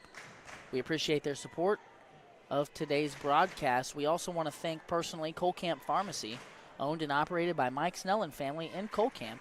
We appreciate their support of today's broadcast as well. We're going to step aside. We'll be right back. Break is brought to you by WK's Family of Dealerships. WK, a name we all know, owned by a family we all grew up with, now open at 4 locations in Sedalia and Boonville, featuring a great inventory of new Chevrolet, Ford, and Dodge vehicles, as well as high-quality used vehicles. At WK, they have combined their service, collision, and detailing departments with a great variety of American-made vehicles to be the #1 stop in your search for a new vehicle. Browse their selection of new and used vehicles today at WKFamily.com. This break is brought to you by Gallo Supply. Gallo Supply is your local solution for all household and industrial cleaning supplies. From can liners to soaps to copying and toilet paper, Gallo Supply has what you need. Brett at Gallo can provide a friendly and personal touch that other larger companies just Brett's add.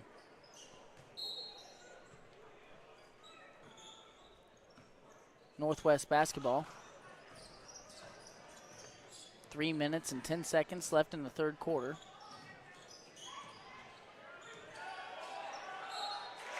Smith gets inside into the teeth of the defense, puts a shot up. It won't go, but she's fouled. They're finding success, feeding the post. You know, like we said earlier, they do have a size advantage. Probably if you go across the board, you know, girl for girl, they got to be able to hit the free throws. I mean, this is one area that we see a lot of teams really struggling with, and maybe not tonight, but eventually these things are going to come back to bite you if you can't consistently hit free throws. It's going to take a lot of trips to the line to climb back into this if you're only hitting one every time.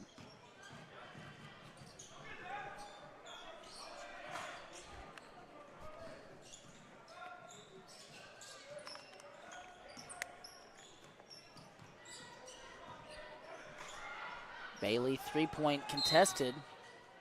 Late foul call. She's going to shoot 3.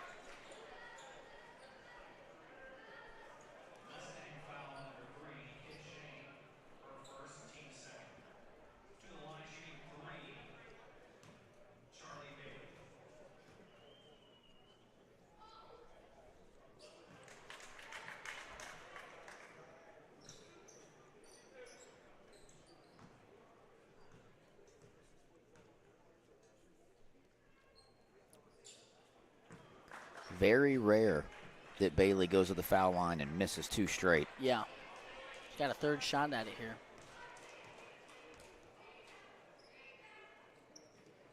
Sinks the third.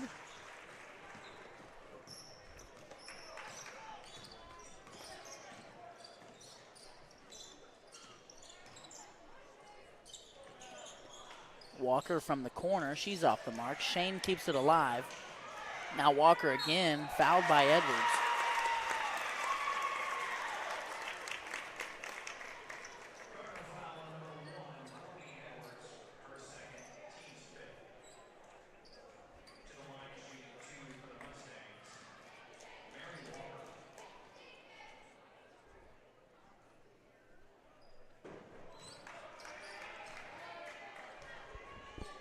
Northwest is really struggling from the foul line lane.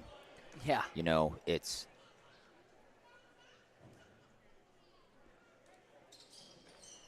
just one of those things that you talk about. It's a teaching point. You know, it's so many levels. Free throws, free throws, free throws. And then you get to that varsity level and teams still struggle. And another good look for Meyer. I mean, she got a good look at it, but couldn't get it to go. Shane from the corner. It's off. Hagerman shut down. Edwards fouled by Shane. She's going to shoot 2.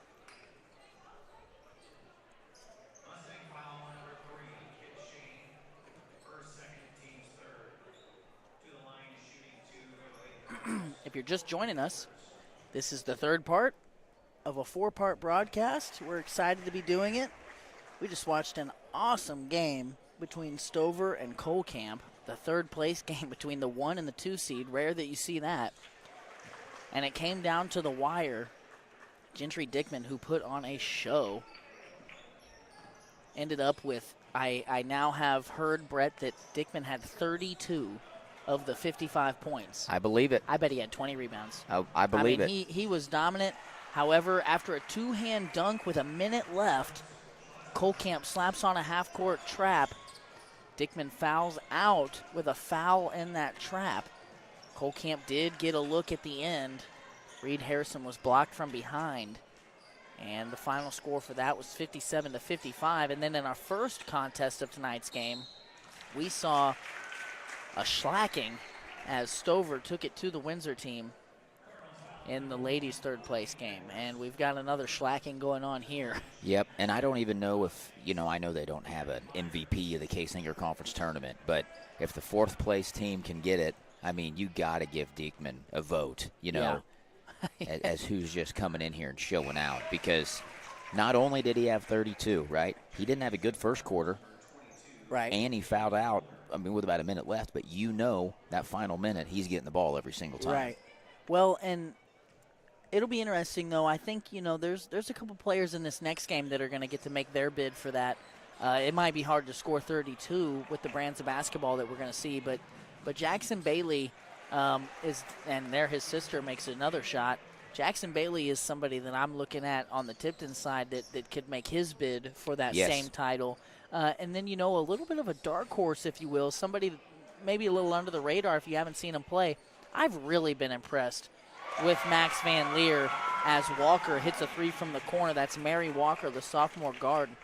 I've really been impressed with Max Van Leer, sophomore guard for this Sacred Heart team. Yes. Played a little bit as a freshman last year, like the 8th or 9th man, come off the bench, do some nice things, clearly knew how to play the game, just a freshman. And this year, he's been a catalyst for a lot of their success.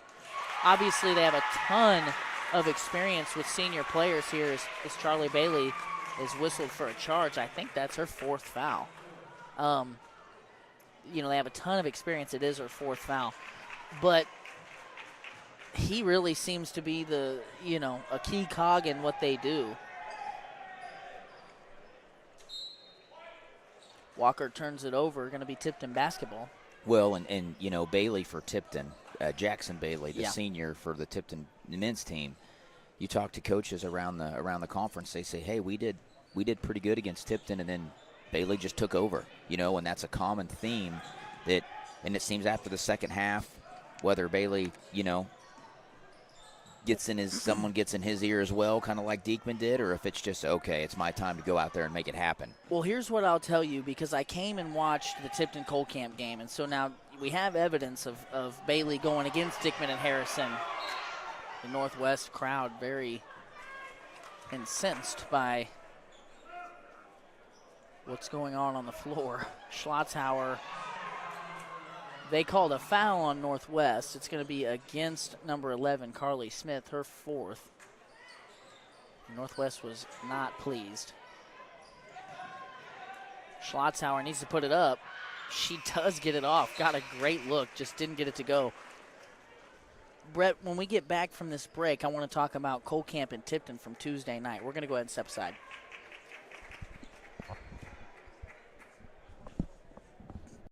This break is brought to you by Gallo Supply. Gallo Supply is your local solution for all household and industrial cleaning supplies.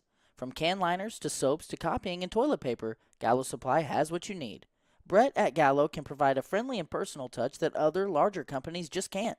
They can ship directly to your door when you order using their fast and easy website. So whether you're in need of residential or commercial Jan-San supplies, visit GALLOsupply.com or email sales@gallosupply.com for bulk prices. Broadcast is presented by Reese Nichols Golden Key Realty. Reese Nichols Golden Key Realty has 14 real estate agents with 275 combined years of real estate experience. If you're looking to buy a home, commercial property, or land, look no further than Reese Nichols Golden Key Realty. Be sure to visit their website at reesenichols.com or give Luke and his team a call at 660-438-7228. We need to get that probably figured out here soon. Okay, welcome back. Fourth quarter action of the girls' first place game. It has not been the most competitive game of our broadcast today. Tipton sure has put on a show and shown why they are one of the best teams in the state. Good move there by the senior, Grace Walker.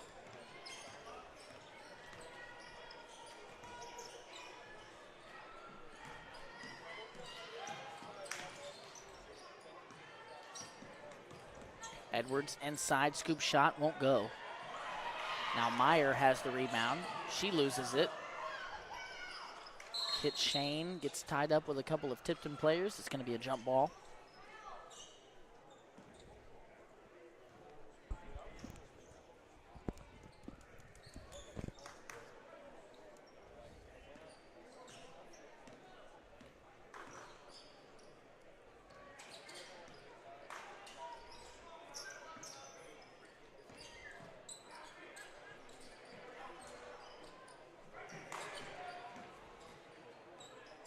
Bailey, 3 points from the wing, and she finds the bottom. And now a 30-point game here in the girls' championship. Nice move by Walker, gets inside and is fouled.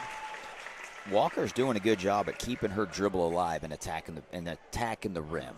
Yes, you're getting hand checked. Yes, there's ball pressure, but so many players pick it up. They feel that uncomfortableness and they just pick it up. She's doing a really good job attacking the basket. This Northwest Mustangs team, they're a good team. They've done some really good things. They really are. It's just every once in a while you run into a juggernaut. Tipton is so good at they are making Northwest not look like a good team, but Northwest is a good team. You look at Northwest's record, they're like 17 or 18-1. They're just putting it on everybody else. Yeah. And Tipton's out here with a 29-point lead. It's just unbelievable that there's class within class. Yeah. You know what I mean? Walker with a takeaway here. 1-on-2. Fouled by Edwards and one. Left hand. That famous saying, there's levels to this. It's so true. I mean, that's kind of a buzz statement, but it's true in everything. It's just normally it's not in your local conference. Right. You very rarely have the privilege to play a team, if you consider it a privilege, of the defending state champion.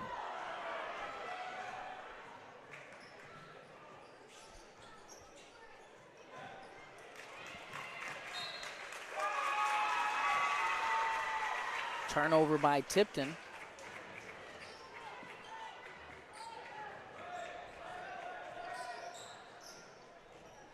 Walker going right at Bailey.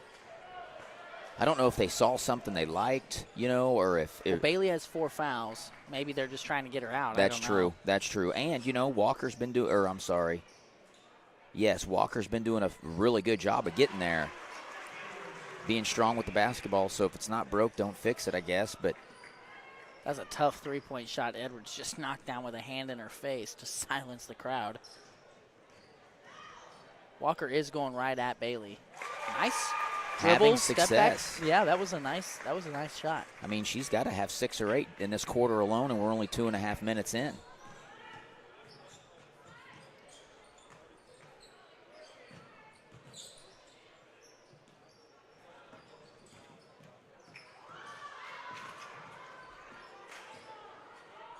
Bailey wide open from the corner.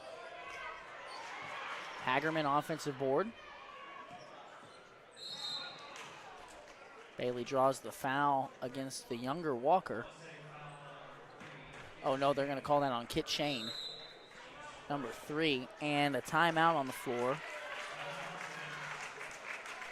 I didn't see who called that timeout. Timeout Northwest. What were you going to say, Brett? I'm just looking here at the Tipton's girls' schedule just for reference. The lowest points Tipton has scored all season has been 39. They're averaging, probably 60, 65 a game. Yeah. Which they're probably on pace to get that. But, Northwest is doing a really good job on the defensive end, trying to get stops and string stuff together and not quitting. They haven't hung their head all game. Right. They haven't put their head down and bad body language and bickering between your teammates. They've stayed positive. They're continuing to fight. Girls are working hard. And, at the end of the day, as a coach, whatever the scoreboard reads, if your kids leave it all on the floor, that's all you can ask for. Well, and you're hoping that you get to see them again. Yeah. Right? I mean, you're hoping that you Right. put yourself in a position to play this caliber of team again, and that's what it's all about. So, I respect the effort and the competitiveness here out of Northwest. But you just also have to respect Tipton is a dang good team. Yes. And good teams, really, really good teams, make good teams sometimes not look that great. Yeah. He's so fast, he makes I was just thinking that. Other fast guys look not fast. I was just thinking that. But, it's so true. You can't judge this Northwest team on this game. Yeah. Because you look at the schedule, that's their only loss on the season. Yeah, you lose to the defending state champion twice in the regular season. There's no shame in that. They just come off they've before the conference tournament, they won by 30, won by 40, won by 12, won by 10. They're beating teams. Yeah. They're just putting it to teams. They It just happens. You run into some teams that are just elite. Yeah.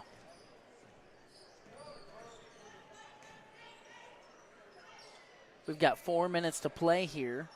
Tipton now up by 32. Smith going to work. Nice spinning runner. And that's a good-looking shot. This Northwest team, I still expect to make some noise yet this year. Absolutely. I'm not 100% sure what district they're in. I will say Northwest has went from Class 1 to Class 2. Yeah. So that's going to change the landscape. Now their district, they probably are for sure going to be favorites to win their district.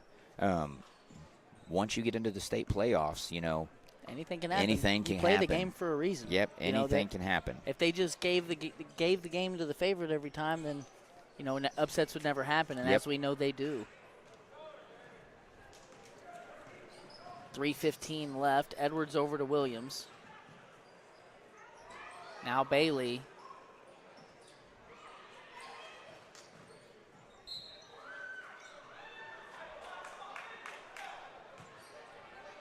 Tipton is still in full-on attack mode. Yeah. Clock running here, 30-point lead. Clock will run. Northwest has been kind of keeping it around that 30-point mark, 25-30 the whole game.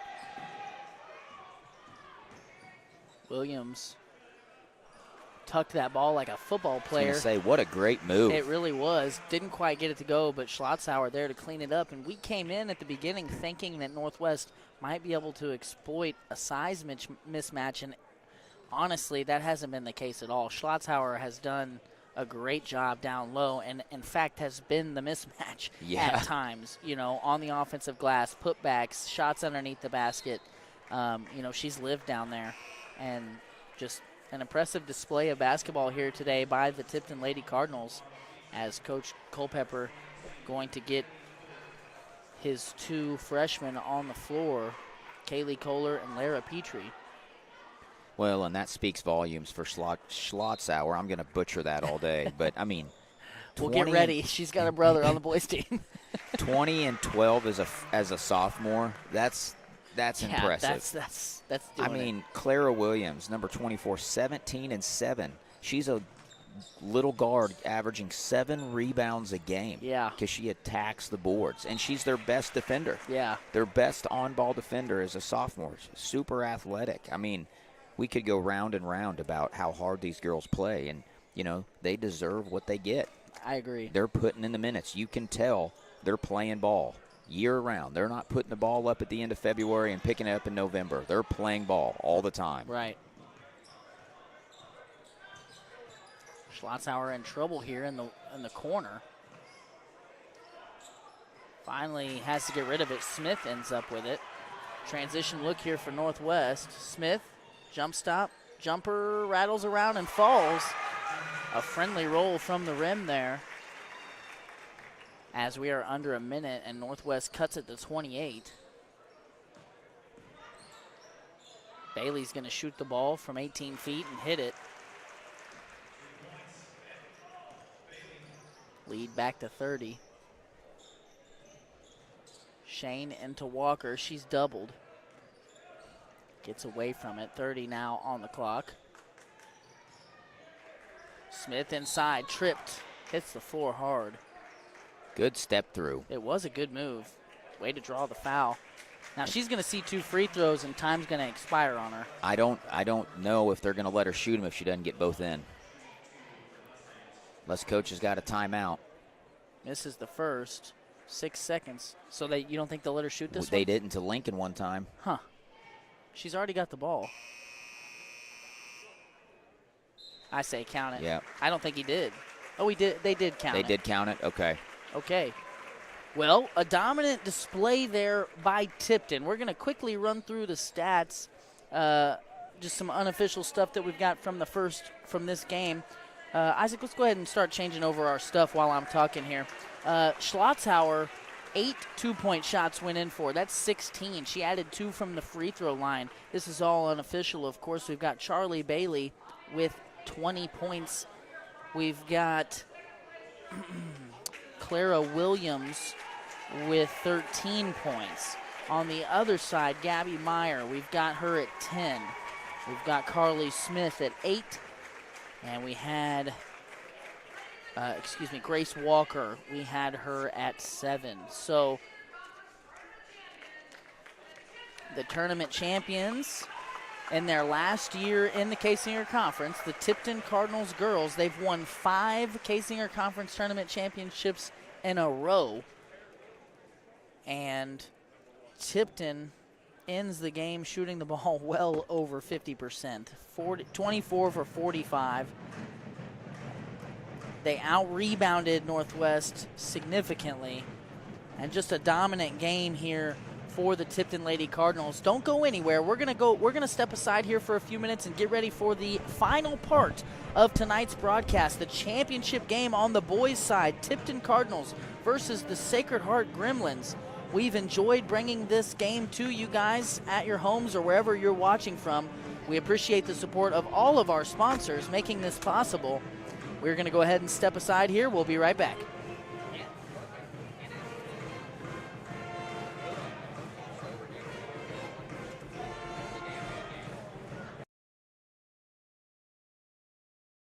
Hi, I'm Lane Johnson. Welcome to Spooky Bear Shirt Shack. Spooky Bear Shirt Shack now offers custom online stores. These team stores, as we like to call them, are an easy way to get your community or organization into the newest gear.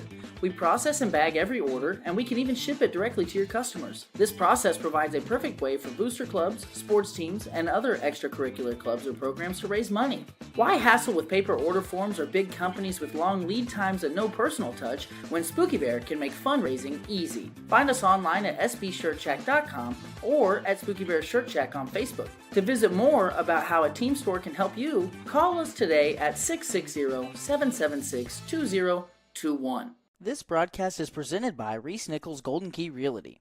Reese Nichols Golden Key Realty has 14 real estate agents with 275 combined years of real estate experience. If you're looking to buy a home, commercial property, or land, look no further than Reese Nichols Golden Key Realty. Be sure to visit their website at reesenichols.com or give Luke and his team a call at 660-438-7228. This broadcast is sponsored by Tipton One Stop. The Tipton One Stop is locally owned and operated in Tipton, Missouri. One Stop has the cleanest restrooms you'll find. They've got super cold beverages, great prices, and service with a friendly smile. Fuel up or grab a snack for the road at Tipton One Stop on your next trip through Tipton. This break is brought to you by Citizens Farmers Bank. Hometown banking with your neighbors and friends, that's Citizens Farmers Bank. Visit Citizens Farmers Bank for all of your banking needs. CFB is locally owned and operated with 2 locations, one in Cole Camp and one in Stover. Citizens Farmers Bank, member FDIC, and equal housing lender. This break is brought to you by HP Tire and Muffler. HP Tire and Muffler is a full-service tire and automotive shop located in Cole Camp, Missouri. They offer tune-ups on a wide array of gas and diesel motors. They offer oil changes, wheel alignments, tire rotations, and more. They can even custom build your next engine. If you're in need of any new tires or any vehicular service, call Dave & Company today at 660-668-0111. Hi, I'm Lane Johnson. Welcome to Spooky Bear Shirt Shack. Spooky Bear Shirt Shack is a full-service print shop and apparel brand that is set up to print any and all wearable or promotional items that you may need. We can help you grow your brand and business by providing you with quality products and prints, all for a fair price. After working with us, you will find that our customer service and attention to detail is unrivaled. Find us online at sbshirtshack.com or at Spooky Bear Shirt Shack on Facebook. To visit with a team member, call us at 660-776-2021. Spooky Bear Shirt Shack, we make printing easy. This broadcast is sponsored by Johnson's Accounting and Tax Service, LLC. Johnson's Accounting has been serving the Lincoln community and its surrounding area for over 55 years. Lori and her team offer the full suite of monthly business services. They can easily set up a new business or an LLC.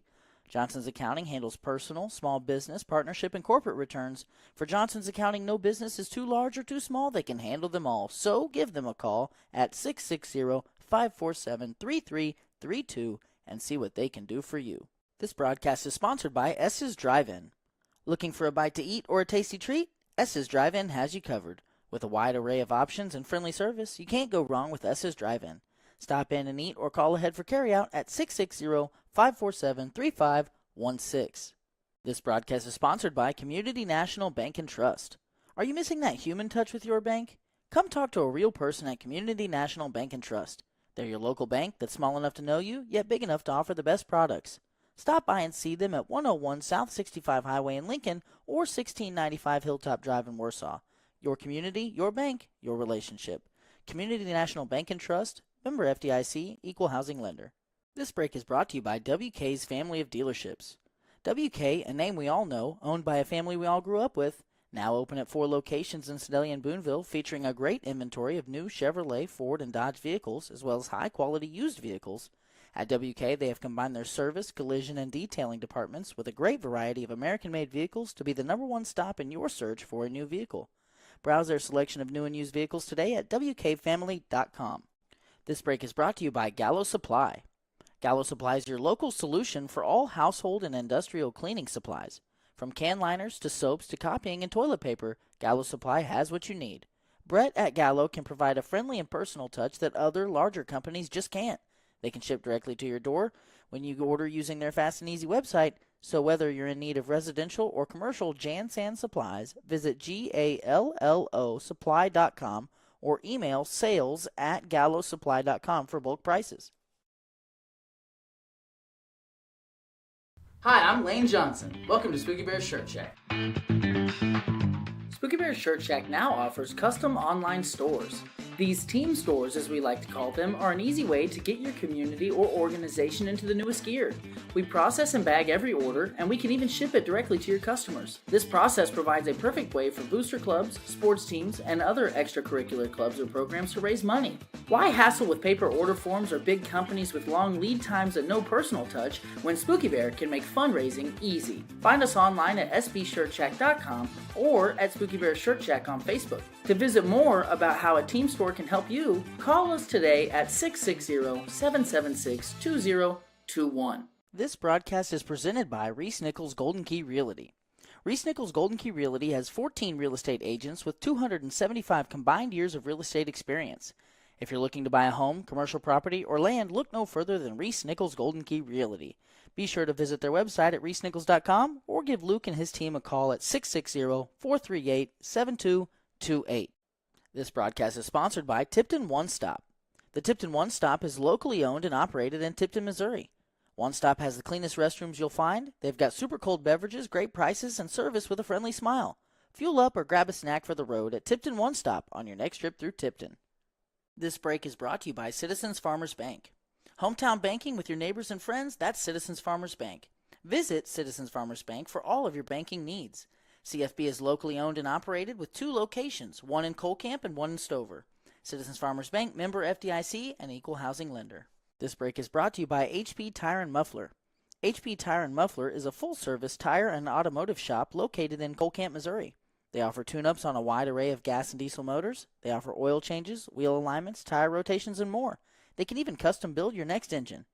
If you're in need of any new tires or any vehicular service, call Dave & Company today at 660-668-0111.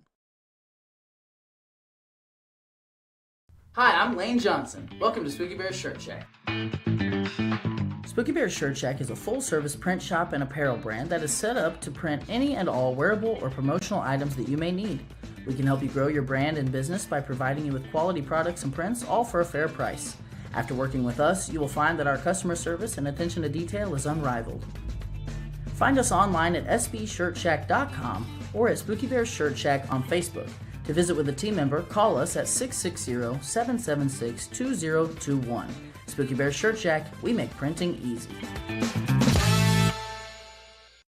This broadcast is sponsored by Johnson's Accounting and Tax Service, LLC. Johnson's Accounting has been serving the Lincoln community and its surrounding area for over 55 years. Lori and her team offer the full suite of monthly business services. They can easily set up a new business or an LLC. Johnson's Accounting handles personal, small business, partnership, and corporate returns. For Johnson's Accounting, no business is too large or too small. They can handle them all. So give them a call at 660-547-3332 and see what they can do for you. This broadcast is sponsored by Okay, ladies and gentlemen, we are back here. Lane Johnson live on the call with Brett Bryant, about to bring you the fourth and final part of today's broadcast as we cover the entire day of championship games here in the Kaysinger Conference Tournament. Here on your screen right now, a bracket graphic that we had made up to show you guys how we got to this point. Now, earlier today, Stover beat Colcamp in the third-place game in this bracket. That game had a final score of 57-55. Some late-game fireworks allowed Stover to come out the victor. Now here in our championship game, Tipton paved their way by beating Northwest in the first round by 9, Colcamp by 4 in the second round. Sacred Heart on the other side had a 6-point victory over Greenridge in the first round and beat Stover by 11 on Tuesday after falling to them by 3 just the week before. As we get into this game, we're going to do starting lineups and a little bit of a game preview. Let's start with that preview. So the away team on the scoreboard today will be the Tipton Cardinals. Starting for the Tipton Cardinals at guard, number 3, Lucas Cashman Jr., number 10, Jackson Bailey, number 21, Dane Schlotzauer, number 33, Zach Moon, and number 45, Emmett Haas. On the home side, we've got the number 3 seeded Sacred Heart Gremlins, starting with Grant Goodwin, George Bain IV, Max Van Leer, Connor Rice, and Carter Rice. As I mentioned, These two teams should be a pretty good matchup. These two teams, Brett, did not play each other in the regular season, not yet at least. The Tipton Cardinals coming into this game 13-6, while the Gremlins are 14-4. So, Brett, having seen, you've seen both of these teams play, right? Correct. What do you think? What are you got any predictions for us or anything you want to? Well, I'm expecting Sacred Heart to kind of do what they've done all year. They do a really good job of mixing and matching defenses. We'll see them run zone, but they'll match up in man and fall in zone.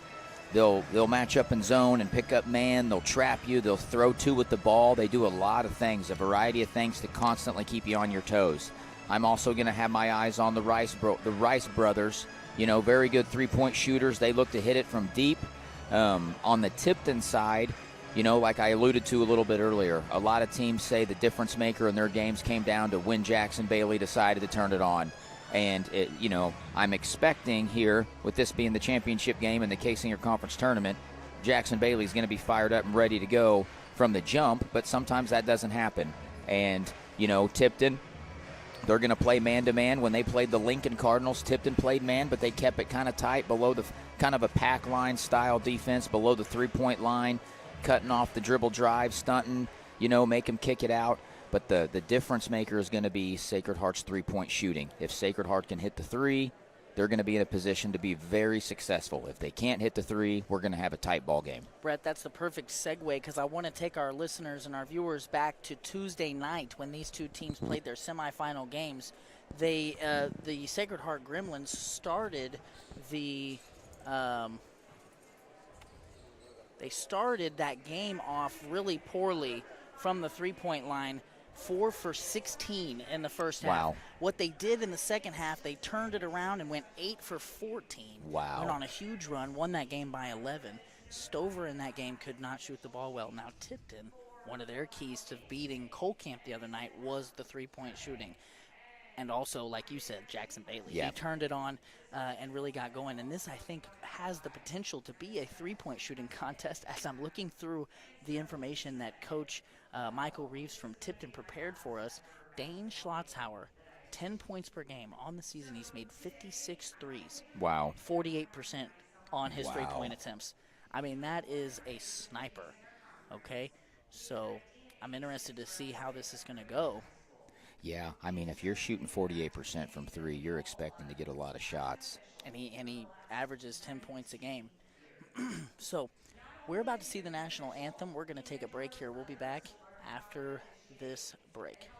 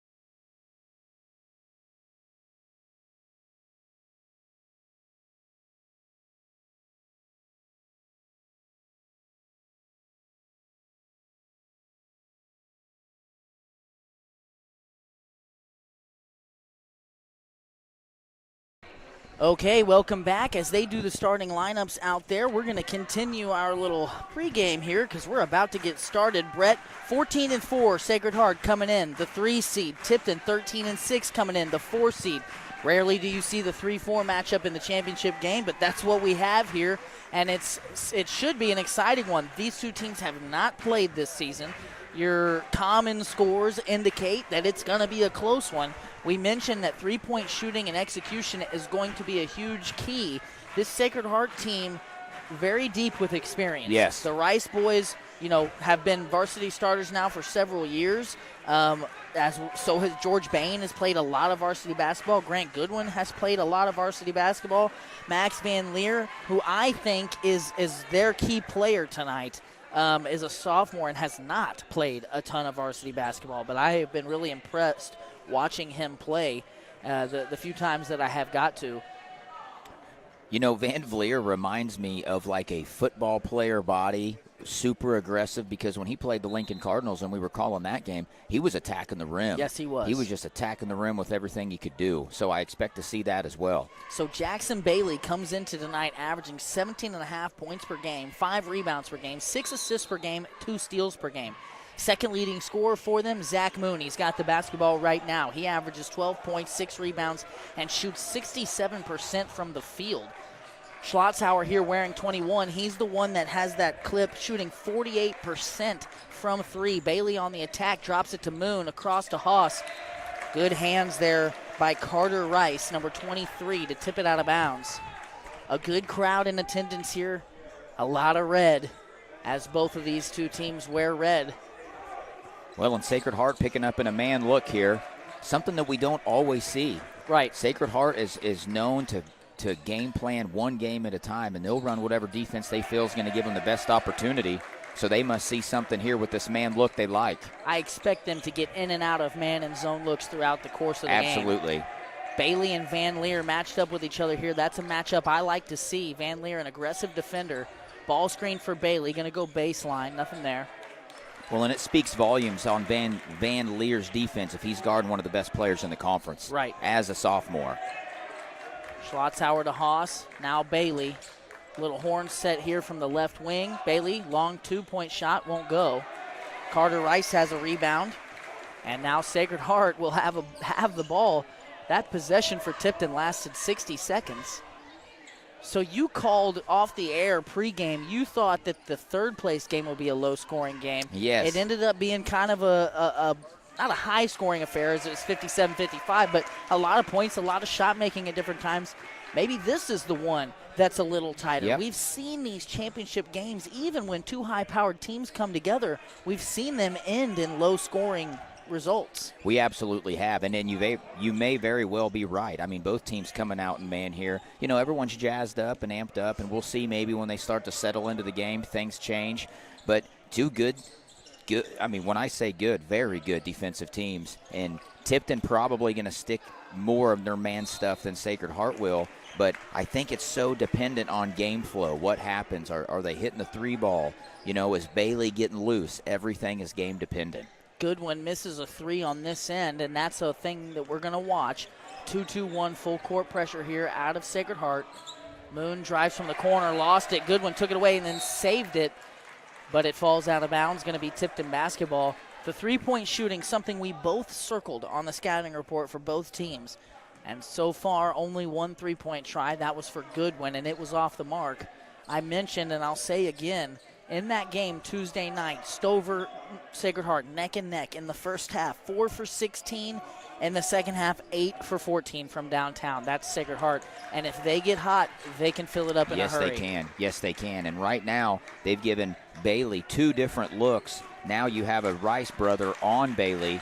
Van Leer was on him to start the game. Now a Rice brother on him. He's going to see a ton of different looks throughout the course of this ball game.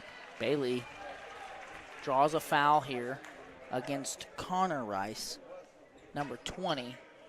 Bailey's going to see 2. And Coach Michael Reeves, in his first season as the head coach for the Tipton Cardinals, coaching in the conference championship game against a coach on the other side in Coach Goodwin, Coach Steve Goodwin, who's been in this game more times than we can count. Right. Yeah, he's had to have been at Sacred Heart now 22, 24 years. Was he there when you were in school? Yes, he was. He was there when I was the manager in the early 2000s, 03, 04. Wow. So he's been there a long time. A lot of success Yes. through the Sacred Heart program, especially locally and at the state level with the undefeated state championship about, 6 or 7 years ago? That was my sophomore year, so would have been more like 10. 10 years ago? 9. We'll call it 9. How about that? We'll meet in the middle. We'll meet in the middle. We're aging you right now. Jackson Bailey on this end sinks both free throws. Sacred Heart now with the basketball. Man defense by Tipton. Connor Rice goes left, gets to his right hand, scores over Moon. And we've got a tie ball game. Only 4 total points, 3 minutes into the game. See Sacred Heart here going in that 2-2-1 on a make, dropping back into man. Always got to be aware of Bailey. Bailey's three-point shot is off. Connor Rice with the rebound. Now Van Leer, he's going to go baseline past Schlotzhauer into Moon and one. And I'm telling you, this Van Leer kid can play ball. Yes, he can. And if 33 would have just squared up and taken it, that would have been a charge all day, but his body got contorted a little bit. Maybe didn't want to take the contact. That foul against Zach Moon will be his first.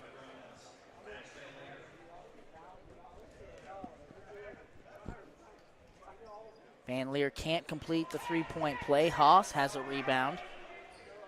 And Tipton will bring it into the front court. Schlotzhauer now wide open. That one doesn't go, but Sacred Heart does not want to give him too many of those. Rice to Rice, now a 2-on-2. Connor Rice all the way in, fouled. Almost scoops it up over the front of the rim. He's going to see 2 free throws here as Sacred Heart's making a concerted effort to get to the hoop. They are, and that was another perfect example. Lane, number 21, had him beat. He had position. All he had to do was square his body and take the charge, and he didn't. Rice going to make him pay at the free throw line with his first shot going in. That's Connor Rice at the line.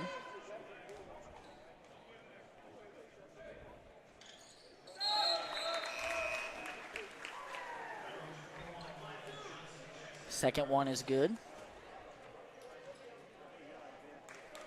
One thing we have not touched on, Lane, is, and unless you have, Sacred Heart without Brown today, not even dressed out. He played very sparingly the other day against Stover. I think he maybe started, but then got hurt, or he was already dealing with an injury and just couldn't finish the game. One thing that I do want to touch on from my Tuesday night scout of this Tipton team, I wrote down 3 things as keys to what propelled them past Colcamp there as Bailey draws another foul. One was handling pressure. Yep. And that's something that you know Sacred Heart's going to do. Yep. Colcamp tried to apply pressure throughout the course of that game, and Bailey and Schlotzhauer and Cashman up here at the top just weren't turning it over. I also wrote down good three-point shooting, and then they would double Gentry Dickman in the post, which that seems like a wise decision. That Jackson Bailey airballed 3 almost looked like a pass to Zach Moon. He caught it right underneath the basket. Well, when Sacred Heart went zone, they went 2-3 on that possession. So a foul against Grant Goodwin, his first. He's going to take a seat. Van Leer's back on.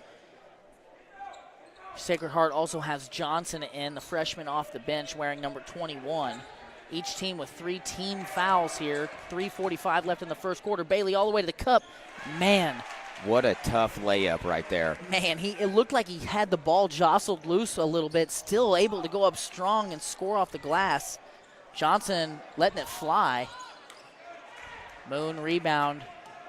And now Tipton, trailing 6-4, has the basketball. I don't like this matchup for Sacred Heart. You've got a freshman off the bench, Johnson, guarding Bailey.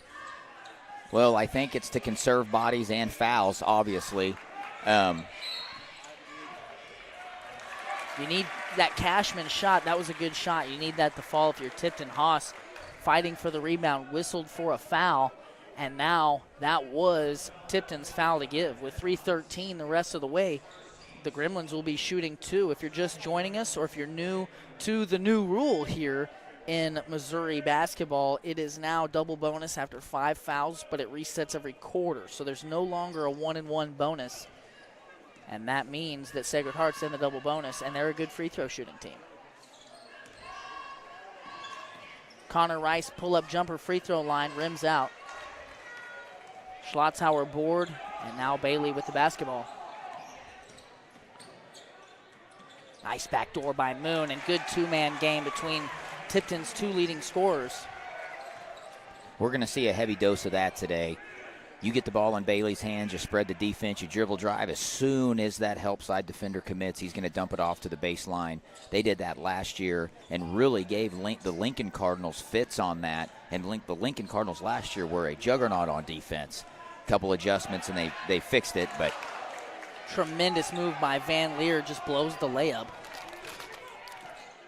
I don't remember Bailey playing so much point guard last year. Here he finds Haas. He's got his eyes up, gets the shot fake. Defender jumps for it. Nice chest pass to the block where Haas scores 2. Tipton now has a lead. Van Leer out of control. Bailey has the basketball, and Tipton's got 5 on 4. See the difference on that baseline drive is the help side defender stood him. His body was square. You know, the one thing I disagree with, I think a lot of times unless you flop, they're not going to give you the charge. You still have the position. Just because you don't fall doesn't mean it's not an offensive foul. Brett, do you remember Bailey playing so much point guard last year, just getting to the rim and scoring? No, because they had a secondary ball handler that was their primary, and they tried to work Bailey. Jack Moon. Yes. Yeah. Yes, Jack Moon. Jackie Moon. I loved calling his games. Now I just might call Zach Moon. Well, there's Jack, Zach. Yeah, say there's a Moon kid out here. There is. He's their second leading scorer, 12 a game. My point about Bailey, though, now that he is the primary ball handler, Van Leer is going to be aggressive all night long. He might have missed the layup a minute ago. He might have turned it over right after that. But he is the scorer on this team as far as I can tell. What impresses me about Bailey is that last year he was kind of an off guard, was more in a scoring role as he has a dribble pull-up off the glass from the elbow. Okay, timeout, Lane. Did he call glass? He didn't call glass, but he just broke the press single-handedly, dumped it off, give and go, and banked it in, Yeah. all in about a span of 15 seconds. Yeah, he's making – I think he heard you call Diekman the most valuable player of the tournament. Hey, if he can top 32, I'll take it. As the primary ball handler – Brett, he's averaging 6 assists a game. That's a lot for a high school basketball player. It is. That's, and especially in our area, I mean, that's pretty good. Cashman's 3 is off the mark, but Rice is the last to touch it, so Tipton with 28 seconds will retain possession. Well, and we're seeing in the flesh right now, Tipton goes as Bailey goes, and he's got his hand in the pot in so many things. Assist, give and goes, breaking the press, breaking down the D and dumping it to the baseline. Yeah. He does so many things for this team that, he can't afford to get in foul trouble. If he gets in foul trouble or if something happens to him, this looks like a completely different team. 23 on the clock. Tipton looking content to get the last look here in the corner, and I like that. Bailey going at Johnson, floater in the middle. He said, to heck with the last shot. We're just going to get a good look. Yep. They better find. Van Leer now attacking Moon. Man, that's good footwork. He just gets his own miss and fouled.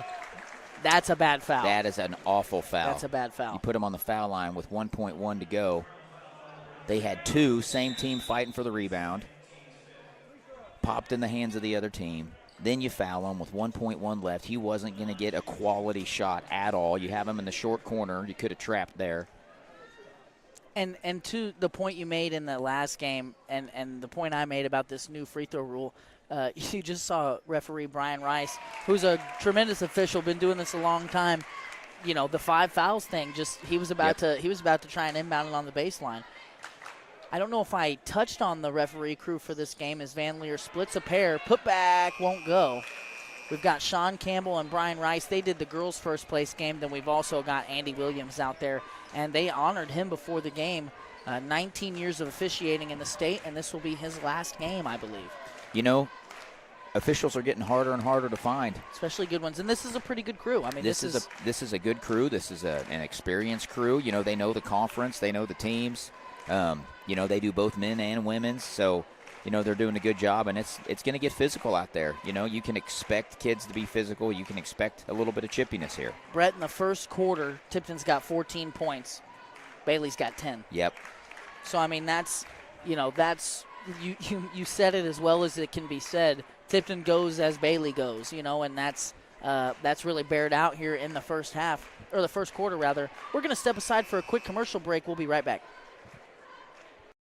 This broadcast is sponsored by Tipton One Stop. The Tipton One Stop is locally owned and operated in Tipton, Missouri. One Stop has the cleanest restrooms you'll find. They've got super cold beverages, great prices, and service with a friendly smile. Fuel up or grab a snack for the road at Tipton One Stop on your next trip through Tipton. Back here with the second quarter of our final game. We've been live since 9:30 this morning, working hard. And we are excited to bring you hopefully a competitive championship game. Tipton, first quarter, 14-9. Bain over to Connor Rice. Layup is good, and the lead is now 3.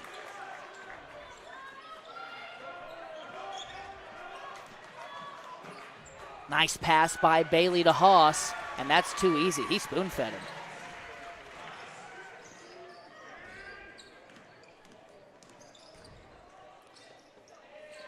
Connor Rice, handoff Van Leer, tightrope down the baseline and scores. Van Leer now trying to duel with Jackson Bailey, it appears.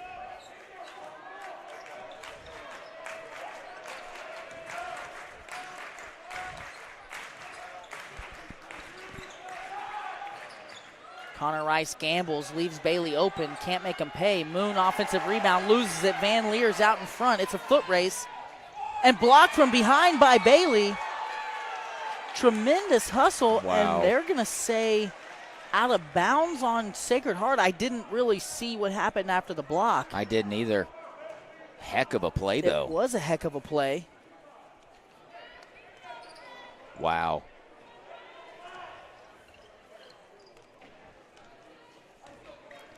That was great hustle. Van Leer was out in front. And that's a championship play. I mean, that's a absolutely. That's a Kaysinger Conference championship play. Bailey, wide open jumper, won't go. Carter Rice wants to push it. No numbers. He'll wisely pull it out. Now Van Leer in the post finds Bain in the corner. That shot's off. Cashman rebound.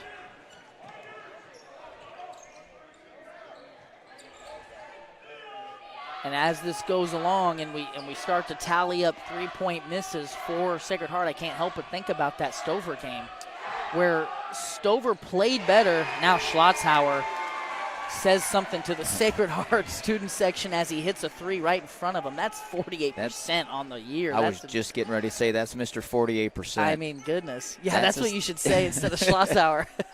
That's a stat that you just can't. That's a stat you can't argue. If you're shooting 48%, you are a knockdown three-point shooter. That needs to be circled on the scouting report. Carter Rice Absolutely. with a big man bucket down on the other end to keep this at 4. But Stover was outplaying Sacred Heart in different stretches of that game, and Sacred Heart just couldn't shoot, but Stover couldn't put him away. And then when the shots finally did go, man, that's just a patient bucket. When the shots finally did start to go for Sacred Heart, it was such a close game that it was able to propel them over the top.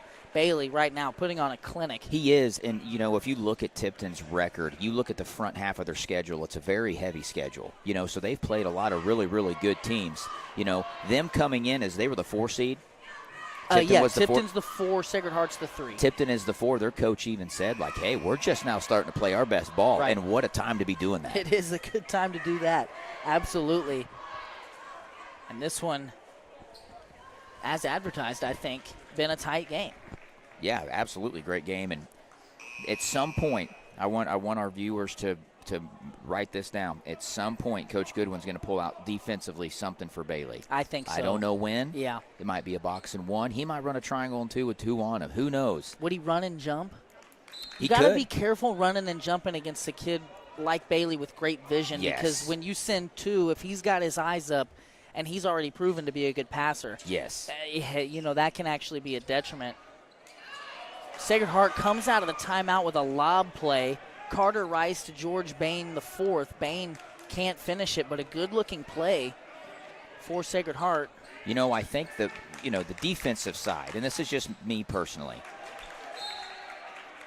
You know, I think the defensive side, if you're going to throw a junk defense at Tipton, they still have players who are capable of doing things. Right. So even if you go box and one, Mr. 48's can just stand out there and hit threes. So maybe you run a triangle and you take those two away, and you make somebody else beat you. For the viewers at home, Brett doesn't want to say Schlotzhauer because he's afraid to butcher it, so he's going to call him Mr. 48% for the rest of the game, just so for the sake of transparency. Connor Rice, long three, won't go. Moon with the board. Tipton in control here. It's just 6 points, but if this gets to double digits, and Bailey really putting a lot of pressure there on the defense. He is. And what's weird is he's going full speed but under control, and he can stop and pivot on a dime. And you have to pay attention to the baseline, and that's what makes what he can do so great. As soon as you commit to stop, he's going to dump it off. So really you're getting one-on-one all the time. Yeah. First free throw goes. We've got a timeout on the floor. It's a 30-second timeout by Sacred Heart. Do we have that block, that chase down block by Bailey? Were we able to get it, or were we too late? Here, while we're looking at that, Bailey now with 13 points unofficially. Van Leer on the other side has 7 of the 15 at Sacred Heart Gremlin points. Do we have it? Let's take a peek at that. Go back just a little bit further. Cut it in for me. Estes drive-in replay cam here. We're going to watch that chase down block by Jackson Bailey.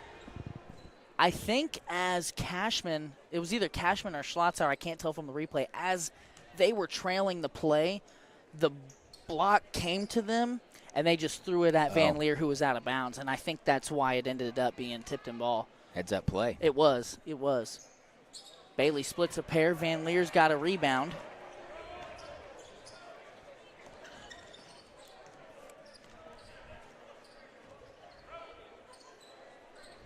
You know, we talk about Tipton's girls so many times dropping down to Class 2 and being able to be poised to make another big run on their defending state championship. Same for Tipton boys. Yeah. I mean, Tipton's always hovering that Class 2, Class 3 threshold, and when Tipton girls dropped down to Class 2 last year, it was almost a shoe-in. They've got to win the state title, you know. And Tipton's boys dropping down to Class 2. Oh, man, you can't give Bailey that shot. He missed it. Able to keep it alive by getting it back into Moon. Cashman inside, taken to the ground. Good one called for that foul. They switched into a zone look there, Brett, and just left Jackson Bailey. Yeah. He's got 13. He's almost got as many points as they do, and they just left him. That's what I'm saying. I think he drew something up. I think he You drew think up a this is the junk junk defense or a 1-3-1 look, something. Cashman turns it over. Van Leer, Haas to beat, and nice fast break layup by Van Leer. He now unofficially with 9 points. So they're 2-3 here. Seen a lot of zone today. Yes. Schlotzhauer, Mr. 48% off the Good mark. board. But Haas cleans it up. Is there any other person with the last name Haas? I mean, look at Ford. He looks like a Haas. He is a Haas. He's a Haas. I mean, when you said it, it's almost like, man, what a Haas. No, that's his last name. Yeah. I mean, big, physical, got the mullet going, bangs in the rebounds. Yes, sir. Bain the fourth off the mark. Haas with another board. Man, these Tipton names are awesome.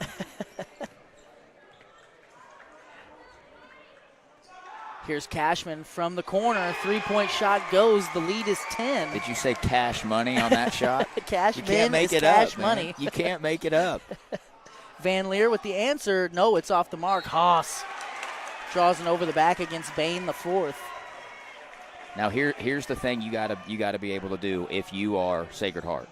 You got to be able to withstand, don't get out of control and try to start chucking threes because you always feel like you have that in your back pocket. Yeah. You got the Rice brothers. You always feel like we're just going to let it fly. You can't fall into that trap. I absolutely agree with you. Here, another timeout, this time a full timeout by Sacred Heart. Going into this timeout, Sacred Heart is 0 for 7 from downtown. They need a break. We're going to take one of our own. We'll be back in 60 seconds. Hi, I'm Lane Johnson. Welcome to Spooky Bear Shirt Shack. Spooky Bear Shirt Shack now offers custom online stores. These team stores, as we like to call them, are an easy way to get your community or organization into the newest gear. We process and bag every order, and we can even ship it directly to your customers. This process provides a perfect way for booster clubs, sports teams, and other extracurricular clubs or programs to raise money. Why hassle with paper order forms or big companies with long lead times and no personal touch when Spooky Bear can make fundraising easy? Find us online at sbshirtshack.com or at Spooky Bear Shirt Shack on Facebook. To visit more about how a team store can help you, call us today at 660-776-2021. I was just going to say it's great because, you know, you look at the way Tipton's playing and their last name fits what they do. You know, it's really cool. Cash money, Cashman. I like that. I like that. 10-point lead here for Tipton. 2:15 to play in the first half. Haas on the baseline working against Carter Rice. You know, and from a defensive perspective, he's 6 feet from the basket. Right. Why are we letting you catch 6 feet from the basket? Yeah. You know, I understand Bailey is a huge problem, but at the same time, don't you need to protect 6 feet from the basket? Right. I guess maybe you pick and choose your poison. Not having Connor Brown is tough for this team, you know, because he's really their size. Now you've got the Rice boys who, they're wings. You know, Yeah. they're good, strong wings. Yep. They got good bodies. They're strong, but they're not big guys. Right. You know, and now that's all you have to protect the paint. And I think, you know, if Sacred Heart's going to have, you know, the success that they're accustomed to, Brown's going to have to come back and be healthy. He is, and if you notice, Sacred Heart doesn't have a true point guard either. They got a bunch of kids that can handle the rock, Yeah. but they don't have that one guy who you go, Bailey, legit Right. point guard. He's our guy. You know, controlling the offense, talking. That was a nice bucket by Connor Rice, getting to his right hand, floating it up, and scoring 2, cutting it back to 10. Cashman into Moon, high post, finds Bailey. Now Haas on the block. This is the mismatch. And good control by Haas. Very good. He kind of got banged there. Haas comes in averaging 6 points and 5 rebounds while shooting 62 from the floor. He's got 6 points already. Yeah, he's 6'3". He's definitely got the size advantage. Yeah. Johnson, handoff to Rice. Now baseline drive, tried to go behind the back. See, and that's something that Sacred Heart's also trying to take advantage of is those baseline drives. Yeah. Which I guess it really comes down to your defensive philosophy. Some coaches push baseline, some coaches push middle. But when you push baseline, you got to make sure you drop that help, and then you got to help the helper, the dump offs there. We've got a 60-second timeout by Tipton as Cooper Pettigrew and Ben Beskin check in. We're going to step aside. After 60 seconds, we'll be back with the Spooky Bear Media coverage of the Kaysinger Conference Tournament Championship Day games. Stay with us. This broadcast is sponsored by Johnson's Accounting and Tax Service, LLC. Johnson's Accounting has been serving the Lincoln community and its surrounding area for over 55 years. Lori and her team offer the full suite of monthly business services. They can easily set up a new business or an LLC. Johnson's Accounting handles personal, small business, partnership, and corporate returns. For Johnson's Accounting, no business is too large or too small. They can handle them all. So give them a call at 660-547-3332 and see what they can do for you. Break is brought to you by Citizens Farmers Bank. Hometown banking with your neighbors and friends, that's Citizens Farmers Bank. Visit Citizens Farmers Bank for all of your banking needs. CFB is locally owned and operated with 2 locations, one in Cole Camp and one in Stover. Citizens Farmers Bank, member FDIC, and equal housing lender. All right, back here with 50 seconds in the first half. Goodwin going to inbound underneath the basket. After the timeout, Sacred Heart runs a great-looking play to get Van Leer open underneath the basket, and that's Goodwin, just 25, 30 years of experience, and out of timeout play that, I mean, you just can't draw it up any better than that. No, you can't. Great execution. Now, if I'm Tipton, I'm for sure going for one. Yes. They're going to pick up and try to get the ball out of Bailey's hands, probably try to deny the catch if he does get rid of it. But if I'm Bailey, I'm content with just keeping this thing. See here, they're going to bring Van Leer and jump it. Doing a good job. Count's not going. Better look. Here it comes again. Beskin down to Pettigrew, short corner. Beskin out to Bailey, 5 on the clock. Bailey inside, drops it to Pettigrew. What a dime. Man. What a dime. Bailey is not only doing it, scoring the basketball, and we are not tracking any assists here, but man, he's got 5 at least. And he's spoon feeding his teammates. I mean, that was, obviously you got to make the layup, but you couldn't have been more open. So easily just getting to the middle of the paint, making the defense collapse, and then just dump off. So what do you take away? Do you live with the pull-up, or do you give the dump-off layup? I almost think you're probably better off to live with a stunt and live with the pull-up. It's a philosophy thing, right? Because some coaches will come in and, okay, their best player's not going to be this. Right. And then the other side of that coin is, okay, their best player's got to score 40. Yep. So it'll be interesting to see what these two teams come up with in the half. We're going to step aside here, prepare our halftime show. We'll be back in 5 minutes with our Johnson's Accounting and Tax LLC halftime show. Hi, I'm Lane Johnson. Welcome to Spooky Bear Shirt Shack. Spooky Bear Shirt Shack now offers custom online stores. These team stores, as we like to call them, are an easy way to get your community or organization into the newest gear. We process and bag every order, and we can even ship it directly to your customers. This process provides a perfect way for booster clubs, sports teams, and other extracurricular clubs or programs to raise money.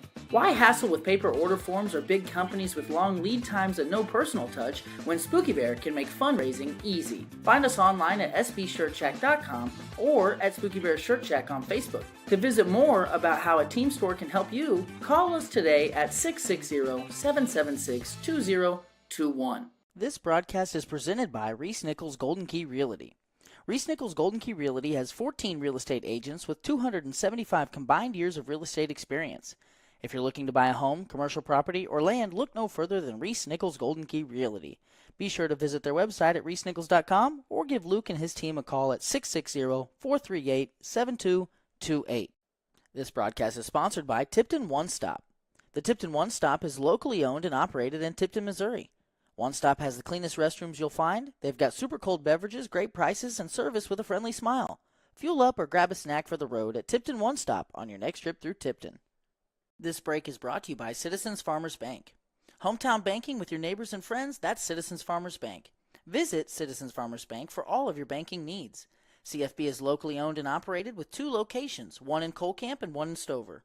Citizens Farmers Bank, member FDIC, and equal housing lender. This break is brought to you by HP Tire and Muffler. HP Tire and Muffler is a full-service tire and automotive shop located in Colcamp, Missouri. They offer tune-ups on a wide array of gas and diesel motors. They offer oil changes, wheel alignments, tire rotations, and more. They can even custom build your next engine. If you're in need of any new tires or any vehicular service, call Dave & Company today at 660-668-0111. Hi, I'm Lane Johnson. Welcome to Spooky Bear Shirt Shack. Spooky Bear Shirt Shack is a full-service print shop and apparel brand that is set up to print any and all wearable or promotional items that you may need. We can help you grow your brand and business by providing you with quality products and prints, all for a fair price. After working with us, you will find that our customer service and attention to detail is unrivaled.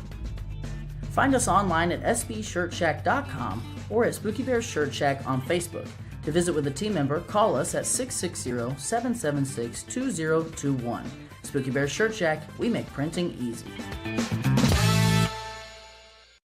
This broadcast is sponsored by Johnson's Accounting and Tax Service, LLC. Johnson's Accounting has been serving the Lincoln community and its surrounding area for over 55 years.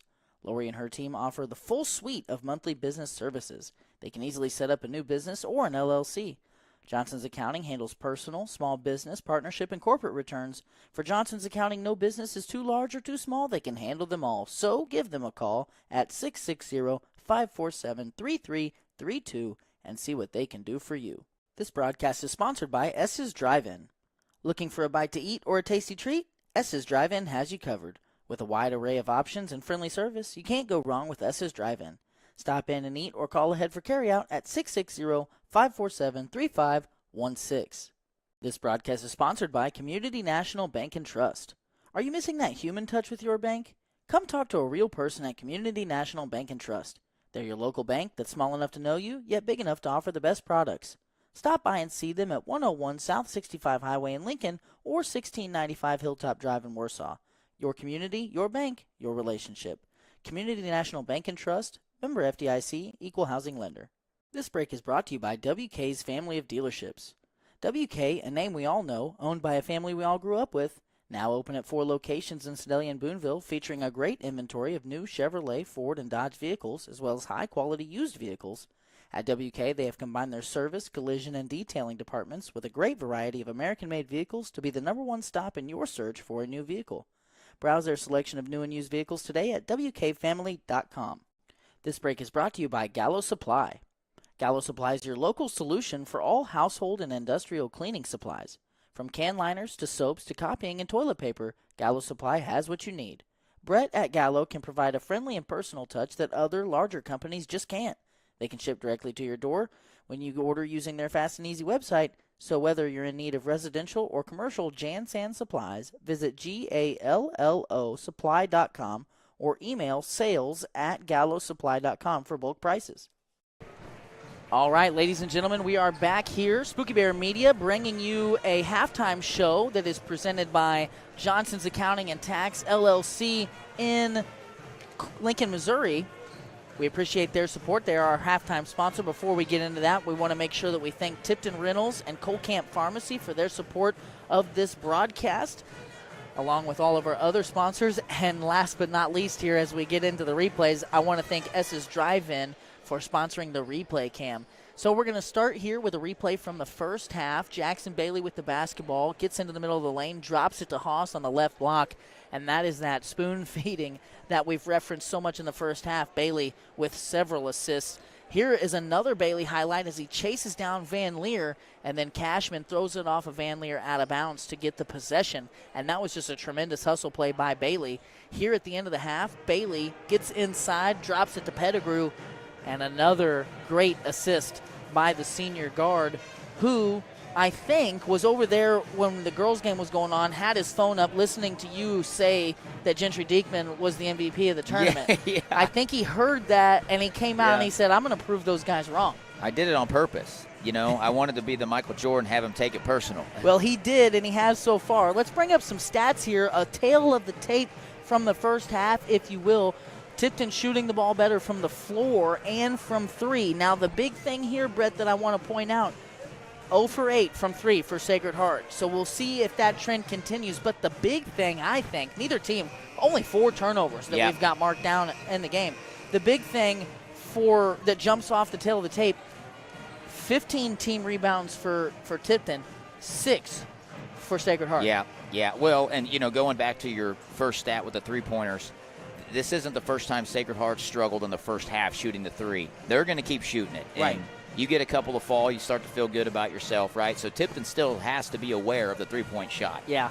Tipton just has a clear size advantage. Yeah. I mean, and they're sending dudes to the board. Haas is going to the boards. He's got size, both strength and just height, and they're crashing the boards. I mean, you know, if I'm Tipton, I'm not really changing much, but I do expect there to be a defensive change. If this game gets north of 15, we might see some junk defense, especially if the three ball still isn't falling. Well, I wonder if Sacred Heart will try to crank up the defensive pressure to a full court perspective.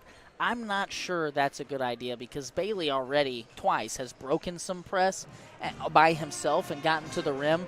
And again, that was one of my keys for how they beat Colcamp, was Colcamp got to a position where they had to crank up the pressure, and they just couldn't turn Tipton over. Right. Well, that's what I mean is when you have a kid with the handles of Bailey, if it was somebody else where they kind of could all handle it, not great, but just well enough, absolutely, you crank it up. But a kid that has the vision that he has and the ability to juke and jive and cut and move on a dime, you're just asking for trouble. And I don't think you do that unless, you know, last resort. You have nothing else there. You've tried everything. Now we got to crank up the heat on you. But I would much rather see them, if they're going to do something, do it in the half court, because I just don't think Sacred Heart has just the plain athleticism that Tipton has. To me, they're a little more athletic all around. Sacred Heart's very athletic, but if you're going to pick up full court and the difference makers, we have Jackson and you don't, I don't know if I like that idea. I agree with you. We're going to stay right here. I want to thank personally all of our sponsors. I want to thank you guys for tuning in with us tonight. We sure have enjoyed doing this. Reese Nichols, Golden Key Realty, Estes Drive-In, Johnson's Accounting and Tax, LLC, Spooky Bears Shirt Shack, Community National Bank and Trust, all of those there Lincoln businesses. We want to thank Citizens Farmers Bank, HP Tire and Muffler, Coal Camp Pharmacy, Coal Camp businesses. We've got WK's Family of Dealership, a Sedalia and Boonville business, Gallo Supply, that's Brett's business. We appreciate him sponsoring the broadcast, and then 2 Tipton businesses to round us out, the Tipton One Stop and Tipton Rental. We appreciate their support for making this possible. If you see them out in public or, just want to support them for helping make this possible, please do. Brett, we've got 2 quarters left. We've been here since 9 o'clock. We've been live all day, and I got to say it's been a lot of fun. Here's that junk right out of the third quarter gate. Bailey has to pick it up, but just able to handle it. Now Cashman in trouble. Bailey over to Haas. Haas scores. He's got 12. When you do that double and it doesn't work and Bailey gets through it, now you're playing 4-on-3, Yep. and that's one thing that we'll see if they're able to stay with that. They're gonna get to the point where they're gonna have to do something. Yeah. I mean, you can't just sit back and you're. Carter Rice inside that foul against Bailey. I'm just not a big fan of those calls when the guy underneath the basket standing right there and he doesn't call it, and then the farthest referee does. Not that it wasn't a foul, just Right. perspective, right? The guy that's 2 feet from it sees nothing, and then the one that's 45 feet away Has the call. Yeah. That is Bailey's first foul and the first team foul here in the the third quarter by Tipton. 12-point game. I would say they're going to probably do that run and jump periodically, randomly. Now they're getting a little bit more of a face guard type going here on Bailey. And Van Leer has the matchup right now. Bailey gets right around him, goes up with it, scoop shot high off the glass. And that highlight play wiped away by a foul before the shot on the floor. I know you don't know what's going to happen after the foul, but it's almost like give them the bucket. Yeah. Continuation. It seems like they've really tightened up on that over the years, like on the floor versus in the act. Right. Even at this level, Cashman, Cashman gets his defender up in the air. Coach Michael Reeves in his off-red suit over here catches the pass. I don't think that's exactly what he had drawn up. And he's looking sharp, isn't he? Yes, he is. Ready to go in his first conference tournament championship appearance in his first year as head coach. Connor Rice. Schlotzhauer knocks it out of bounds, and it's going to stay on this end. Do we know where Tipton's coach came from? I have no clue. Me neither. I've been meaning to look it up and see if I can find anything, but I have no clue. If you folks at home watching know anything about Coach Reeves and where he was before he was the head coach here at Tipton, we'd love to know. Haas takes it away and trying to get it to a guard, just throws it out of bounds. Man, Tipton looks so dialed in with their awareness on their half-court defense, and then they do things like that. It's almost like you want to score so bad, you're fired up. Well, and now they've got 2 turnovers here in the first 90 seconds of the third quarter. And we had, 4 in the entire first half? They had 3, yeah, and I think they had 3. And Sacred Heart only had 1. But, yeah, now they've got 5. Van Leer spins into a double team, steps through it, finds Carter Rice, and now 0 for 8. 0 for 8 in the first half. Now That's they're a welcoming sign. 1 for 1 here in the third quarter. Yep. That's what I mean. You go into halftime, and just like we were talking about with Coach here in Coal Camp, it's like you brain dump it and you move on. It is what it is. It's over. You can't change it. Bailey putting the pressure on Rice again.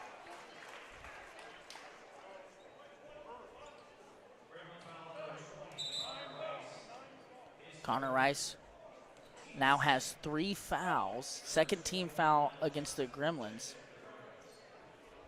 Johnson going to have to come on, freshman off the bench.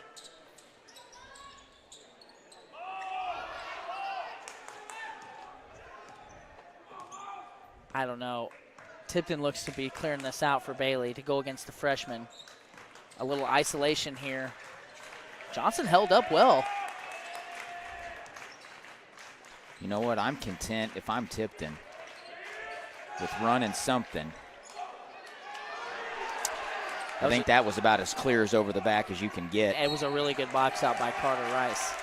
And now the foul in the front court goes against Cashman, a blocking foul, they'll say. That's his third. So now a starter for either team with 3 fouls. 2 team fouls apiece here in the third quarter. We've got 5.5 to play in our third quarter.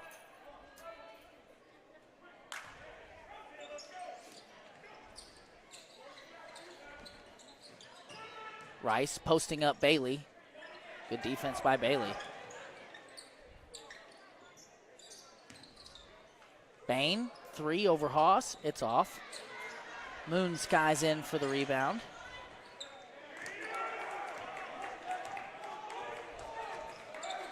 Here they go with their trap. I don't know. I would be curious to know if it's a specific individual they're looking to trap or if it's just a timing thing. Well, there they trapped Bailey, and it worked. He put up a difficult shot near the rim and didn't get it to go. Van Leer now one-on-one with Schlotzhauer, goes baseline, scoop, and fouled by Haas.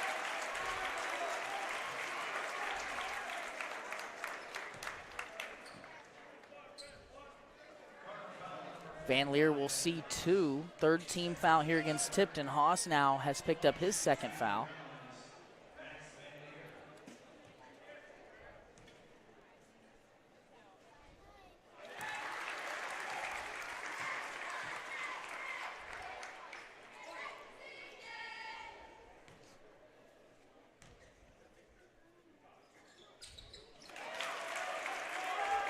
Van Leer sinks them both, and now the lead is 7. Look, I think we're going to bring it. I think they're going to bring it here. Trying to funnel them.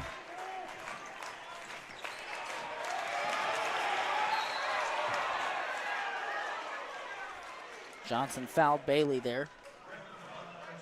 It looks like 21 is their freshman there is trying to funnel to bring the run and jump, if that makes sense. Yeah.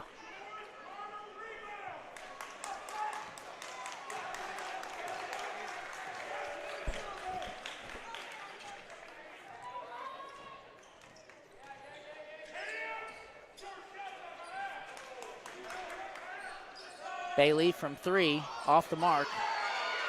Goodwin comes in, secures the rebound. Things getting a little chippy here, possibly, especially from the stands. Bain gets Haas in the air.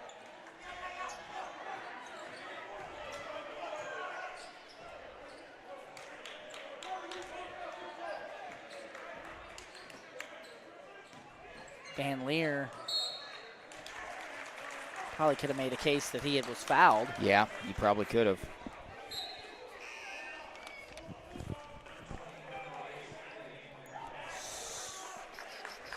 Traven Wheeler on the floor for Sacred Heart there for just a brief amount of time. Connor Rice inside, scores over Cashman, and the lead is 5. Coach Reeves wants a full timeout. Sacred Heart is feeling it now. We're going to step aside for a commercial break after the 60-second timeout. We'll be right back.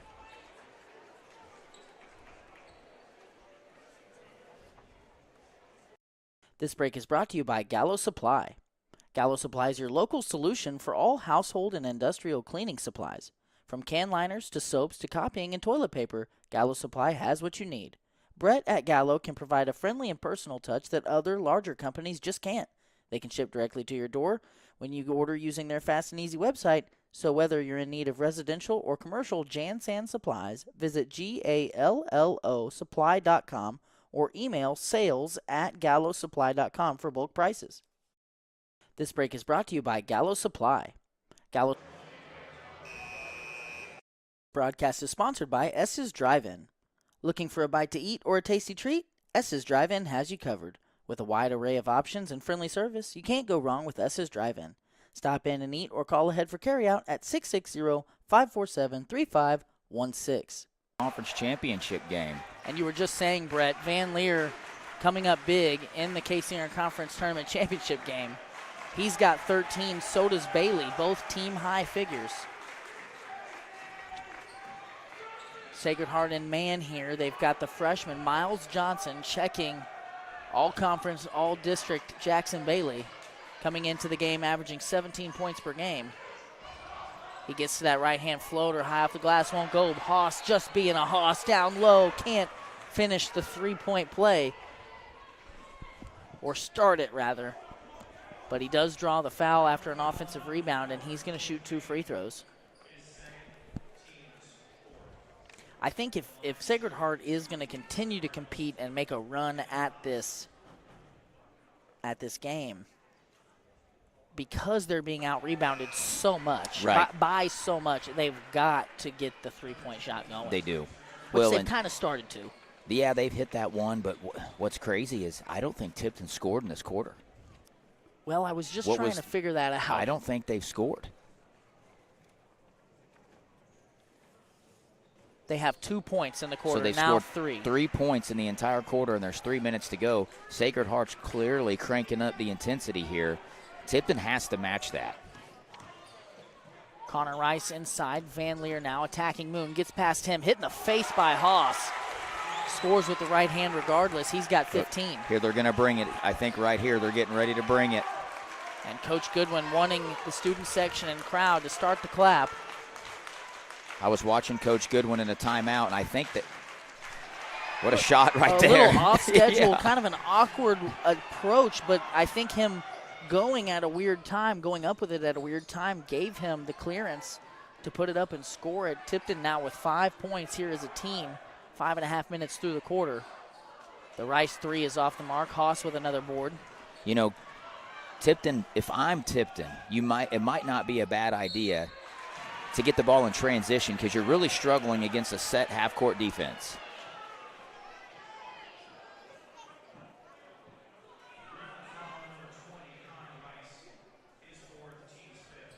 Some body language here from Sacred Heart and some frustration from the players.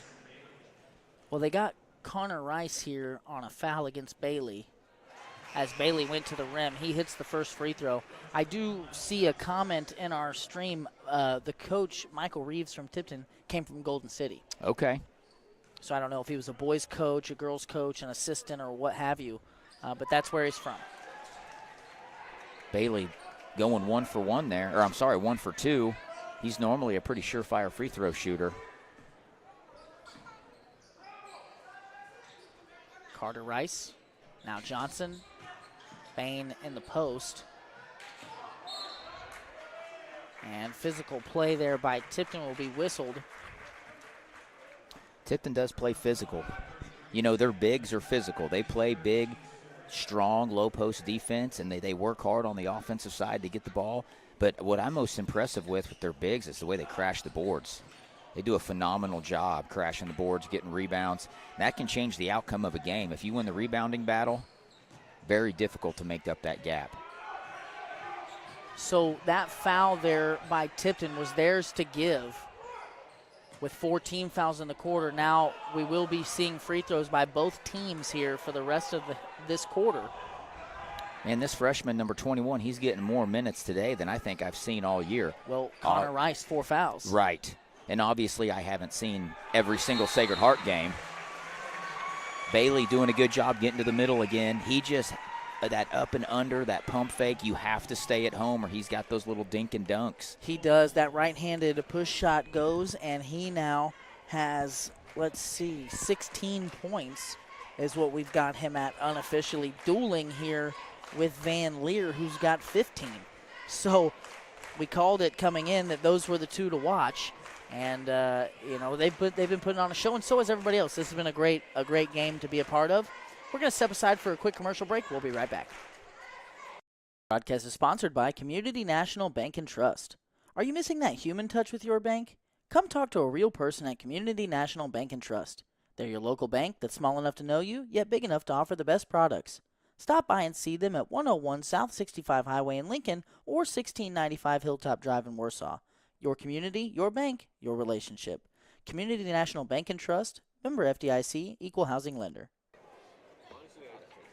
Okay, back here as the timeout closes. Got a little more information, Brett, about the boys head coach from Tipton. He was the boys head coach at Golden City, where they beat Green Ridge in the state quarterfinal in 2020 and took third place in the state tournament. Okay. Okay, so he's actually, you know, I wasn't sure if this was a first-year head coach or Right. what, but now it comes clear, like he's been in these situations. Right. And he's a dapper man. Yeah, looking he good does in that look suit. good in that suit, I'll tell you that. You know, you don't see that very much anymore. You know, coaching's kind of went to an athletic look, not Yeah. so much a suit and tie look. I still remember Coach Berkey donning the all-red suit at, I think it was at court warming my junior year. A lot of contact being let go. Rice now with an offensive rebound. He's going to draw a foul. Bailey is shaken up.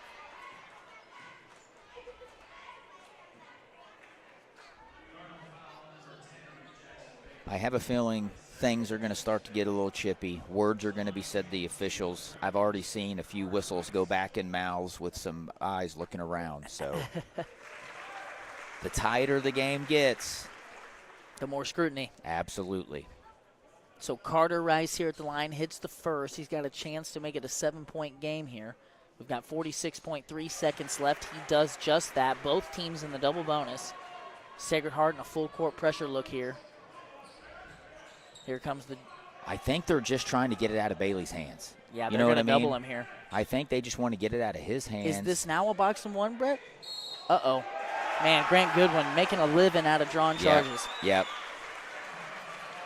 Kind of a tough call, though, because if you think about it, from my angle, was Cashman in the air when he stepped in front? Well, he caught the pass. I think he was in the air. Because that's difficult, because I think, especially in the higher levels, that's not a charge. If you're in the air, you have a right to land. Okay. Now, if your momentum carries you, It kind of looked like he planted his feet as he was hitting him. Good- So it's yeah. kind of a bang-bang, like Right. feet hit, then they collide. right.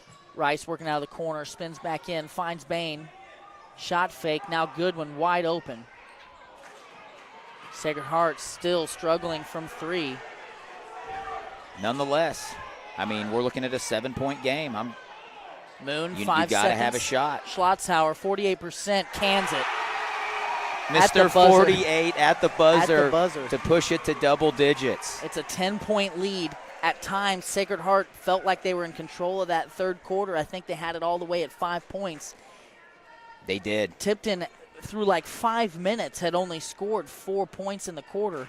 They were able to put something together there towards the end and maintain a 10-point lead going in. Sacred Heart 1 of 13 Yep. from downtown. And they hit that one pretty early in the third, I believe. Yeah. And we thought, okay, the lid's been lifted.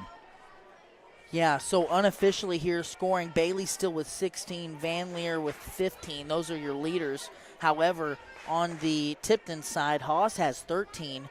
And on the Sacred Heart side, Connor Rice has 10. Carter Rice has 9. So Sacred Heart getting contributions from several. Great ball game, though. You feel it. You feel the intensity brewing. Sacred Heart's not going away. They're going to make this a ball game. I have a feeling. There's no reason to think that they can't. I mean, a lot of experience out there. And well coached, obviously. They will start with the basketball. And they are, in some ways, kind of a time bomb with the three-point shooting. Yes. It's not inconceivable they could finish this game 1 for 18. Right. It's also not inconceivable they could finish 7 for 20 and go on a heater here. Nice backdoor cut by Bain. Good vision by Van Leer. Well, you know you're coming out. Tipton should know they're going to come out of a quarter with a set play to get an easy bucket. They've done that 3 times now. Coach Goodwin 3 separate times has came out of a timeout or end of quarter with a set play to get a layup. The after timeouts, big time here in the Kaysinger Conference Tournament Championship game. Tipton's got a new face on the floor. Tipton just needs to understand and accept that for the next 7 minutes and 15 seconds, Sacred Heart's going to be in their grill the entire way, bringing doubles, singles. No need to settle for stuff. That's William Cashman, number 2, on the floor for the Tipton Cardinals. He's got the basketball, wings a one-arm pass, dangerous. Bain almost picked him off. Now here is Cashman, wide open. And that shot off the mark as Carter Rice pulls down a rebound. You'll live with that if you're the Gremlins. If you're going to make a sub and rely on someone to shoot the basketball, you want number 2 doing it. Bain, 3, off the mark. I don't think if you're Sacred Heart, it's time to start chucking threes. I don't think so. Especially with how bad they've shot it today. And Bailey is just putting a ton of pressure on the defense and the officials. He's getting there and just, he's shooting it. Yep. Yep. That's what a senior does. That's what experience does.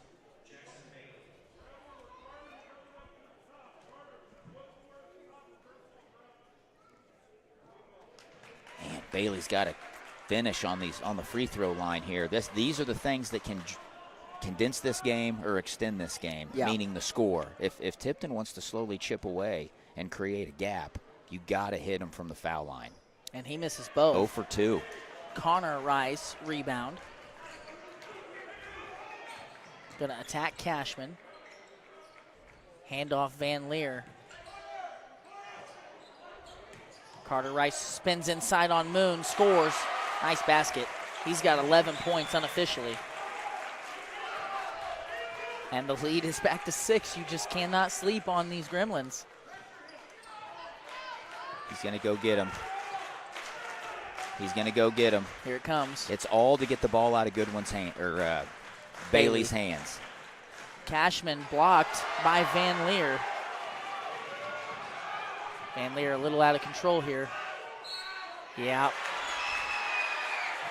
Didn't have numbers. I don't know that I love the charge foul. Maybe more of a no-call guy there, but you could tell he was out of control. He was going too fast. He didn't have numbers. You want to pull that out, and that's I think he's been the catalyst here for this being close for Sacred Heart, but sophomore inexperienced there a little bit, getting out of control. Tipton beats the press. Cashman looking for somewhere to go with it. Yeah, if you're Tipton, there's no reason to force anything. Run your set. See, they are looking at a little box and one set here. Now they're coming out of it. Moon walks.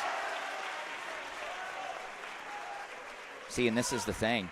Tipton looks a little bit discombobulated, and there's no reason to be. The only person they're trying to get the ball away from is Bailey. Right. They're not really pressuring anybody else. Right.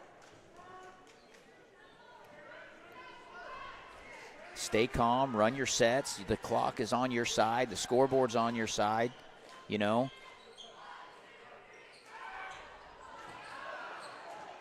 Athletic play by Bain to save it after missing the pass, but it's Tipton ball. Bailey all the way inside. Goodwin trying to force a jump ball is going to get called for a reach. That's his third. And the third team foul here against Sacred Heart. Bailey needs to come get this basketball. Ooh.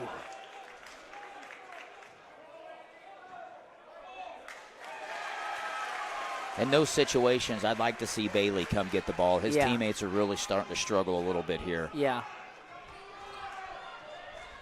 6-point game, 5 to play, a ton of time left. Van Leer goes right at Bailey. Bailey takes it away from him. Van Leer Phenomenal job cutting him off. doesn't need to force things, though. I mean, that's 2 possessions here where he's forced it. See, look, they're face guarding Bailey now. Yep, all the way out at midcourt. Bailey has it. Goodwin on the ground, just dicing him up. Not able to finish. Haas, though, secures another possession. Mr. 48 cans it again from the wing.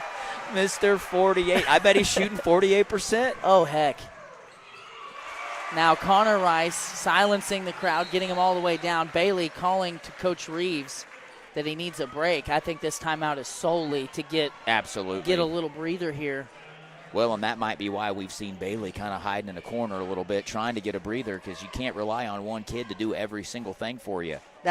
With that three, Schlotzauer now has 9 points on 3 3-point makes. Wow. I don't know how many. We don't have attempts, Right. unfortunately, but unofficially we've got him at 9 points, all on 3-point shots. And despite that right-hand hook from Mr. 48, Sacred Heart's right here with down 7. There's, with a lot of game left. There's a lot of game left, and this game feels much tighter than 7 points, because I don't think the Rice brothers are out of it yet. I still think there's a 3 or 2 that's left in there. It's going to happen at some point, and that might be what kind of turns this game. Tipton has to stay the course, and their other 4, other than Jackson Bailey, has to stay calm, not turn the ball over, and not freak out. Right. That's what we're seeing. We're seeing they're taking Bailey away. They're playing 4-on-4, and the 4 Tipton players are kind of starting to get a little squirrely. Yeah, they are. But a good timeout, good timing there by the Coach Reeves timeout. Get a breather here, recalibrate. You're up 7. You have the basketball. Like you're saying up here, there's no need to panic. Take a deep breath. Here's what they're trying to do. They're trying to keep it out of Jackson's hands.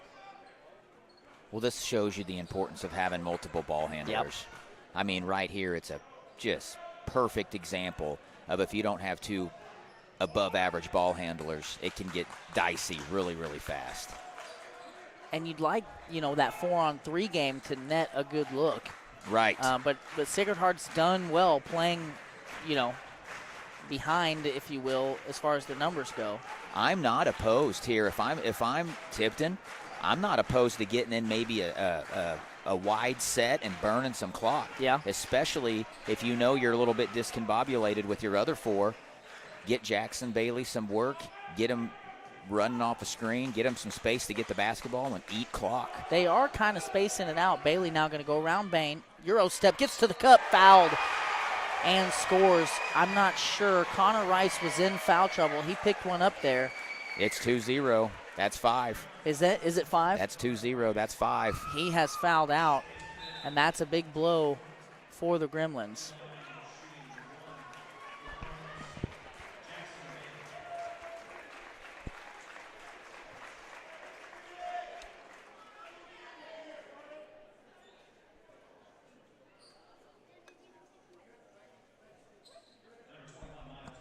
So Miles Johnson will come on for Connor Rice, who has fouled out. Bailey could push it to double digits here by completing the 3-point play. He now has 19 points unofficially in tonight's ball game. Tipton leading by 10, 3:15 to play in what's been an awesome championship game on the boys' side. Miles Johnson tipped by Cashman and stolen into the front court. Finds Moon, tipped away by Van Leer. No need to force. Yeah. If you're Tipton, there is no reason to force absolutely anything right now. Van Leer picking his way through traffic. I know it's enticing to get those buckets, but the clock's on your favor, the score's in your favor. No need. Bain, another shot fake. Yeah, I actually think Haas got him from behind and fouled him into Bailey. But Bailey's going to get charged for the foul. That's actually just the first team foul against Tipton here. 5 minutes, 20 seconds into the fourth quarter. It is Bailey's third personal foul, however.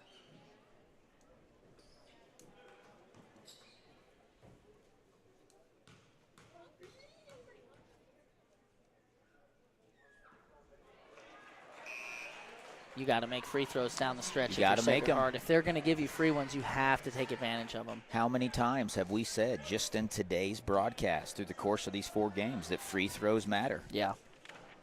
Over and over. 10 times? I don't know. And he goes 0 for 2. And then can't secure the rebound. Nobody got a body on him. I'm going same thing they just did. I'm eating a minute off the clock. You know why? They're going to have to foul. So Jacob Cordia on the floor for Sacred Heart here. Make them foul you. They got 4. You're going to the foul line. You're shooting 2 for the remainder of the game. No reason to rush. So you're running this out. You're running not it trying out. to shoot it unless you get a layup, right? Unless I get a layup. Well, there's a layup for Cashman. He can't finish it. Haas, however, fighting down low. He's got a jump ball. I thought Coach Rice there might call a foul instead of jump ball, possession arrow pointing Tipton way. I mean, you just think about it, Lane. What do you have to gain versus what do you have to lose? The fouls are in your favor. The clock's in your favor. The score's in your favor.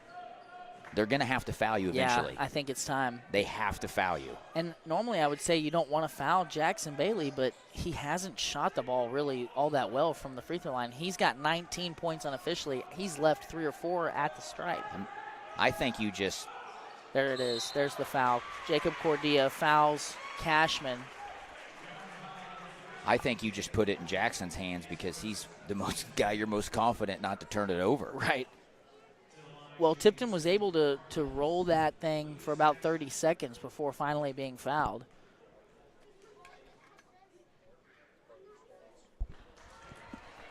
Tipton's got an opportunity to put this out of reach if they can just capitalize on free throws. They're going to be shooting free throws. They're going to get hard traps. If they get out of the trap, they're going to be getting fouled. Then you go 0 for 2.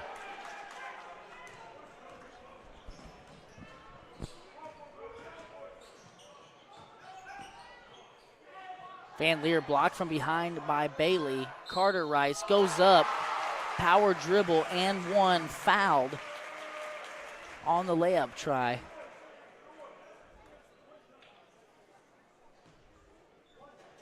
That's Haas's 3rd foul, the 2nd team foul against the Cardinals here.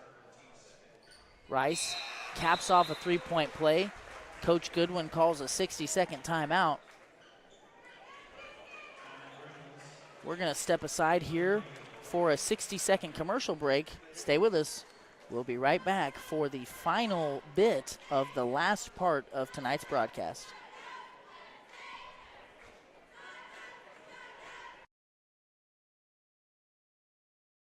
Hi, I'm Lane Johnson. Welcome to Spooky Bear Shirt Shack. Spooky Bear Shirt Shack now offers custom online stores. These team stores, as we like to call them, are an easy way to get your community or organization into the newest gear. We process and bag every order, and we can even ship it directly to your customers. This process provides a perfect way for booster clubs, sports teams, and other extracurricular clubs or programs to raise money. Why hassle with paper order forms or big companies with long lead times and no personal touch when Spooky Bear can make fundraising easy? Find us online at sbshirtshack.com or at Spooky Bear Shirt Shack on Facebook. To visit more about how a team store can help you, call us today at 660-776-2021. After the timeout, a 7-point mountain to climb for Sacred Heart here with 1 minute and 40 seconds left. I'd like to thank our sponsors. I'd like to thank the viewers at home for tuning in and supporting our broadcast. We were excited that the Kaysinger Conference let us do this here at Spooky Bear Media, and we're hoping that we can do the whole tournament next year. However, with 1 minute 40, Cashman going to inbounds looking for Bailey. Can't find him. They do get it into Moon. Now Bailey cut off. He loses it. Van Leer has it. Euro step. I think that's a charge. It is. Bailey got in a position. What'd you think? I know those are bang bang. We can beat that one to death. I like that call. I think it was a charge. I like that call. Van Leer has played such a good game. There's just been a couple times where he's been a little out of control. You know, he wanted to get Bailey on the Euro. I think you kicked that to Rice in the corner, and that's a great look for a good three-point shooter. Well, and Bailey had time to kind of size it up, you know. Yeah. Cashman fouled at midcourt. So they're going to be shooting 2 for the remainder of the game. Yep. Once again, if they can make free throws, they're going to put this game out of reach. I think that Tipton's missed 3 in a row. I'm not 100% on that, but I know their last trip was empty because they were up 10 when they went to the line.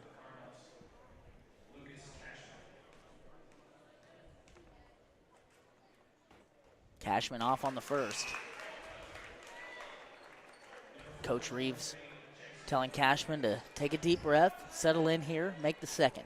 Make it an 8-point game. Cashman does just that with a friendly roll from the rim. 3-possession game. You know, you're up 8. Here comes Goodwin. They're probably going to look for some quick hitters. Immediately shoots from the corner with a contest from Cashman. He's off. Bailey finds Cashman. Now a 3-on-2. Tipton just needs to pull this out. Yeah. Foul by Goodwin. Sacred Heart wanted to travel there on the Bailey, on Bailey here in the backcourt. Didn't get that call. Now Goodwin with 4 fouls.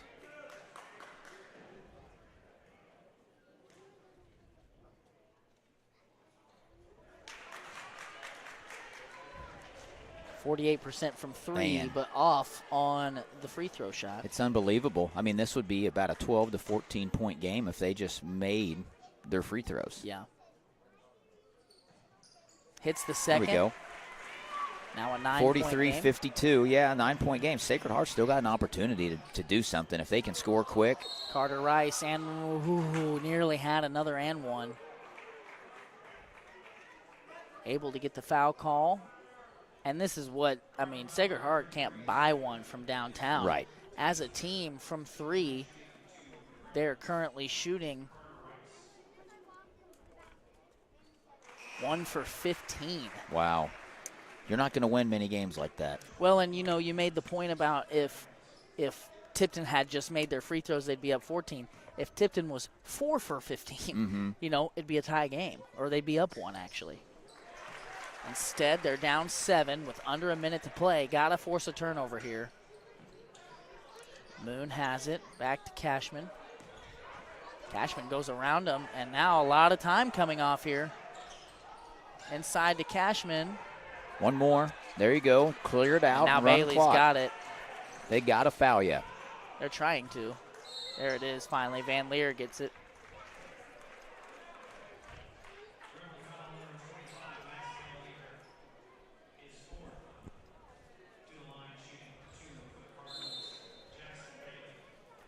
Coach Reeves going to take a timeout. This is going to be a 30-second timeout, so we'll stay here. I want to thank all of our sponsors once again. We've been going since 9:30 this morning. We were here even earlier than that getting set up. We appreciate getting to do this, and it wouldn't be possible without the help of Reese Nichols Golden Key Realty, Estes Drive-In in Lincoln, Johnson's Accounting and Tax LLC, Spooky Bear's Shirt Shack, Community National Bank and Trust, Citizens Farmers Bank of Cole Camp and Stover, HB Tire and Muffler of Cole Camp Pharmacy, WK's Family of Dealerships, Gallo Supply of Lincoln, Tipton One Stop, and Tipton Rental. We appreciate Tipton Rental's support, owned and operated by Jack and Cheryl Knipp. We appreciate their support as well as the support from Cole Camp Pharmacy, owned and operated by Mike Snell and family. 40 seconds left. Bailey can extend this lead. He does on his first try, now unofficially with 20 points. Several assists to go with that. We haven't tracked that in this game, but he was a diamond fool there in the first half. He's got to be north of 5, wouldn't you think? I would think that. Haas gets around the box out from Bain. Now, Bailey just blows a layup, and now a foul. They had one to give. Well, kind of a crisis there because you miss a free throw. They do have one to give, but you miss a free throw. You get an offensive board. You miss a layup, and then you foul. Obviously, you're right, one to give, so no free throws will come of it, not here. Carter Rice, corner 3, off the mark. 1 for 16 now as a team. Goodwin barrels inside, no foul call. Haas has it. He's put in a headlock, and they call a jump ball.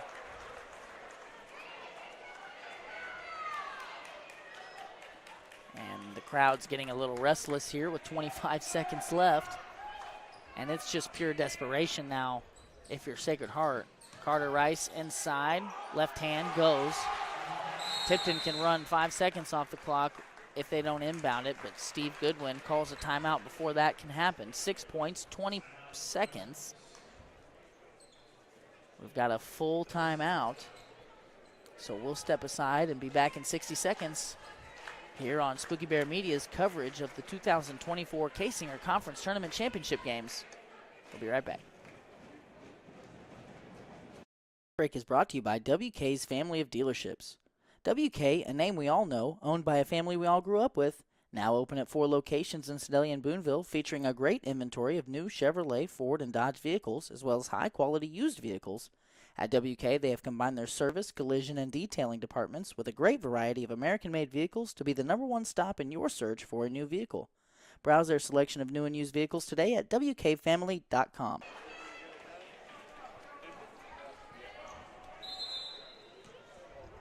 So unofficially here, Carter Rice with 16 points, Van Leer with 15. Bailey beats the press. He goes up with a layup and misses. I guess he just knew he was going to get fouled. I mean, that's risky business right there, because if you don't get the foul call, now you're just giving the ball back to a team that's kind of dead in the water. Right.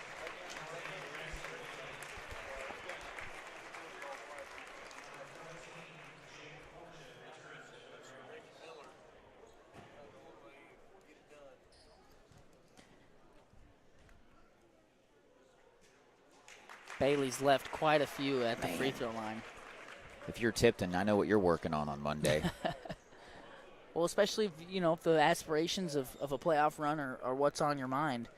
Well, and they've played a pretty complete game. They have. Aside from the free throws. Haas with another rebound. And obviously Sacred Heart got killed on the rebounds, but also, the 0 for, or the 1 for 16 from 3 is the big one. But it was exacerbated by such a clear discrepancy in rebounds throughout the course of the game. Our Community National Bank and Trust post-game show here now. We go through this fairly quickly. We don't have any replays to show, do we?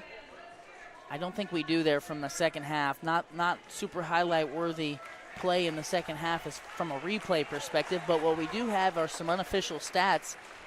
And Tipton shot over 50% from the field as a team. Three-point shooting about 30%. Got to the free throw line a lot. 9 for 21. Wow. From the free throw line. But they had 27 rebounds to just 19, and the turnover department was very close. So congratulations to the Tipton Cardinals on a first-place finish here in the 2024 conference tournament. A quick recap of what we saw today. We saw a spanking early. Stover girls got on Windsor in the first quarter and never let up. Our third-place boys game was a tremendous game between Colcamp and Stover, one that I'm glad we got on video in case anybody wants to go back and watch, because that was a fun one. The Tipton girls shellacked Northwest in the first-place game, and the Tipton boys take home a first-place finish in a tight one over the Sacred Heart Gremlins. So in 2024, Tipton takes home the first-place trophy for the boys' side and the first-place trophy on the girls' side in their last year in the conference. Yep. That's a good season if you ask me. A good way to end it, I suppose, if you're a Tipton Cardinal. Right. Fun day today. A lot of good games, and it's good to see these kids come out and compete. It's the conference we played in. It's fun to watch. Well, folks, we appreciate you sticking with us through today's broadcast. We had a lot of fun doing it. I'd like to say a special thanks to Kyle Leckhoff and Ross Johnson behind the scenes. Kyle and Ross working the camera and stats. Isaac Dennis on the computer all day long, and also had a big hand in those Spooky Bear Shirt Shack commercials that we're so proud of. Brett, it was an honor getting to call these games with you today. I hope they ask us to do it next year. Yeah. I sure enjoyed it. So Lane Johnson and Brett Bryant signing off here. We will be live on the Lincoln Cardinal Sports Network next week sometime. I haven't looked at the schedule, but look to Facebook for some alerts on that. If you're not a subscriber already to the channel, you should be, because hopefully we'll be doing more stuff like this in the future. Good night.